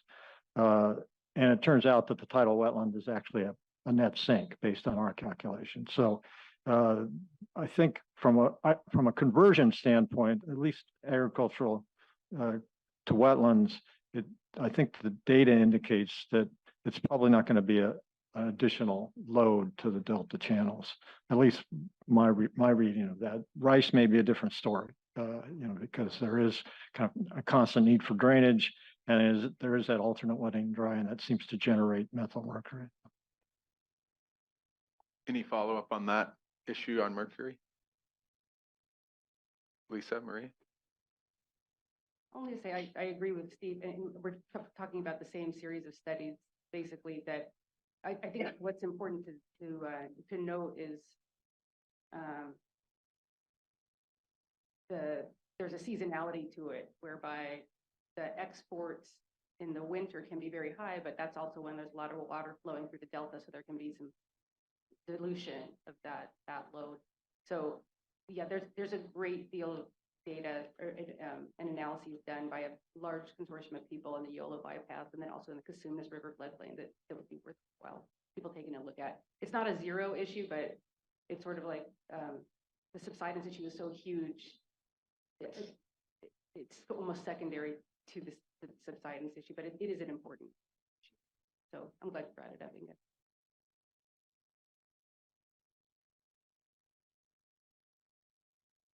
Obi. Yeah, Jado basically with ISB. I had a question on the OpenET tool. It seems like a very nice tool, but probably needed tool for a long time. Is the long-term goal of that tool, which I think will help a lot in calibrating models and others, I assume it will basically document the diversions on a sort of a real-time basis. So is the long-term goal to develop a complete water budget, and also can that be used to understand the water use efficiency eventually? And if there is any pushback from probably the water rights holders to kind of have that documentation, and particularly if there's some sort of a landscape change or land use conversion happening, that could be used to determine the changes in the consumptive use, I assume. Yes. Yeah, I appreciate you raising this, because you're exactly right in how, I mean, the macro objective is to develop a clearly validated water budget across different water year types using OpenET. And then I think as we move upstream from the Delta, OpenET becomes invaluable in helping us balance groundwater and surface water dynamics. I think my own hypothesis is that a number of the concerns about a changing dynamic in released water from reservoirs and reduced water showing up in the Delta is that our depletion of groundwater is catching up with us, and that it's the groundwater is stealing more water from rivers and tributaries and precipitation on the ground than we've begun to appreciate. And so it helps us get to truer water budget analyses, and I think we start at the Delta because it's really an epicenter of controversy, and we need to ground this. And we have a whole portfolio of experiments in this water data consortia looking at net channel depletion factors, elevation and geography in the Delta in terms of groundwater and ET mixing zones and what we're seeing there. And Jerred noted earlier that the tailwater and recirculation experiments to really analyze their effects on ET, so that we really true up the water budget and we just get a much more grounded understanding of actual consumptive use in the Delta. But the Delta is important as an intersection, but we really need it, where it becomes even more valuable, I think, over time is in implementing the Sustainable Groundwater Management Act and better understanding gaining and losing reaches of rivers and how we need to manage water with much greater precision in order to protect the health of our rivers and streams. Thanks. Great. So we still have we have some additional time for questions. And I think let's take just a quick break so you can stretch your legs, use the restroom if you need to. So 10 minutes and we'll be back at 10 after 3. I wonder if people will want to come back on our side.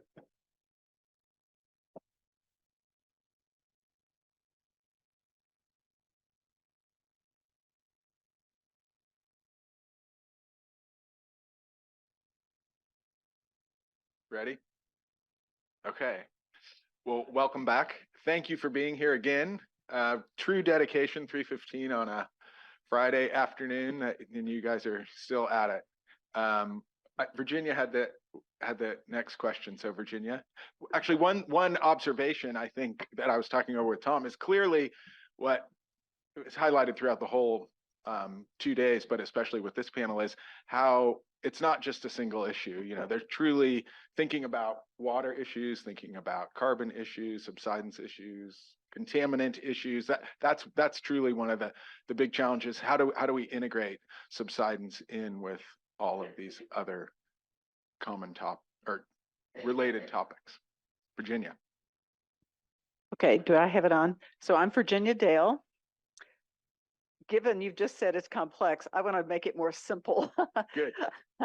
And to me, that's really starting at the end. What is the end of what you want? And in this case, it seems that it's having private landowners employ practices that would foster carbon sequestration and reduction of subsidence.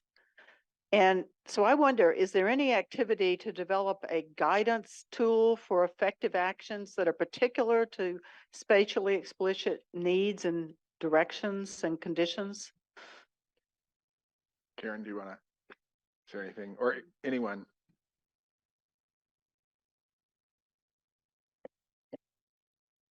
Yeah, and I'm not sure I'm fully understanding the question, but a lot of those practices, I believe, are being put into the ground by NRCS and other folks like that are providing those local tools. And then I think that we need to keep working on figuring out how to develop that through the programs that we're funding and working on. So, yeah, maybe I'm not fully grasping that. So please jump in if I'm not.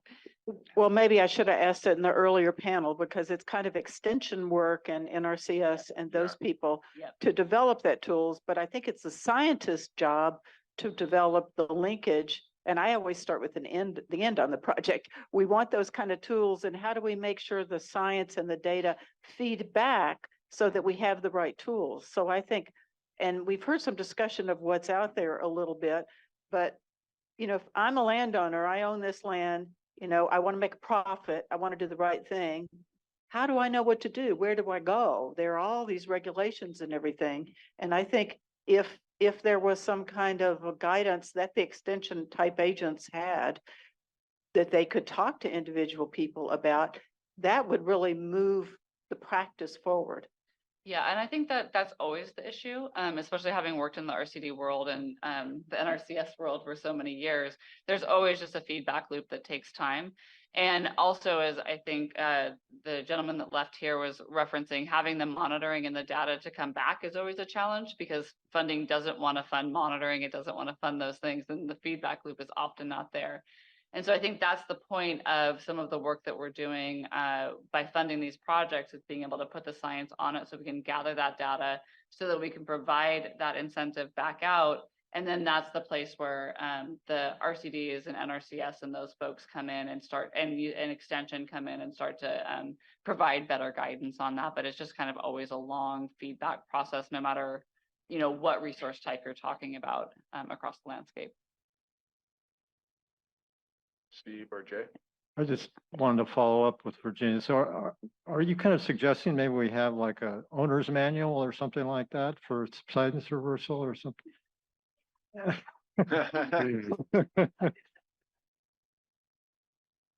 Yeah, I mean, that's exactly what we need because the owners of the land want a manual on what to do. Yeah. And they, scientists, agencies, all this going on. And unless we're really focused on that owner's manual, we're going to be talking science forever and we want to be talking practice. Right, right.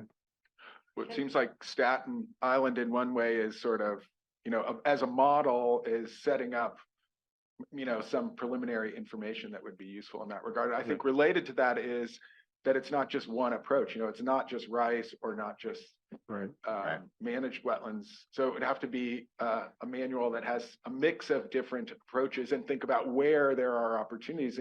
You highlighted, Jay, how in different parts of the Delta, there's very different opportunities. And so what works in one place may be different in another. I don't know if either of you, if anyone has any thoughts on those. Can I add a thought, John? Sure. Lauren Hastings, Delta Science Program. And because I know Steve has used the Delta Landscape Scenario Planning tool that you used for Staten Island, I think, to come up with that mosaic idea. Is that getting at what Virginia's asking or not necessarily? You've actually used it. And I know they have a subsidence module in that now. Yeah, they do. I mean, I'd like to hear from Michelle, actually. Yeah, I think that's exactly. That's where I was going to go with this. Michelle Leinfelder-Miles, UC Cooperative Extension. So not an owner's manual per se, but I think, I talked about the different ways growers like to receive information based on, some survey data that we collected a few years ago. We're trying to tick as many of those boxes as we can. So back in August, we had a field day out on Staten Island. Jerred was part of that. Fish-friendly farming was a part of that. The Delta Conservancy was a part of that. And I was a part of that meeting. And there were several other partners that I'm going to forget now on the spot. But just bringing growers out to look at the recirculation pump to learn more about it. And in doing that, I was invited to come and talk about the research projects that I've had ongoing in Delta rice in collaboration with Jerred and other growers to talk a little bit more broadly about rice production in the Delta and some of the goals that we want to accomplish with that.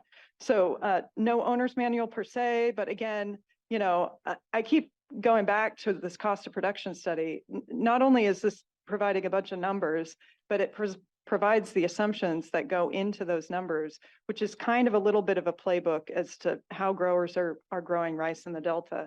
We're working on fact sheets. So these are not yet out there, but we're nearly out there with some of these to talk about, what we're hoping to accomplish by growing rice in the Delta. What are some of the fertility practices, variety planting practices? What are the pest management practices? So if there's anything close to a guidebook, I'm this close to getting them out.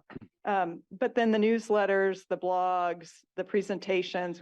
I have an annual grower meeting where I'm always giving a presentation on rice because I have a body of research in rice. So that's just cooperative extension. But like I said, there's other groups that are working on it, and we try to come together and collaborate as much as we can because that's what's going to cause the billowing effect to reach more people. And certainly we're working with the growers like who are here today, that amplifies the voice even more. I might just add a little bit to that. Just even within the last few years, I've heard misconceptions from growers about what causes subsidence and what stops subsidence. We were on McDonald Island, and there was this perception that sprinkling the land would actually stop subsidence, and that's not consistent with my understanding. And the data didn't show that, but I'm wondering if it might be useful to kind of describe the process of subsidence and how one stops that subsidence, and maybe have that as some kind of document, not an owner's manual maybe, but just kind of the basics of subsidence and how it happens and how you work to stop it. I think that would be very useful. Let's see, Lisa Marie. Sure. Yeah, towards the goal of simplifying, I agree with that, because it's otherwise just too unwieldy. I wanted to get to is the reframing idea that you just said, Karen. And as I've been listening, I've been thinking, this isn't really so much even a carbon issue or a climate issue. This is an infrastructure issue. And I was thinking about green infrastructure and all this money in the bipartisan infrastructure law, and then NOAA getting $3 billion to basically provide sea level rise resilience funds. This is green infrastructure on the inside of the levee. Is anybody trying to tap into, that, let's say, funding source from a federal perspective, and or, give some credit for the infrastructure improvements? Because we hear how expensive it is to maintain levees. Here's a cheap way to help maintain this infrastructure. So could somebody speak to green infrastructure as being relevant to this, to restoring wetlands on the inside of a levee? Anyone like to address that? Well, I think, Lisa, you're right on the mark, and I think that the changing of incentives that I was talking about, whether it's NRCS programs, whether it is kind of applied strategies and tax reductions, tax credits like that for people to think about together. I feel like this idea is it's kind of a common sense thing. And I like the way you put it of thinking about like, okay, what are the simple things that we can do to enhance the confidence that we have in the durability of our levees. And I'll link that to, during the break, Steve and I were talking a bit about how do we get more transparent about a risk data set for the Delta? Because I will say, we had these great maps of Staten Island where and we could trace virtually every one of our levee boils to its presence above some historic dendritic channel. And so that it was so the geomorphology of the Delta underneath hasn't changed even as we've built this architecture of 57 reclaimed islands. And and I think TNC didn't really want to share that, right? Because it looks like oh wow, you got all these vulnerable points in your levees, and how will you react to it? But I think there is I think we have to have some methods that help the landowners kind of understand those sort of inherent vulnerabilities as well in terms of both earthquake and flood risk, and just toward a model for more targeted levee investments, even so on the infrastructure side of it. So I think but I think it sort of seems a little cost prohibitive, I think, in terms of thinking about how we do this and have some early warning sensor system established. But I think we have to think to what are the, that whole scope of green infrastructure investment is going to make farming those lands much more durable and sustainable over time. And I think honestly, I think, and Michelle would say this, that the farmers are there. They all understand, their vulnerabilities and want to, do the right thing to actually, enhance their ability to farm. And I guess candidly, what I am most worried about in the Delta is a little bit of this sense of in the Delta that among the farming community, when they hear from Sacramento, it's with a sense of we don't have a common interest. You all just care about water supply. You want us to disappear. And I think that we've got to figure a way to get beyond that kind of polarized dynamic today, because I believe, that's the world I'm living in right now. So I really feel that in the sense of working at a state agency, and just having there's a layer of skepticism about, oh yeah, you're from Sacramento and you're here to help, and followed immediately by an eye roll. And so I think we have to repackage these things in a way that's kind of more sensitive to the interests of, wait, I don't, I'm not trying to, I want more sustainable farming. I don't want to be on the other side of that. So. Yeah, I'm not suggesting that we go in and put things there. What I'm saying, yeah. the $3 billion is to give to landowners on coast to put in oyster reefs and marshes and stuff. I mean, it's right. My point is, we haven't been thinking about the ocean. We haven't been thinking about NOAA's, and the fact that sea level rise is what's causing. Oh, sorry, let me put it another way.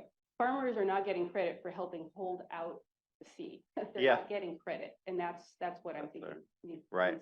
That's a good way of putting it. I also would go back to Steve's, the slides that Steve added to his talk and highlighted, showing the change in risk with different management. The more evidence that we have like that, I think the more opportunities there are to take advantage of, some funding sources like that, so that people really believe that those management changes are going to have some significant benefits. Kieran? I'll just add in, I know FEMA and Cal OES have been doing a lot of thinking around this. I don't know if they've done it towards the Delta. I haven't had conversations around that, but it'd be really interesting to engage with them, because I know they've been thinking about this really concertedly for 2 to 3 years at least, of how we kind of do this green infrastructure, to avoid some of those challenges. So I think tying that directly into the Delta would be a really interesting place with them to see what if they could put funding behind it, and to see if they have already thought about that, and to see how they're imagining that. Tom, you had a question, and then Obi. Yeah, this changes the subject a little bit, although it could be a subject for a fact sheet. Steve, you talked about the carbon credits, and I'm really naive about carbon credits. I've never tried to register a carbon atom, but could you give us a sense? You've done it once, I guess. Is that right, on Staten Island? We've done it twice. Twice? Well, we've done the. Hit your mic. We've done the verification on Sherman and Twitchell. We worked intimately with the third-party verifier to verify those credits. And then recently we've done a lot of the work for Staten as well for the validation, yes. So, okay. Is it going to get easier as time goes on, or is the level of effort such that there's not a significant change over time? I would hope that it would, well, I think more than hope, it should get easier over time. I mean, we've gone through 2 processes now where, the third-party verifier understands the system. It's educating the third-party verifier and getting them to buy in to what we're proposing as we're quantifying as in terms of carbon credits. And we've done that twice now in 2 example situations for the Delta. One just wetlands, and one wetlands and rice. And having gone through that process,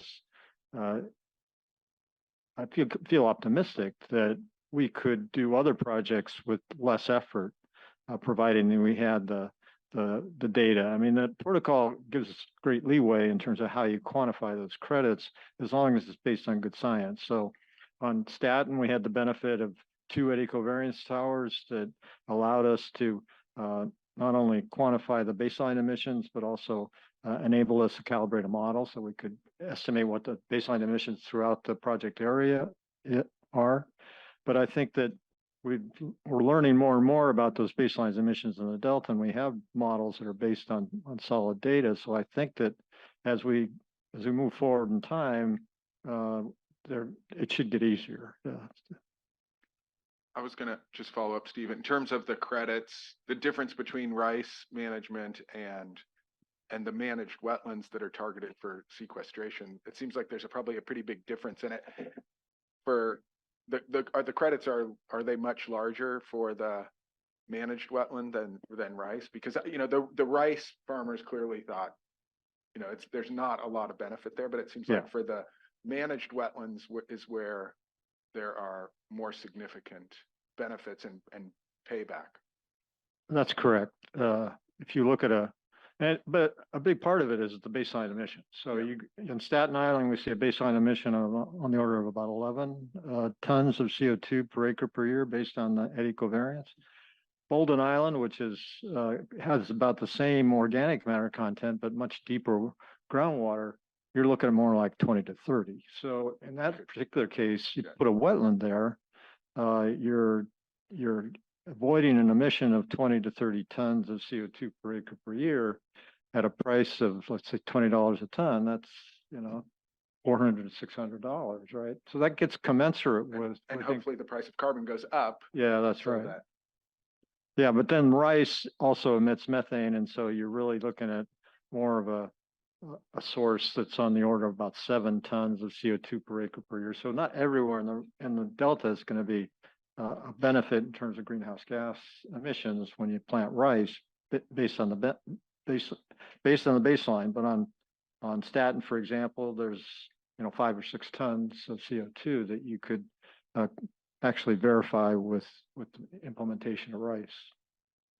Great, thank you. Obi. Delta ISB, a different topic also.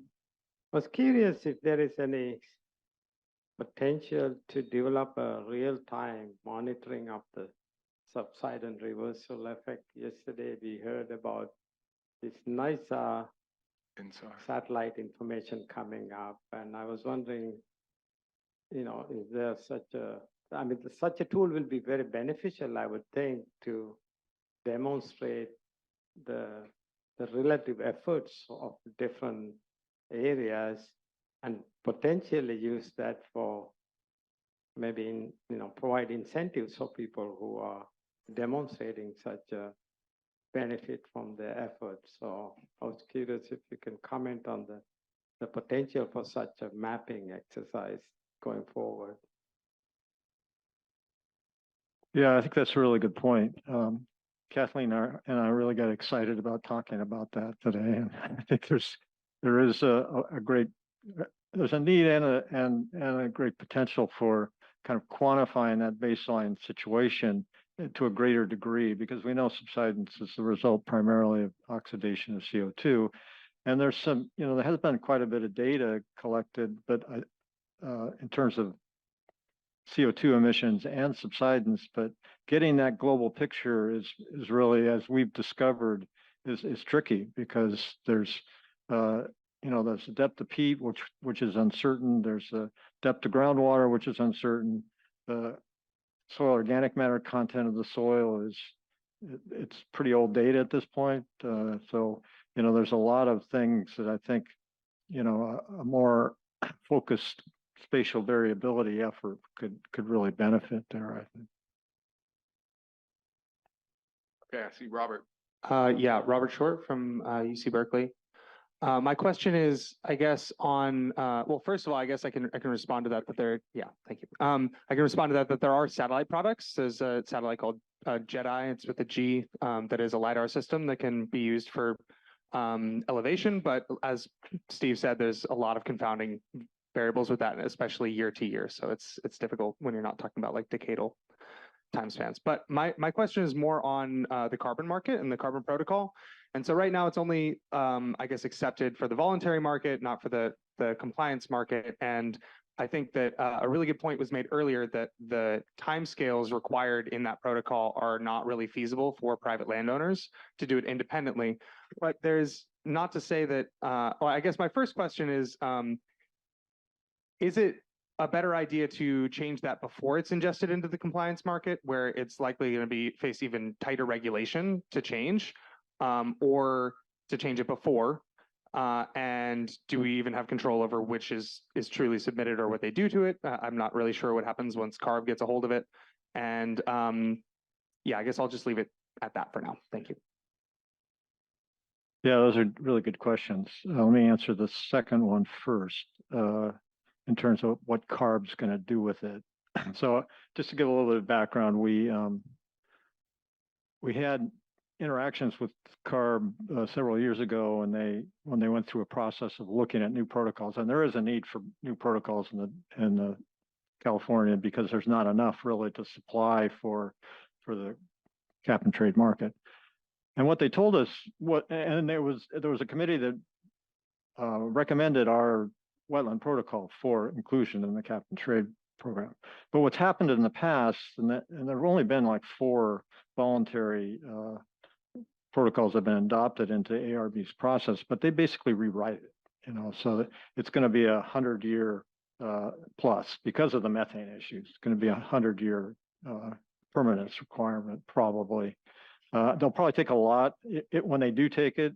If and when they do take it, I think they probably will eventually because they are looking for new protocols. It just takes CARB a while to move through this process, but they'll probably take a lot of what we've written, but they'll adapt it within their process. With regard to the permanence issue and that, should we change it beforehand? I mean, you can have a voluntary and a compliance protocol and use both. So maybe it's, it might be worth exploring that issue of what the permanence should be. And I think the methane accounting is really kind of a key issue there, and how you deal with that, yeah, so there's a number of questions I think that if we're going to go that direction, we need to probably have a better handle on what the GWP and how you account for methane is and that. And Steve, there are a couple other protocols, not in used in California, but in other places, right? Aren't there?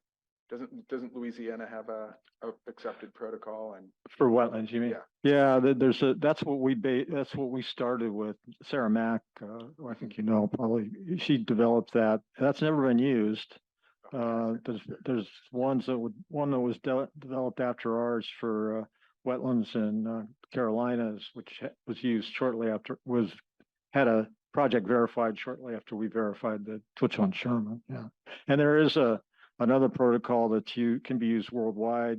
2 of them actually, one for blue carbon and tidal wetlands, and another for restoration of peats, like paludiculture and that kind of stuff. So there's several protocols, but I don't think very many of them been used. Actually. Yeah, I think like you highlighted, we are at the early stages yeah, of that's right. Developing both the methods and implementation. Yeah, that's right. Yeah. Okay, other questions? Tanya. Yeah, hi, Tanya Heikkila, Independent Science Board. I'm going to shift the conversation back to water again. So this is probably a question for Jay, but yeah, I'll just throw it out there. I think the conventional wisdom around, rice farming is that, rice uses a lot of water. And of course, we just heard on the last panel that the consumptive use of water for rice growing in the Delta is really not that much different from other crops, similar crops, maybe corn, because the Delta is so wet and all that. But I guess for Jay, as you're thinking about, we have better transparency now with water data and this water budget that we could develop for the Delta.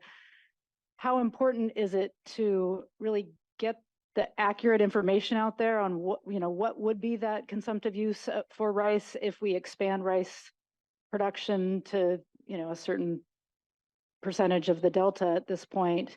And is that going to be helpful for, say, convincing policymakers who might be then, thinking about, okay, what can we incentivize? Is this going to be worth it? Because the constraints on water across the state of California are clearly a big political issue. And if there is this naive assumption out there that, rice consumes too much water, we shouldn't be growing it in the Delta or anywhere in California, then you're going to be kind of fighting against that political narrative. So curious about your thoughts on that. So I think you've captured it well. And what I will say is I am almost weekly have some interaction with growers or commodity brokerage entities that are really kind of starting to understand this dynamic that it's actually pretty efficient to grow rice in the Delta, and it works as something of a hedge against the potential for curtailments in the Sacramento Valley. And so I'm really bullish about Jerred's goal of getting to 30,000 acres within 5 years. I think it may even happen faster than that. I think that the market forces are pushing that direction, and the science on actual consumptive use for growing rice is clearly yet another incentive. But and what's really interesting about this to me, and I don't think Jerred said this, is that, 10 years ago, we couldn't find an agronomist that would validate that moving to rice to scale was a good idea at Staten Island. And so it's just how fast that's flipped is really pretty staggering, because I'd say, conventional wisdom is the opposite of that now. So anyway, I just think, yes, and Steve's done a lot of work to really help inform that, and word's getting out for sure that, and I do think that that Jerred's, I feel like that's going to happen. I just, based on what I'm hearing from very big rice growing interests out there, that I just think that's I just feel like that the market is going to push that direction. Diane, or anyone want to add to that? I was just going to say, it's like these things are coming together, and rice taking off in the Delta, and the coincidence of more interest in growing rice because of the diminishing acreage in the Sacramento Valley. And, so it's kind of a serendipity, I guess. That's what I'm trying to say. Diane? So Diane McKnight, Delta Independent Science Board. So this is a bit of a digression. We've been talking about education and blogs and informing landowners and roadmaps and such. Another set of stakeholders are the Angelenos, dependent on the water from the Delta for their water supply. How do we educate that group? Should there have been more publicity about this earthquake that happened 2 days ago?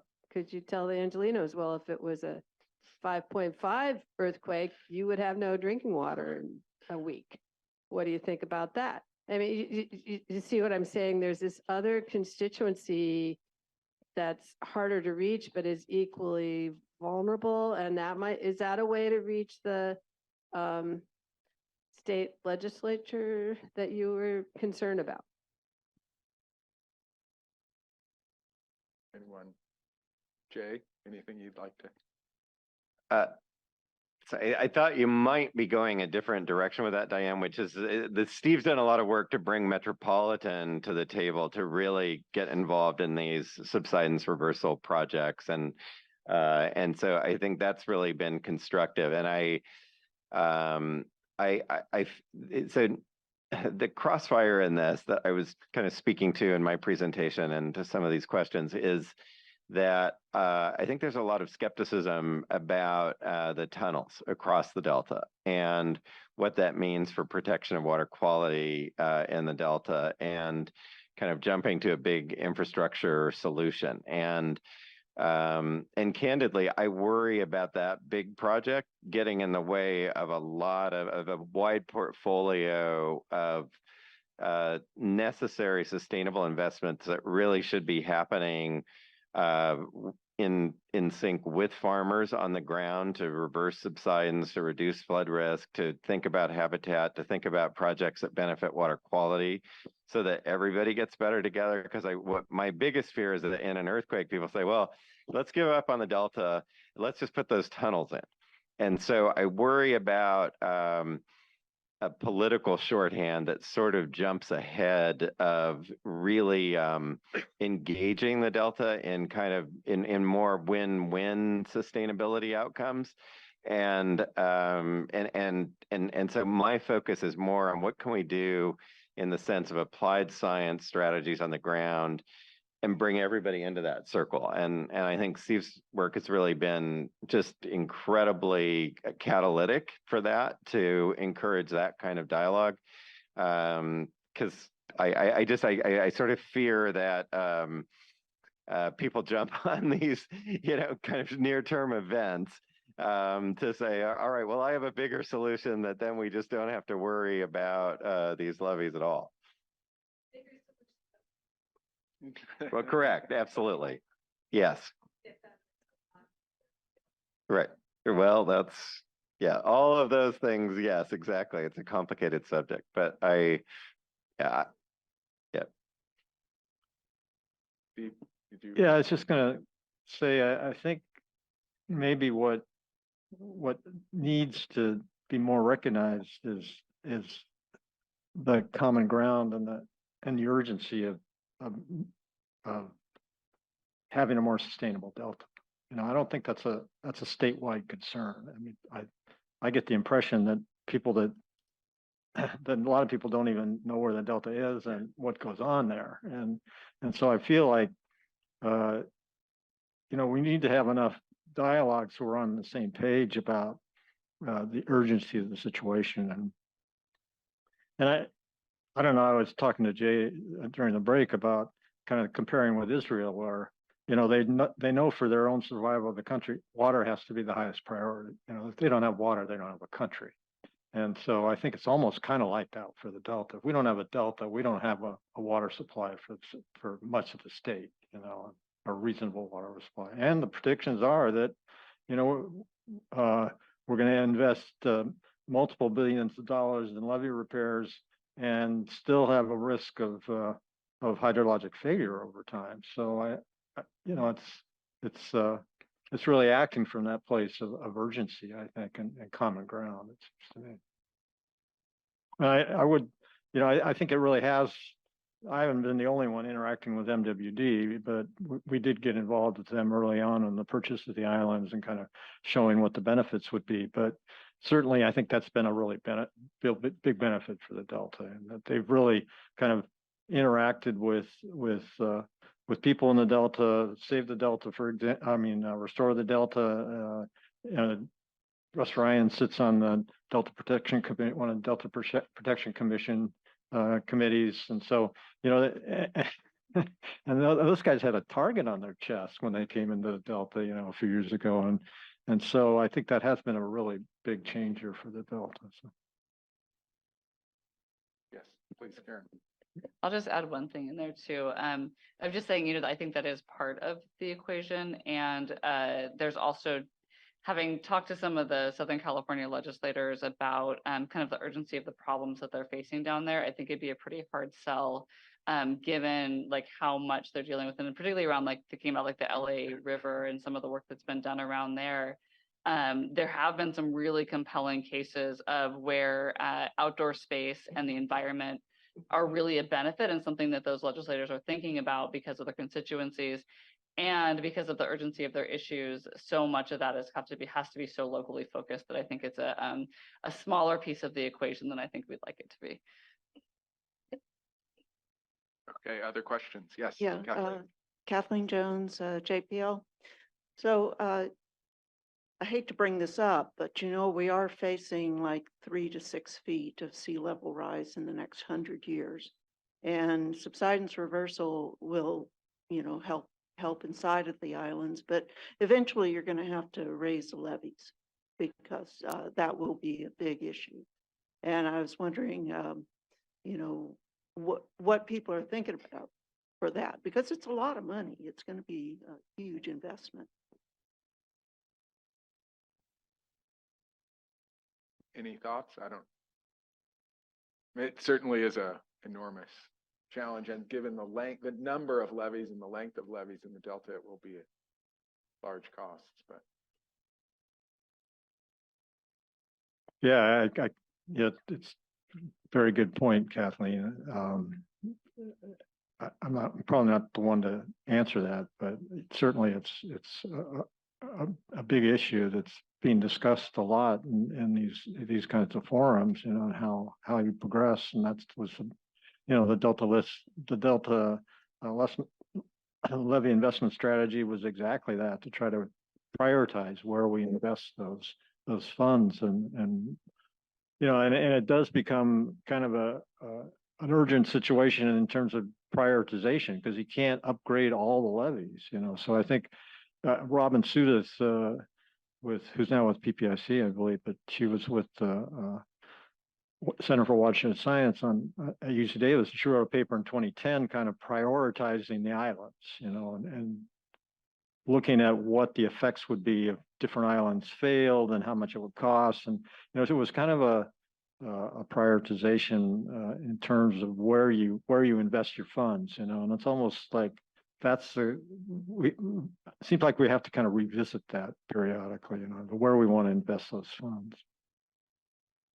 Yeah, I do not have an answer to this question because I was just running the math and thinking about Staten Island and Jerred's point of thinking of the 26 miles of levee and at 5 million a levee, and you're at, you know, 160 million plus. And so that I think is, you know, demonstrative of the challenge. I think my greatest hope for this, again, would be more integration of the kinds of data that we see on the correlation of sort of the geomorphology of the delta aligned with where risk actually happens, and better telemetry data kind of coming. I mean, I'm honestly, if there's something that makes me hopeful about water management, it's the pace of data modernization and really being able to understand systems that are much more developed and then applied to water management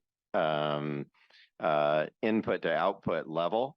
And I think that similarly with respect to seismic and flood risk and ultimately tidal energy and sea level rise, that we can kind of begin to chart a really science-informed, consistently upgraded data set to think about those areas that are most vulnerable and those that create a chance for systemic failure and dealing with the, you know, potential of an inland sea. And so I mean, you know, that it is absolutely mind-boggling to think about the level of investment of, you know, catastrophic failure of multiple levees. And so I just think that, again, that it just becomes incumbent to keep a level of science investment and remote sensing investment and putting all of that together in a more transparent way for both the landowner and the public to understand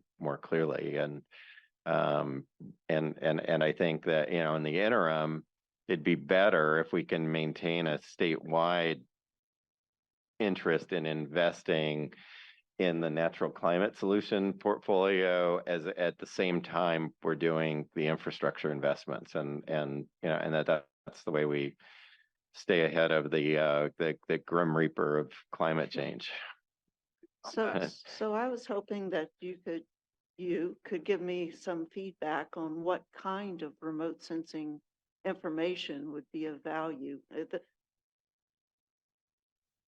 water levels in the channels, change in water level, tidal influence. Think across the board of everything: vegetation, water, sediment, everything. What's going to be of value to you? Well, it's really like in the immediate, you know, I think that, again, I'm looking at Jerred like, wow, that's long term, because I'm so worried about this winter, given, you know, we don't have flood capacity storage and reservoirs, and, you know, heading into an El Nino year.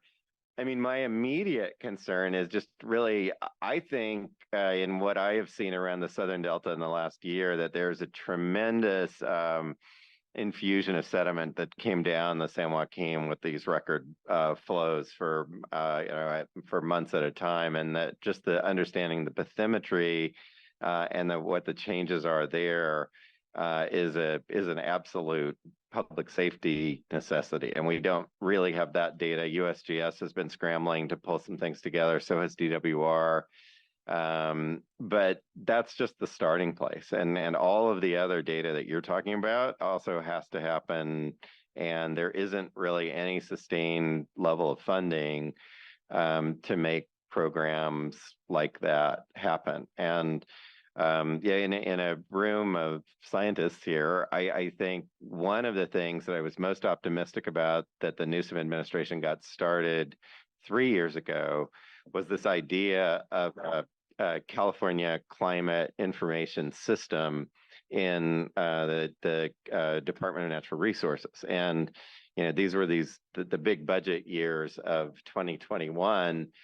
And they were envisioning something as much as $100 million of investment to stand up something like the CSIRO integrated science program in Australia, which I think is where we need to be as a state so that we elevate the climate science platform to then bring everybody into a dialogue about the kinds of investments that we need. And again, I sort of cut up the Delta in about 6 different subregions, and we need to do that in a much more methodical way aligned with climate risk throughout California. So I think you're asking the $64 trillion question that doesn't just apply in the Delta, but I do think that the Delta is the most climate threatened place in California, so it would be the right place to start. Great. Well, I think we are actually out of time. It's 4 o'clock. So Christine, again, has put together some great summaries. And so if you can share those, Christine. So we had questions. Tanya highlighted the issues around governance issues and really how do we move forward to put in place more effective governance strategies, coming from not just from a mix of understanding across the range of people involved in the issues, and also looking at the needs and opportunities, I would say within the Delta, and as has been highlighted, the different needs potentially in different regions within the Delta. And thinking in terms of agricultural issues, the farming community is definitely very heterogeneous. And so we need to think about how we address those, how we can be effective in engaging them and providing information, that the idea of a handbook or something that clearly there's efforts in that direction, but how we can improve that. Understanding risk issues and thinking about how not just current risk, but with new management actions that are being proposed, how that can reduce risk, and how we can provide the funding sources and incentives for landowners to take advantage of those opportunities. I think incentives and economic issues are something that's come up across all of the sessions, and clearly, to me at least, the economic issues of integrating across all these different issues is something that really is a big challenge. And then in terms of carbon market issues, we heard about the potential for addressing that really does vary across the Delta and varies across different management systems. It's very different for rice than it is for managed wetlands. I think some of the other things I heard just about the mosaic of approaches that we really need to think about, and that there are, as was highlighted, there's no single approach for ag, but there's just a wide mix of issues. Yeah, some of the other things I highlighted were incentives, economic issues that I mentioned. Anything else that the panelists would like to highlight as some key take-homes that you think that you heard through our session? I'll just add, needing the help to advocate for funding. Yeah, that's a great point, that we need to do a much better job to raise awareness of the value of all these opportunities. Jay?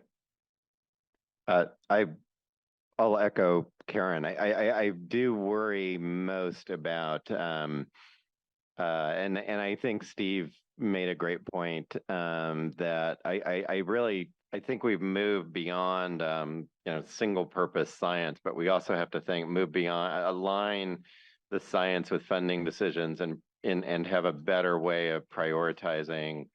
I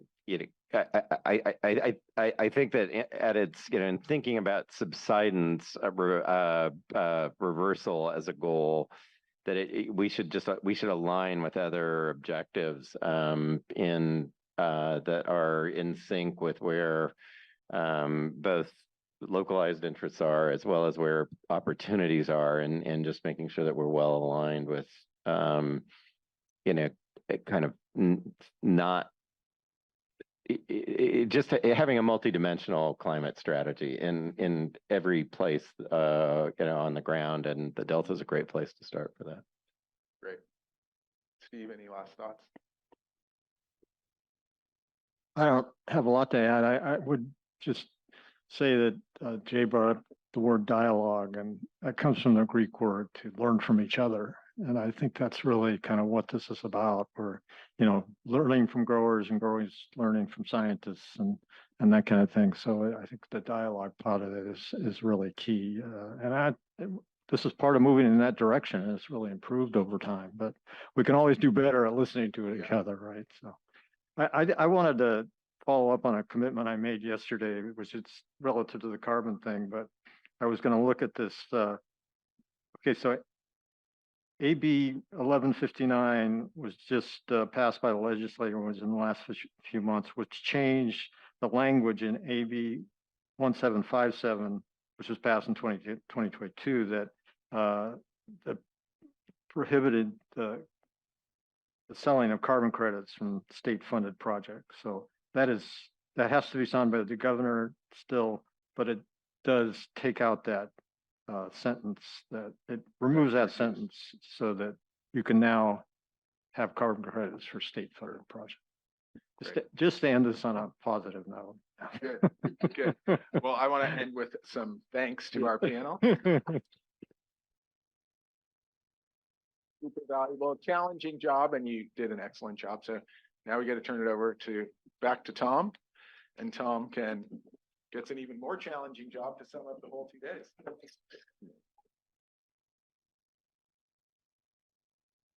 I just want to say, wow, this 2 days has been amazing.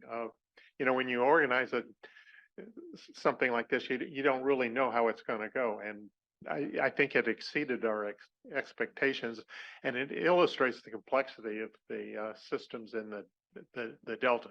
So I want to thank all of you who are still here on late on Friday.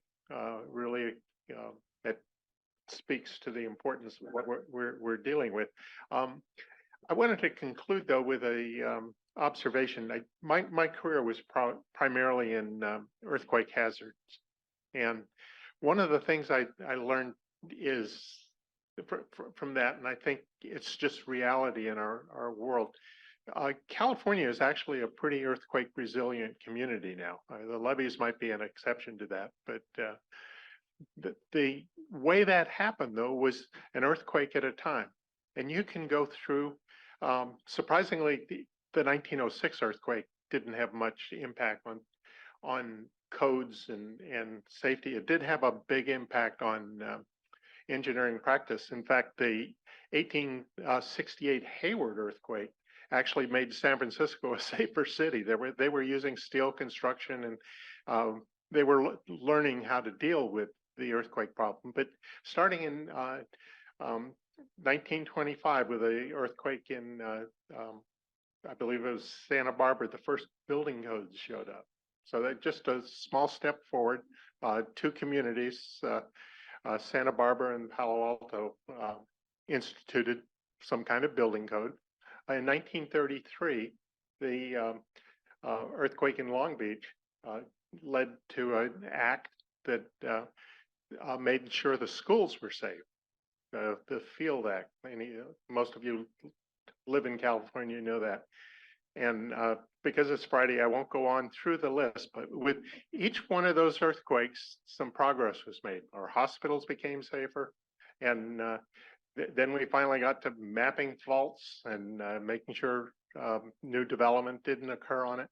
But the lesson I get from that is, and I think it applies to the Delta, this is a really big problem that we have, as illustrated by our conversation, and it's going to take a long time to do it. So we just have to put the sails up and stay on the right tack to address this thing, and not be depressed that it's not happening fast. Fortunately, sea level rise is probably still a little ways out there, so we have some cushion there, and so hopefully society will learn to take it more seriously in terms of places like the Delta.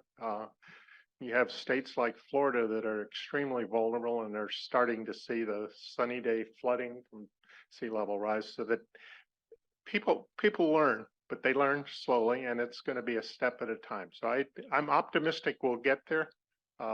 It'll probably be painful along the way, because those of us who specialize in these things will see things that need to be done, but you just can't do everything at once, is what I think I learned from my earthquake career.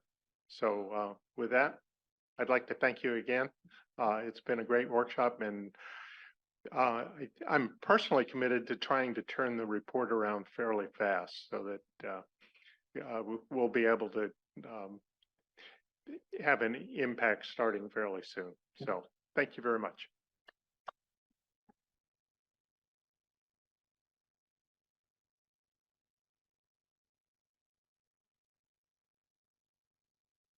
All right, before you leave and run off, I would like to alert you to our Food Webs workshop, which takes place next month, November 8th and 9th. And that'll at the same time be the next Delta ISB meeting. Location is Sacramento. Not sure where exactly yet. That information will be available soon, I assume. And with that, I'd like to thank everybody. It was an amazing 2 days, I think. I learned a lot. And I will adjourn the workshop portion of the meeting. Hold on. Tom and Chris, I would also like to thank Tom for his wonderful leadership, and for Christine for her insights and diligence and hard work. This would have never happened without her, and Lillian has been very supportive. And Edmund, I also am going to thank you. Thank you, Diane. And we have one more. Okay, sorry. And also Lauren and Kyra. Thank you. We also have one more I agenda second item. that. Agenda item 13. Public comments not on the agenda. Oh, yeah, I wasn't done with all the, I'm Just see, double checking. see, I'm so occupied with the formal wording and what has to be said that I forgot to thank you. Thanks, Diane, for picking that up. Okay, so we take public comments not on the agenda. Are there any?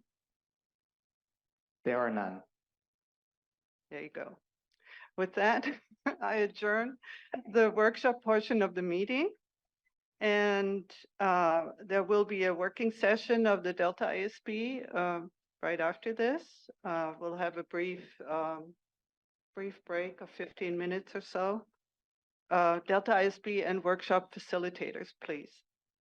And we'll discuss the next steps for drafting the Delta ISB review on this subsidence. All right, thank you all.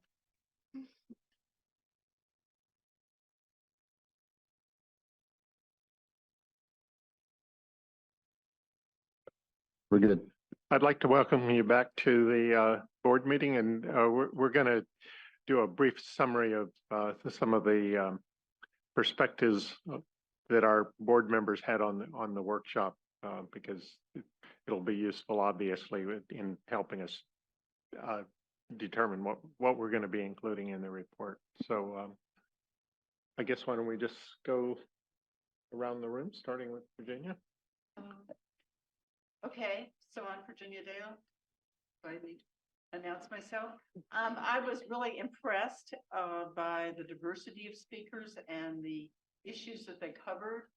What struck me as most important as a landscape ecologist is spatially how different the issues are, and how it's important to incorporate the environmental factors that vary across space, ranging from soil conditions to the level of subsidence, to the farmers' conditions, what their opportunities are, and to think about that, and how science that we're collecting can feed into those diversity of conditions. Okay.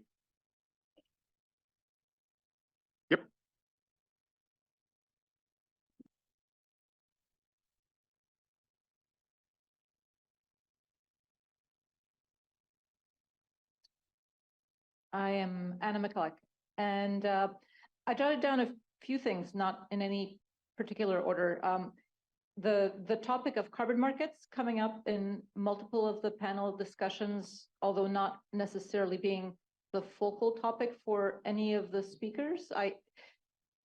There's a certain understanding that sort of emerged over the 2 days that I think would be worth diving into a little bit more to really think through. That's the first one. Somewhat related to that, planning timescales for growers versus governance versus carbon markets versus economic considerations. I think that is a theme that emerged for me. The connections, or in some cases, lack thereof, between people who live and work on the land and legislators, those providing incentives, especially the third panel talked a lot about a certain sort of disconnect or chasm between communities that ought to be finding ways to communicate better. Next, I think data, sort of new types of data that are either coming online or soon will be coming online. So the OpenET discussion, the launch of the INSTAR instrument that was discussed on the first day as well, and thinking through how will the availability of new data inform some of the work that will be in the report, but also what would be needed to make those data as effective as possible. And then a little bit about potential unknowns. Inga brought up, for example, mercury. I think there's probably others that we should be thinking about as well. But just, unintended consequences of some of the work.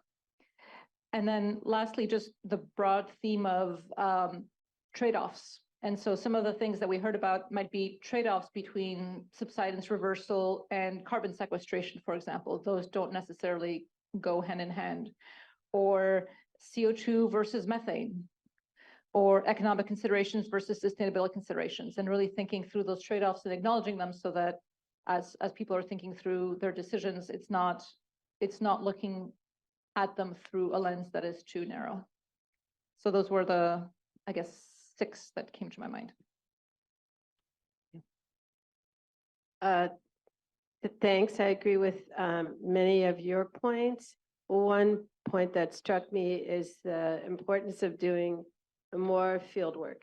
You can't find out what you don't know without making measurements, either more towers, more this, more that. I thought that Dennis's example of discovering that after 5 or 6 years, the methane production decreased, and it was high, and then it decreased by a factor of 2. I mean, you can't find that out any other way except by making a lot of measurements, and not just measurements here and there, but experiments and doing field work. So that is something that we as the Delta Independent Science Board have standing to emphasize, and robust, well-designed field studies and different places to do that. We talked about the heterogeneity of the landscape in the Delta, so not just one place in the Delta. And getting back to carbon markets, I got the impression, well, I thought coming into this that carbon markets would be really central to figuring out how to move forward. And my impression is that in the near term, they're irrelevant, if not a distraction, a red herring.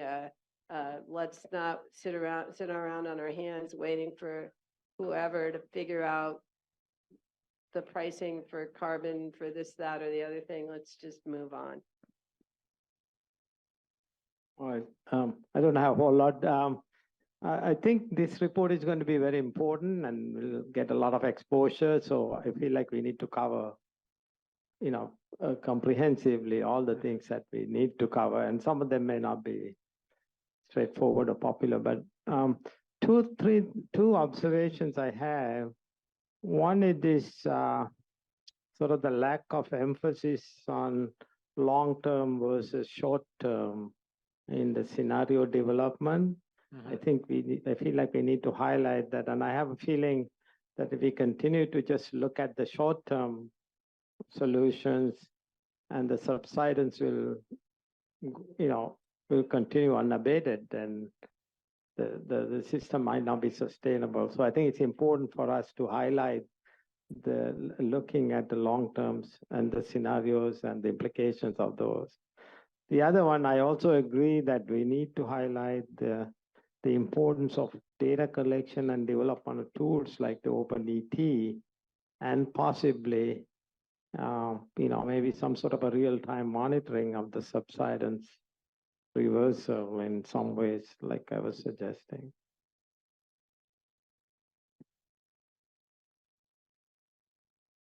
Is this on? Yes. Hi, Tanya Heikkila. I agree with everything that's already been said too, and just would probably reinforce maybe a couple things. I think the trade-offs that Anna mentioned were really front and center to me, and being able to better quantify what some of those trade-offs are, I think is a kind of an open science question, and really understanding, what are those costs and benefits of the different strategies for subsidence management or mitigation or reversal. But how do those costs and benefits or kind of trade-offs change over time then too? And when we look at different time frames, and when we start to take into account things like sea level rise or policy change or other types of changes that could be on the horizon. And related to that, I guess, one of my other questions or thoughts that we should touch upon in the report is the degree to which adaptive management is really being formalized in the strategies that are being used right now, and what could be improved on the adaptive management side.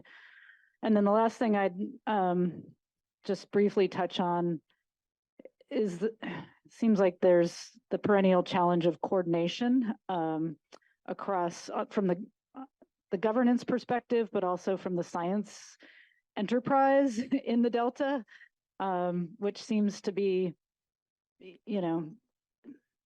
something that comes up with all of our reports perhaps, but yeah, I think we need to, if we're thinking at the landscape scale in the Delta, we need to move beyond kind of these experimental, site-specific lessons on the science, and really think about how do we coordinate the knowledge and then use that coordination to inform governance. So those are my takeaways. Inga? Yeah, so I agree with what you said, and I was really impressed with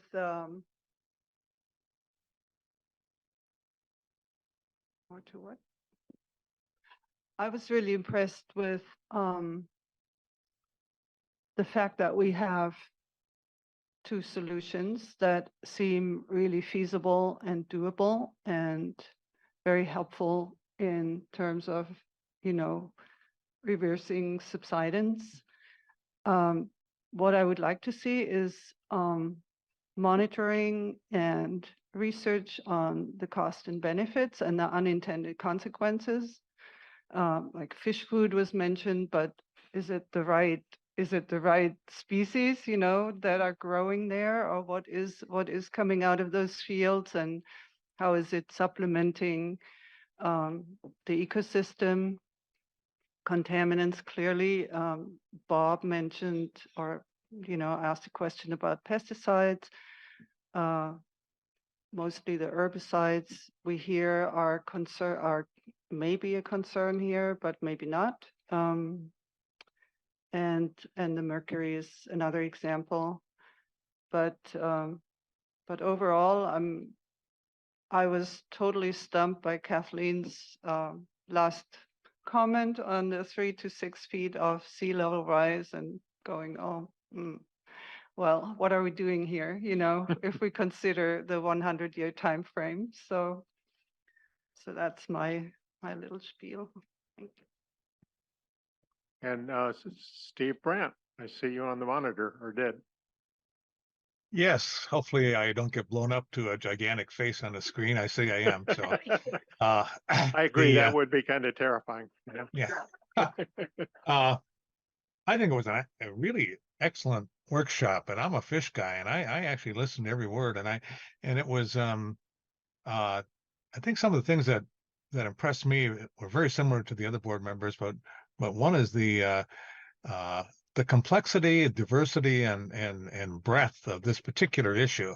It when we were first talking about it, I thought subsidence reversal was going to be a fairly narrow topic, but clearly I was naive because it's an extremely broad topic. In fact, it really is a landscape scale issue, and it touches on most of the other things we talk about. I think our challenge is going to be one of the things that to me that came out is that there are a lot of things that could be done. There are some constraints in moving forward, whether it's financial, whether it's just the practicality that we heard from the farmers today, and of doing things, and whether it's in cost and so forth, and where we focus in on what are some of the fundamental priorities in the science approach, given if we're the science board, and I know we're broader than that, but if we want to focus on have some area, what are the priority science issues that need to be addressed in order for us to move forward?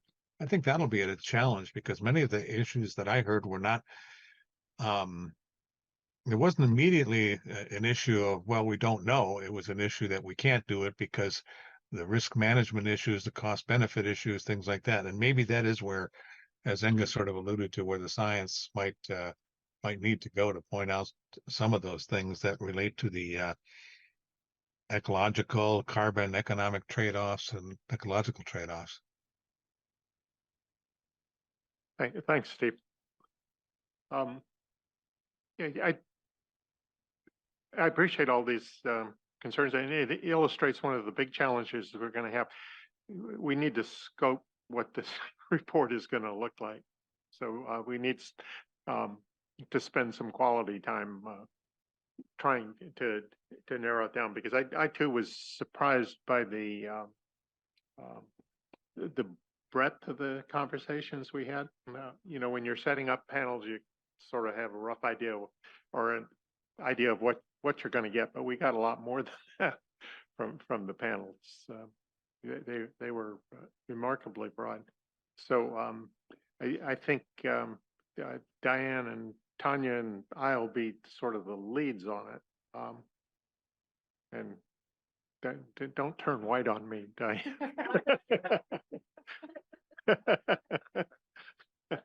But I think it'll be up to us to sort of initially scope it out and come back with a plan. The other thing I got out of this was, I think Southern California needs to eat more rice. So They need to eat more Delta. Yeah. yeah, well, it's the best rice. So Local. Yeah. But anyway, I think the sort of echoing Steve, the complexity of this, even though I probably wasn't quite as naive as Steve was, I was surprised by how dynamic the conversation was. And some of the really important issues, like this sea level issue that you raised, I mean, that comes up in anything that's geographically based in the Delta. And we're going to have, there might be a fundamental problem there, because as you saw in the Delta conveyance project review, engineers just don't plan that far out, 20 to 2100 years, so they don't get the big sea level rise. And I think one of the big changes in civil engineering is they grew up in what you could call a stationary world. Things were not changing that much. So if you were a hydrologist, you learned how to collect historical data and analyze it. Future rivers and streams and deltas are not going to be behaving the way they did historically. And that's a real challenge for engineers right now. They're coming up with schemes with synthetic data, modifying the historical record. But we and really the world are entering a new era. engineering design issues.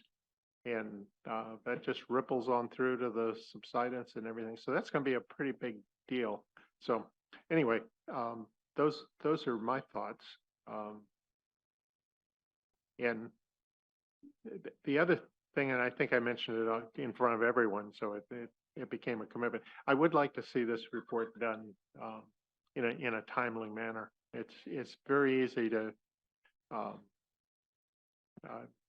drag these things out because some of them, you have complex issues you're dealing with, and different things happen. Hopefully, we won't have another round of COVID, which was really challenging, I think, for the board. So I hope all of you would make that commitment with me to turn this around fairly fast. Yeah,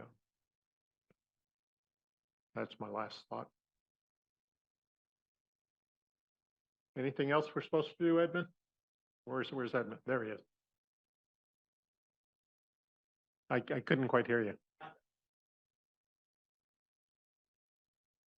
Oh, do any of the people who are online and are still online, would they like to comment on the workshop? There are none.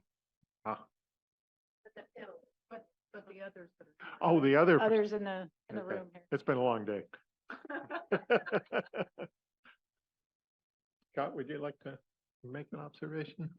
Yeah, thank you. Scott Neubauer, Virginia Commonwealth University. I think we're all introducing ourselves still. I don't have any new insights, but following up on what Tom said, just the idea of managing for today's conditions versus the future. So sea level is obviously one of those things that's going to change, but I was also struck in the presentations this morning from the farmers that, they have 3-year leases and they really can't plan for those leased lands any farther than 3 years. So there's some real challenges in terms of what's going to be on the land in 40 years, if you're thinking about carbon market timescales, if they can't plan that far ahead.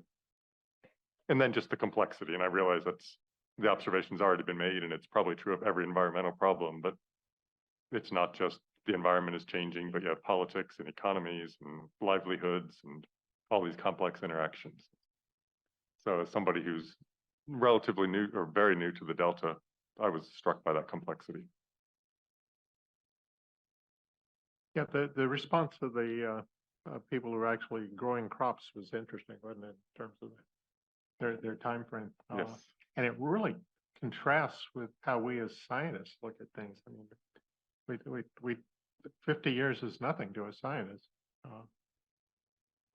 but they were clearly living in a different world, and understandably so. Yeah. Can I comment on what you said? I know we are going around, but I just want to comment on what you said earlier about engineers using stationarity as a concept. I think, as a civil engineer myself, it is changing. This whole non-stationary paradigm is coming up. I think we need to emphasize that whatever we come up with, the solutions have to be designed for future conditions. And I think the problem is the current approaches and the codes and other procedures in the books assume stationarity and used in the past. I think we need to emphasize that any solutions that are going to be developed need to be designed for future conditions. And the Society of Civil Engineers are very active on looking at that now. Yeah, certainly. Go ahead, Diane. I'm the other engineer in the crowd here. So we're all going to respond. So following up on what Obi said, the idea now is that stationarity is a zombie.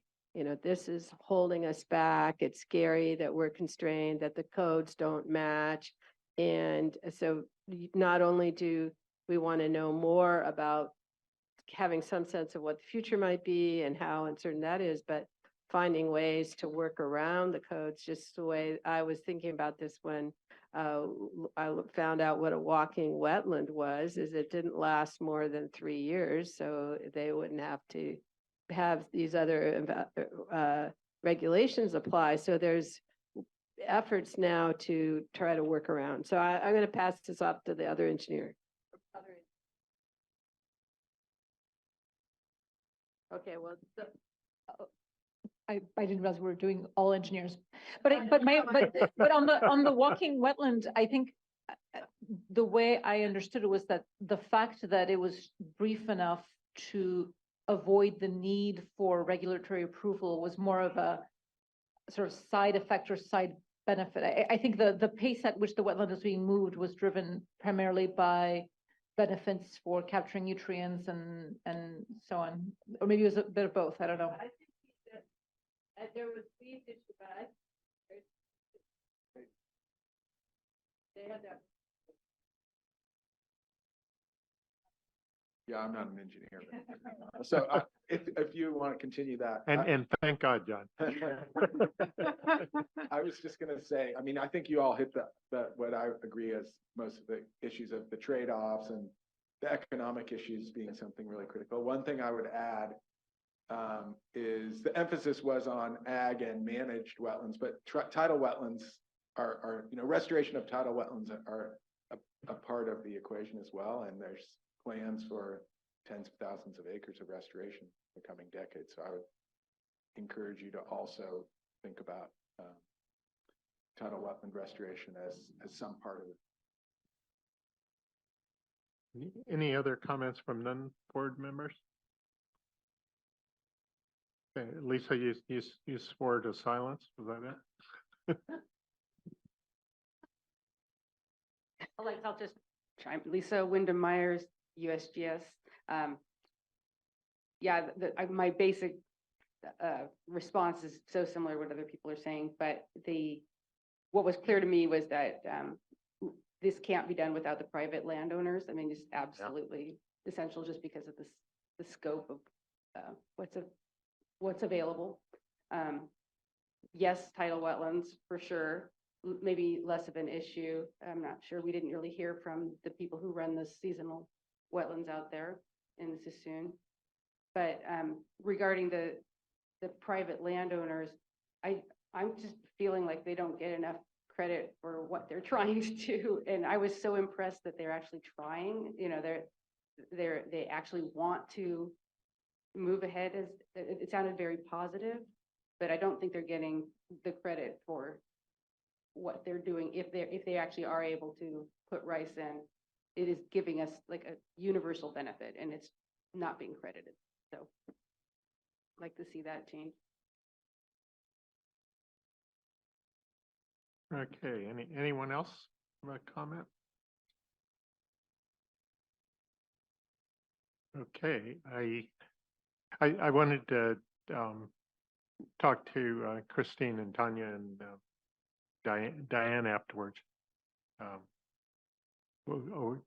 Okay. And should we close then? How do we close? Oh, okay. All right, with that, this meeting of the DISB is adjourned. Thank you very much, everybody. Bye-bye, everyone.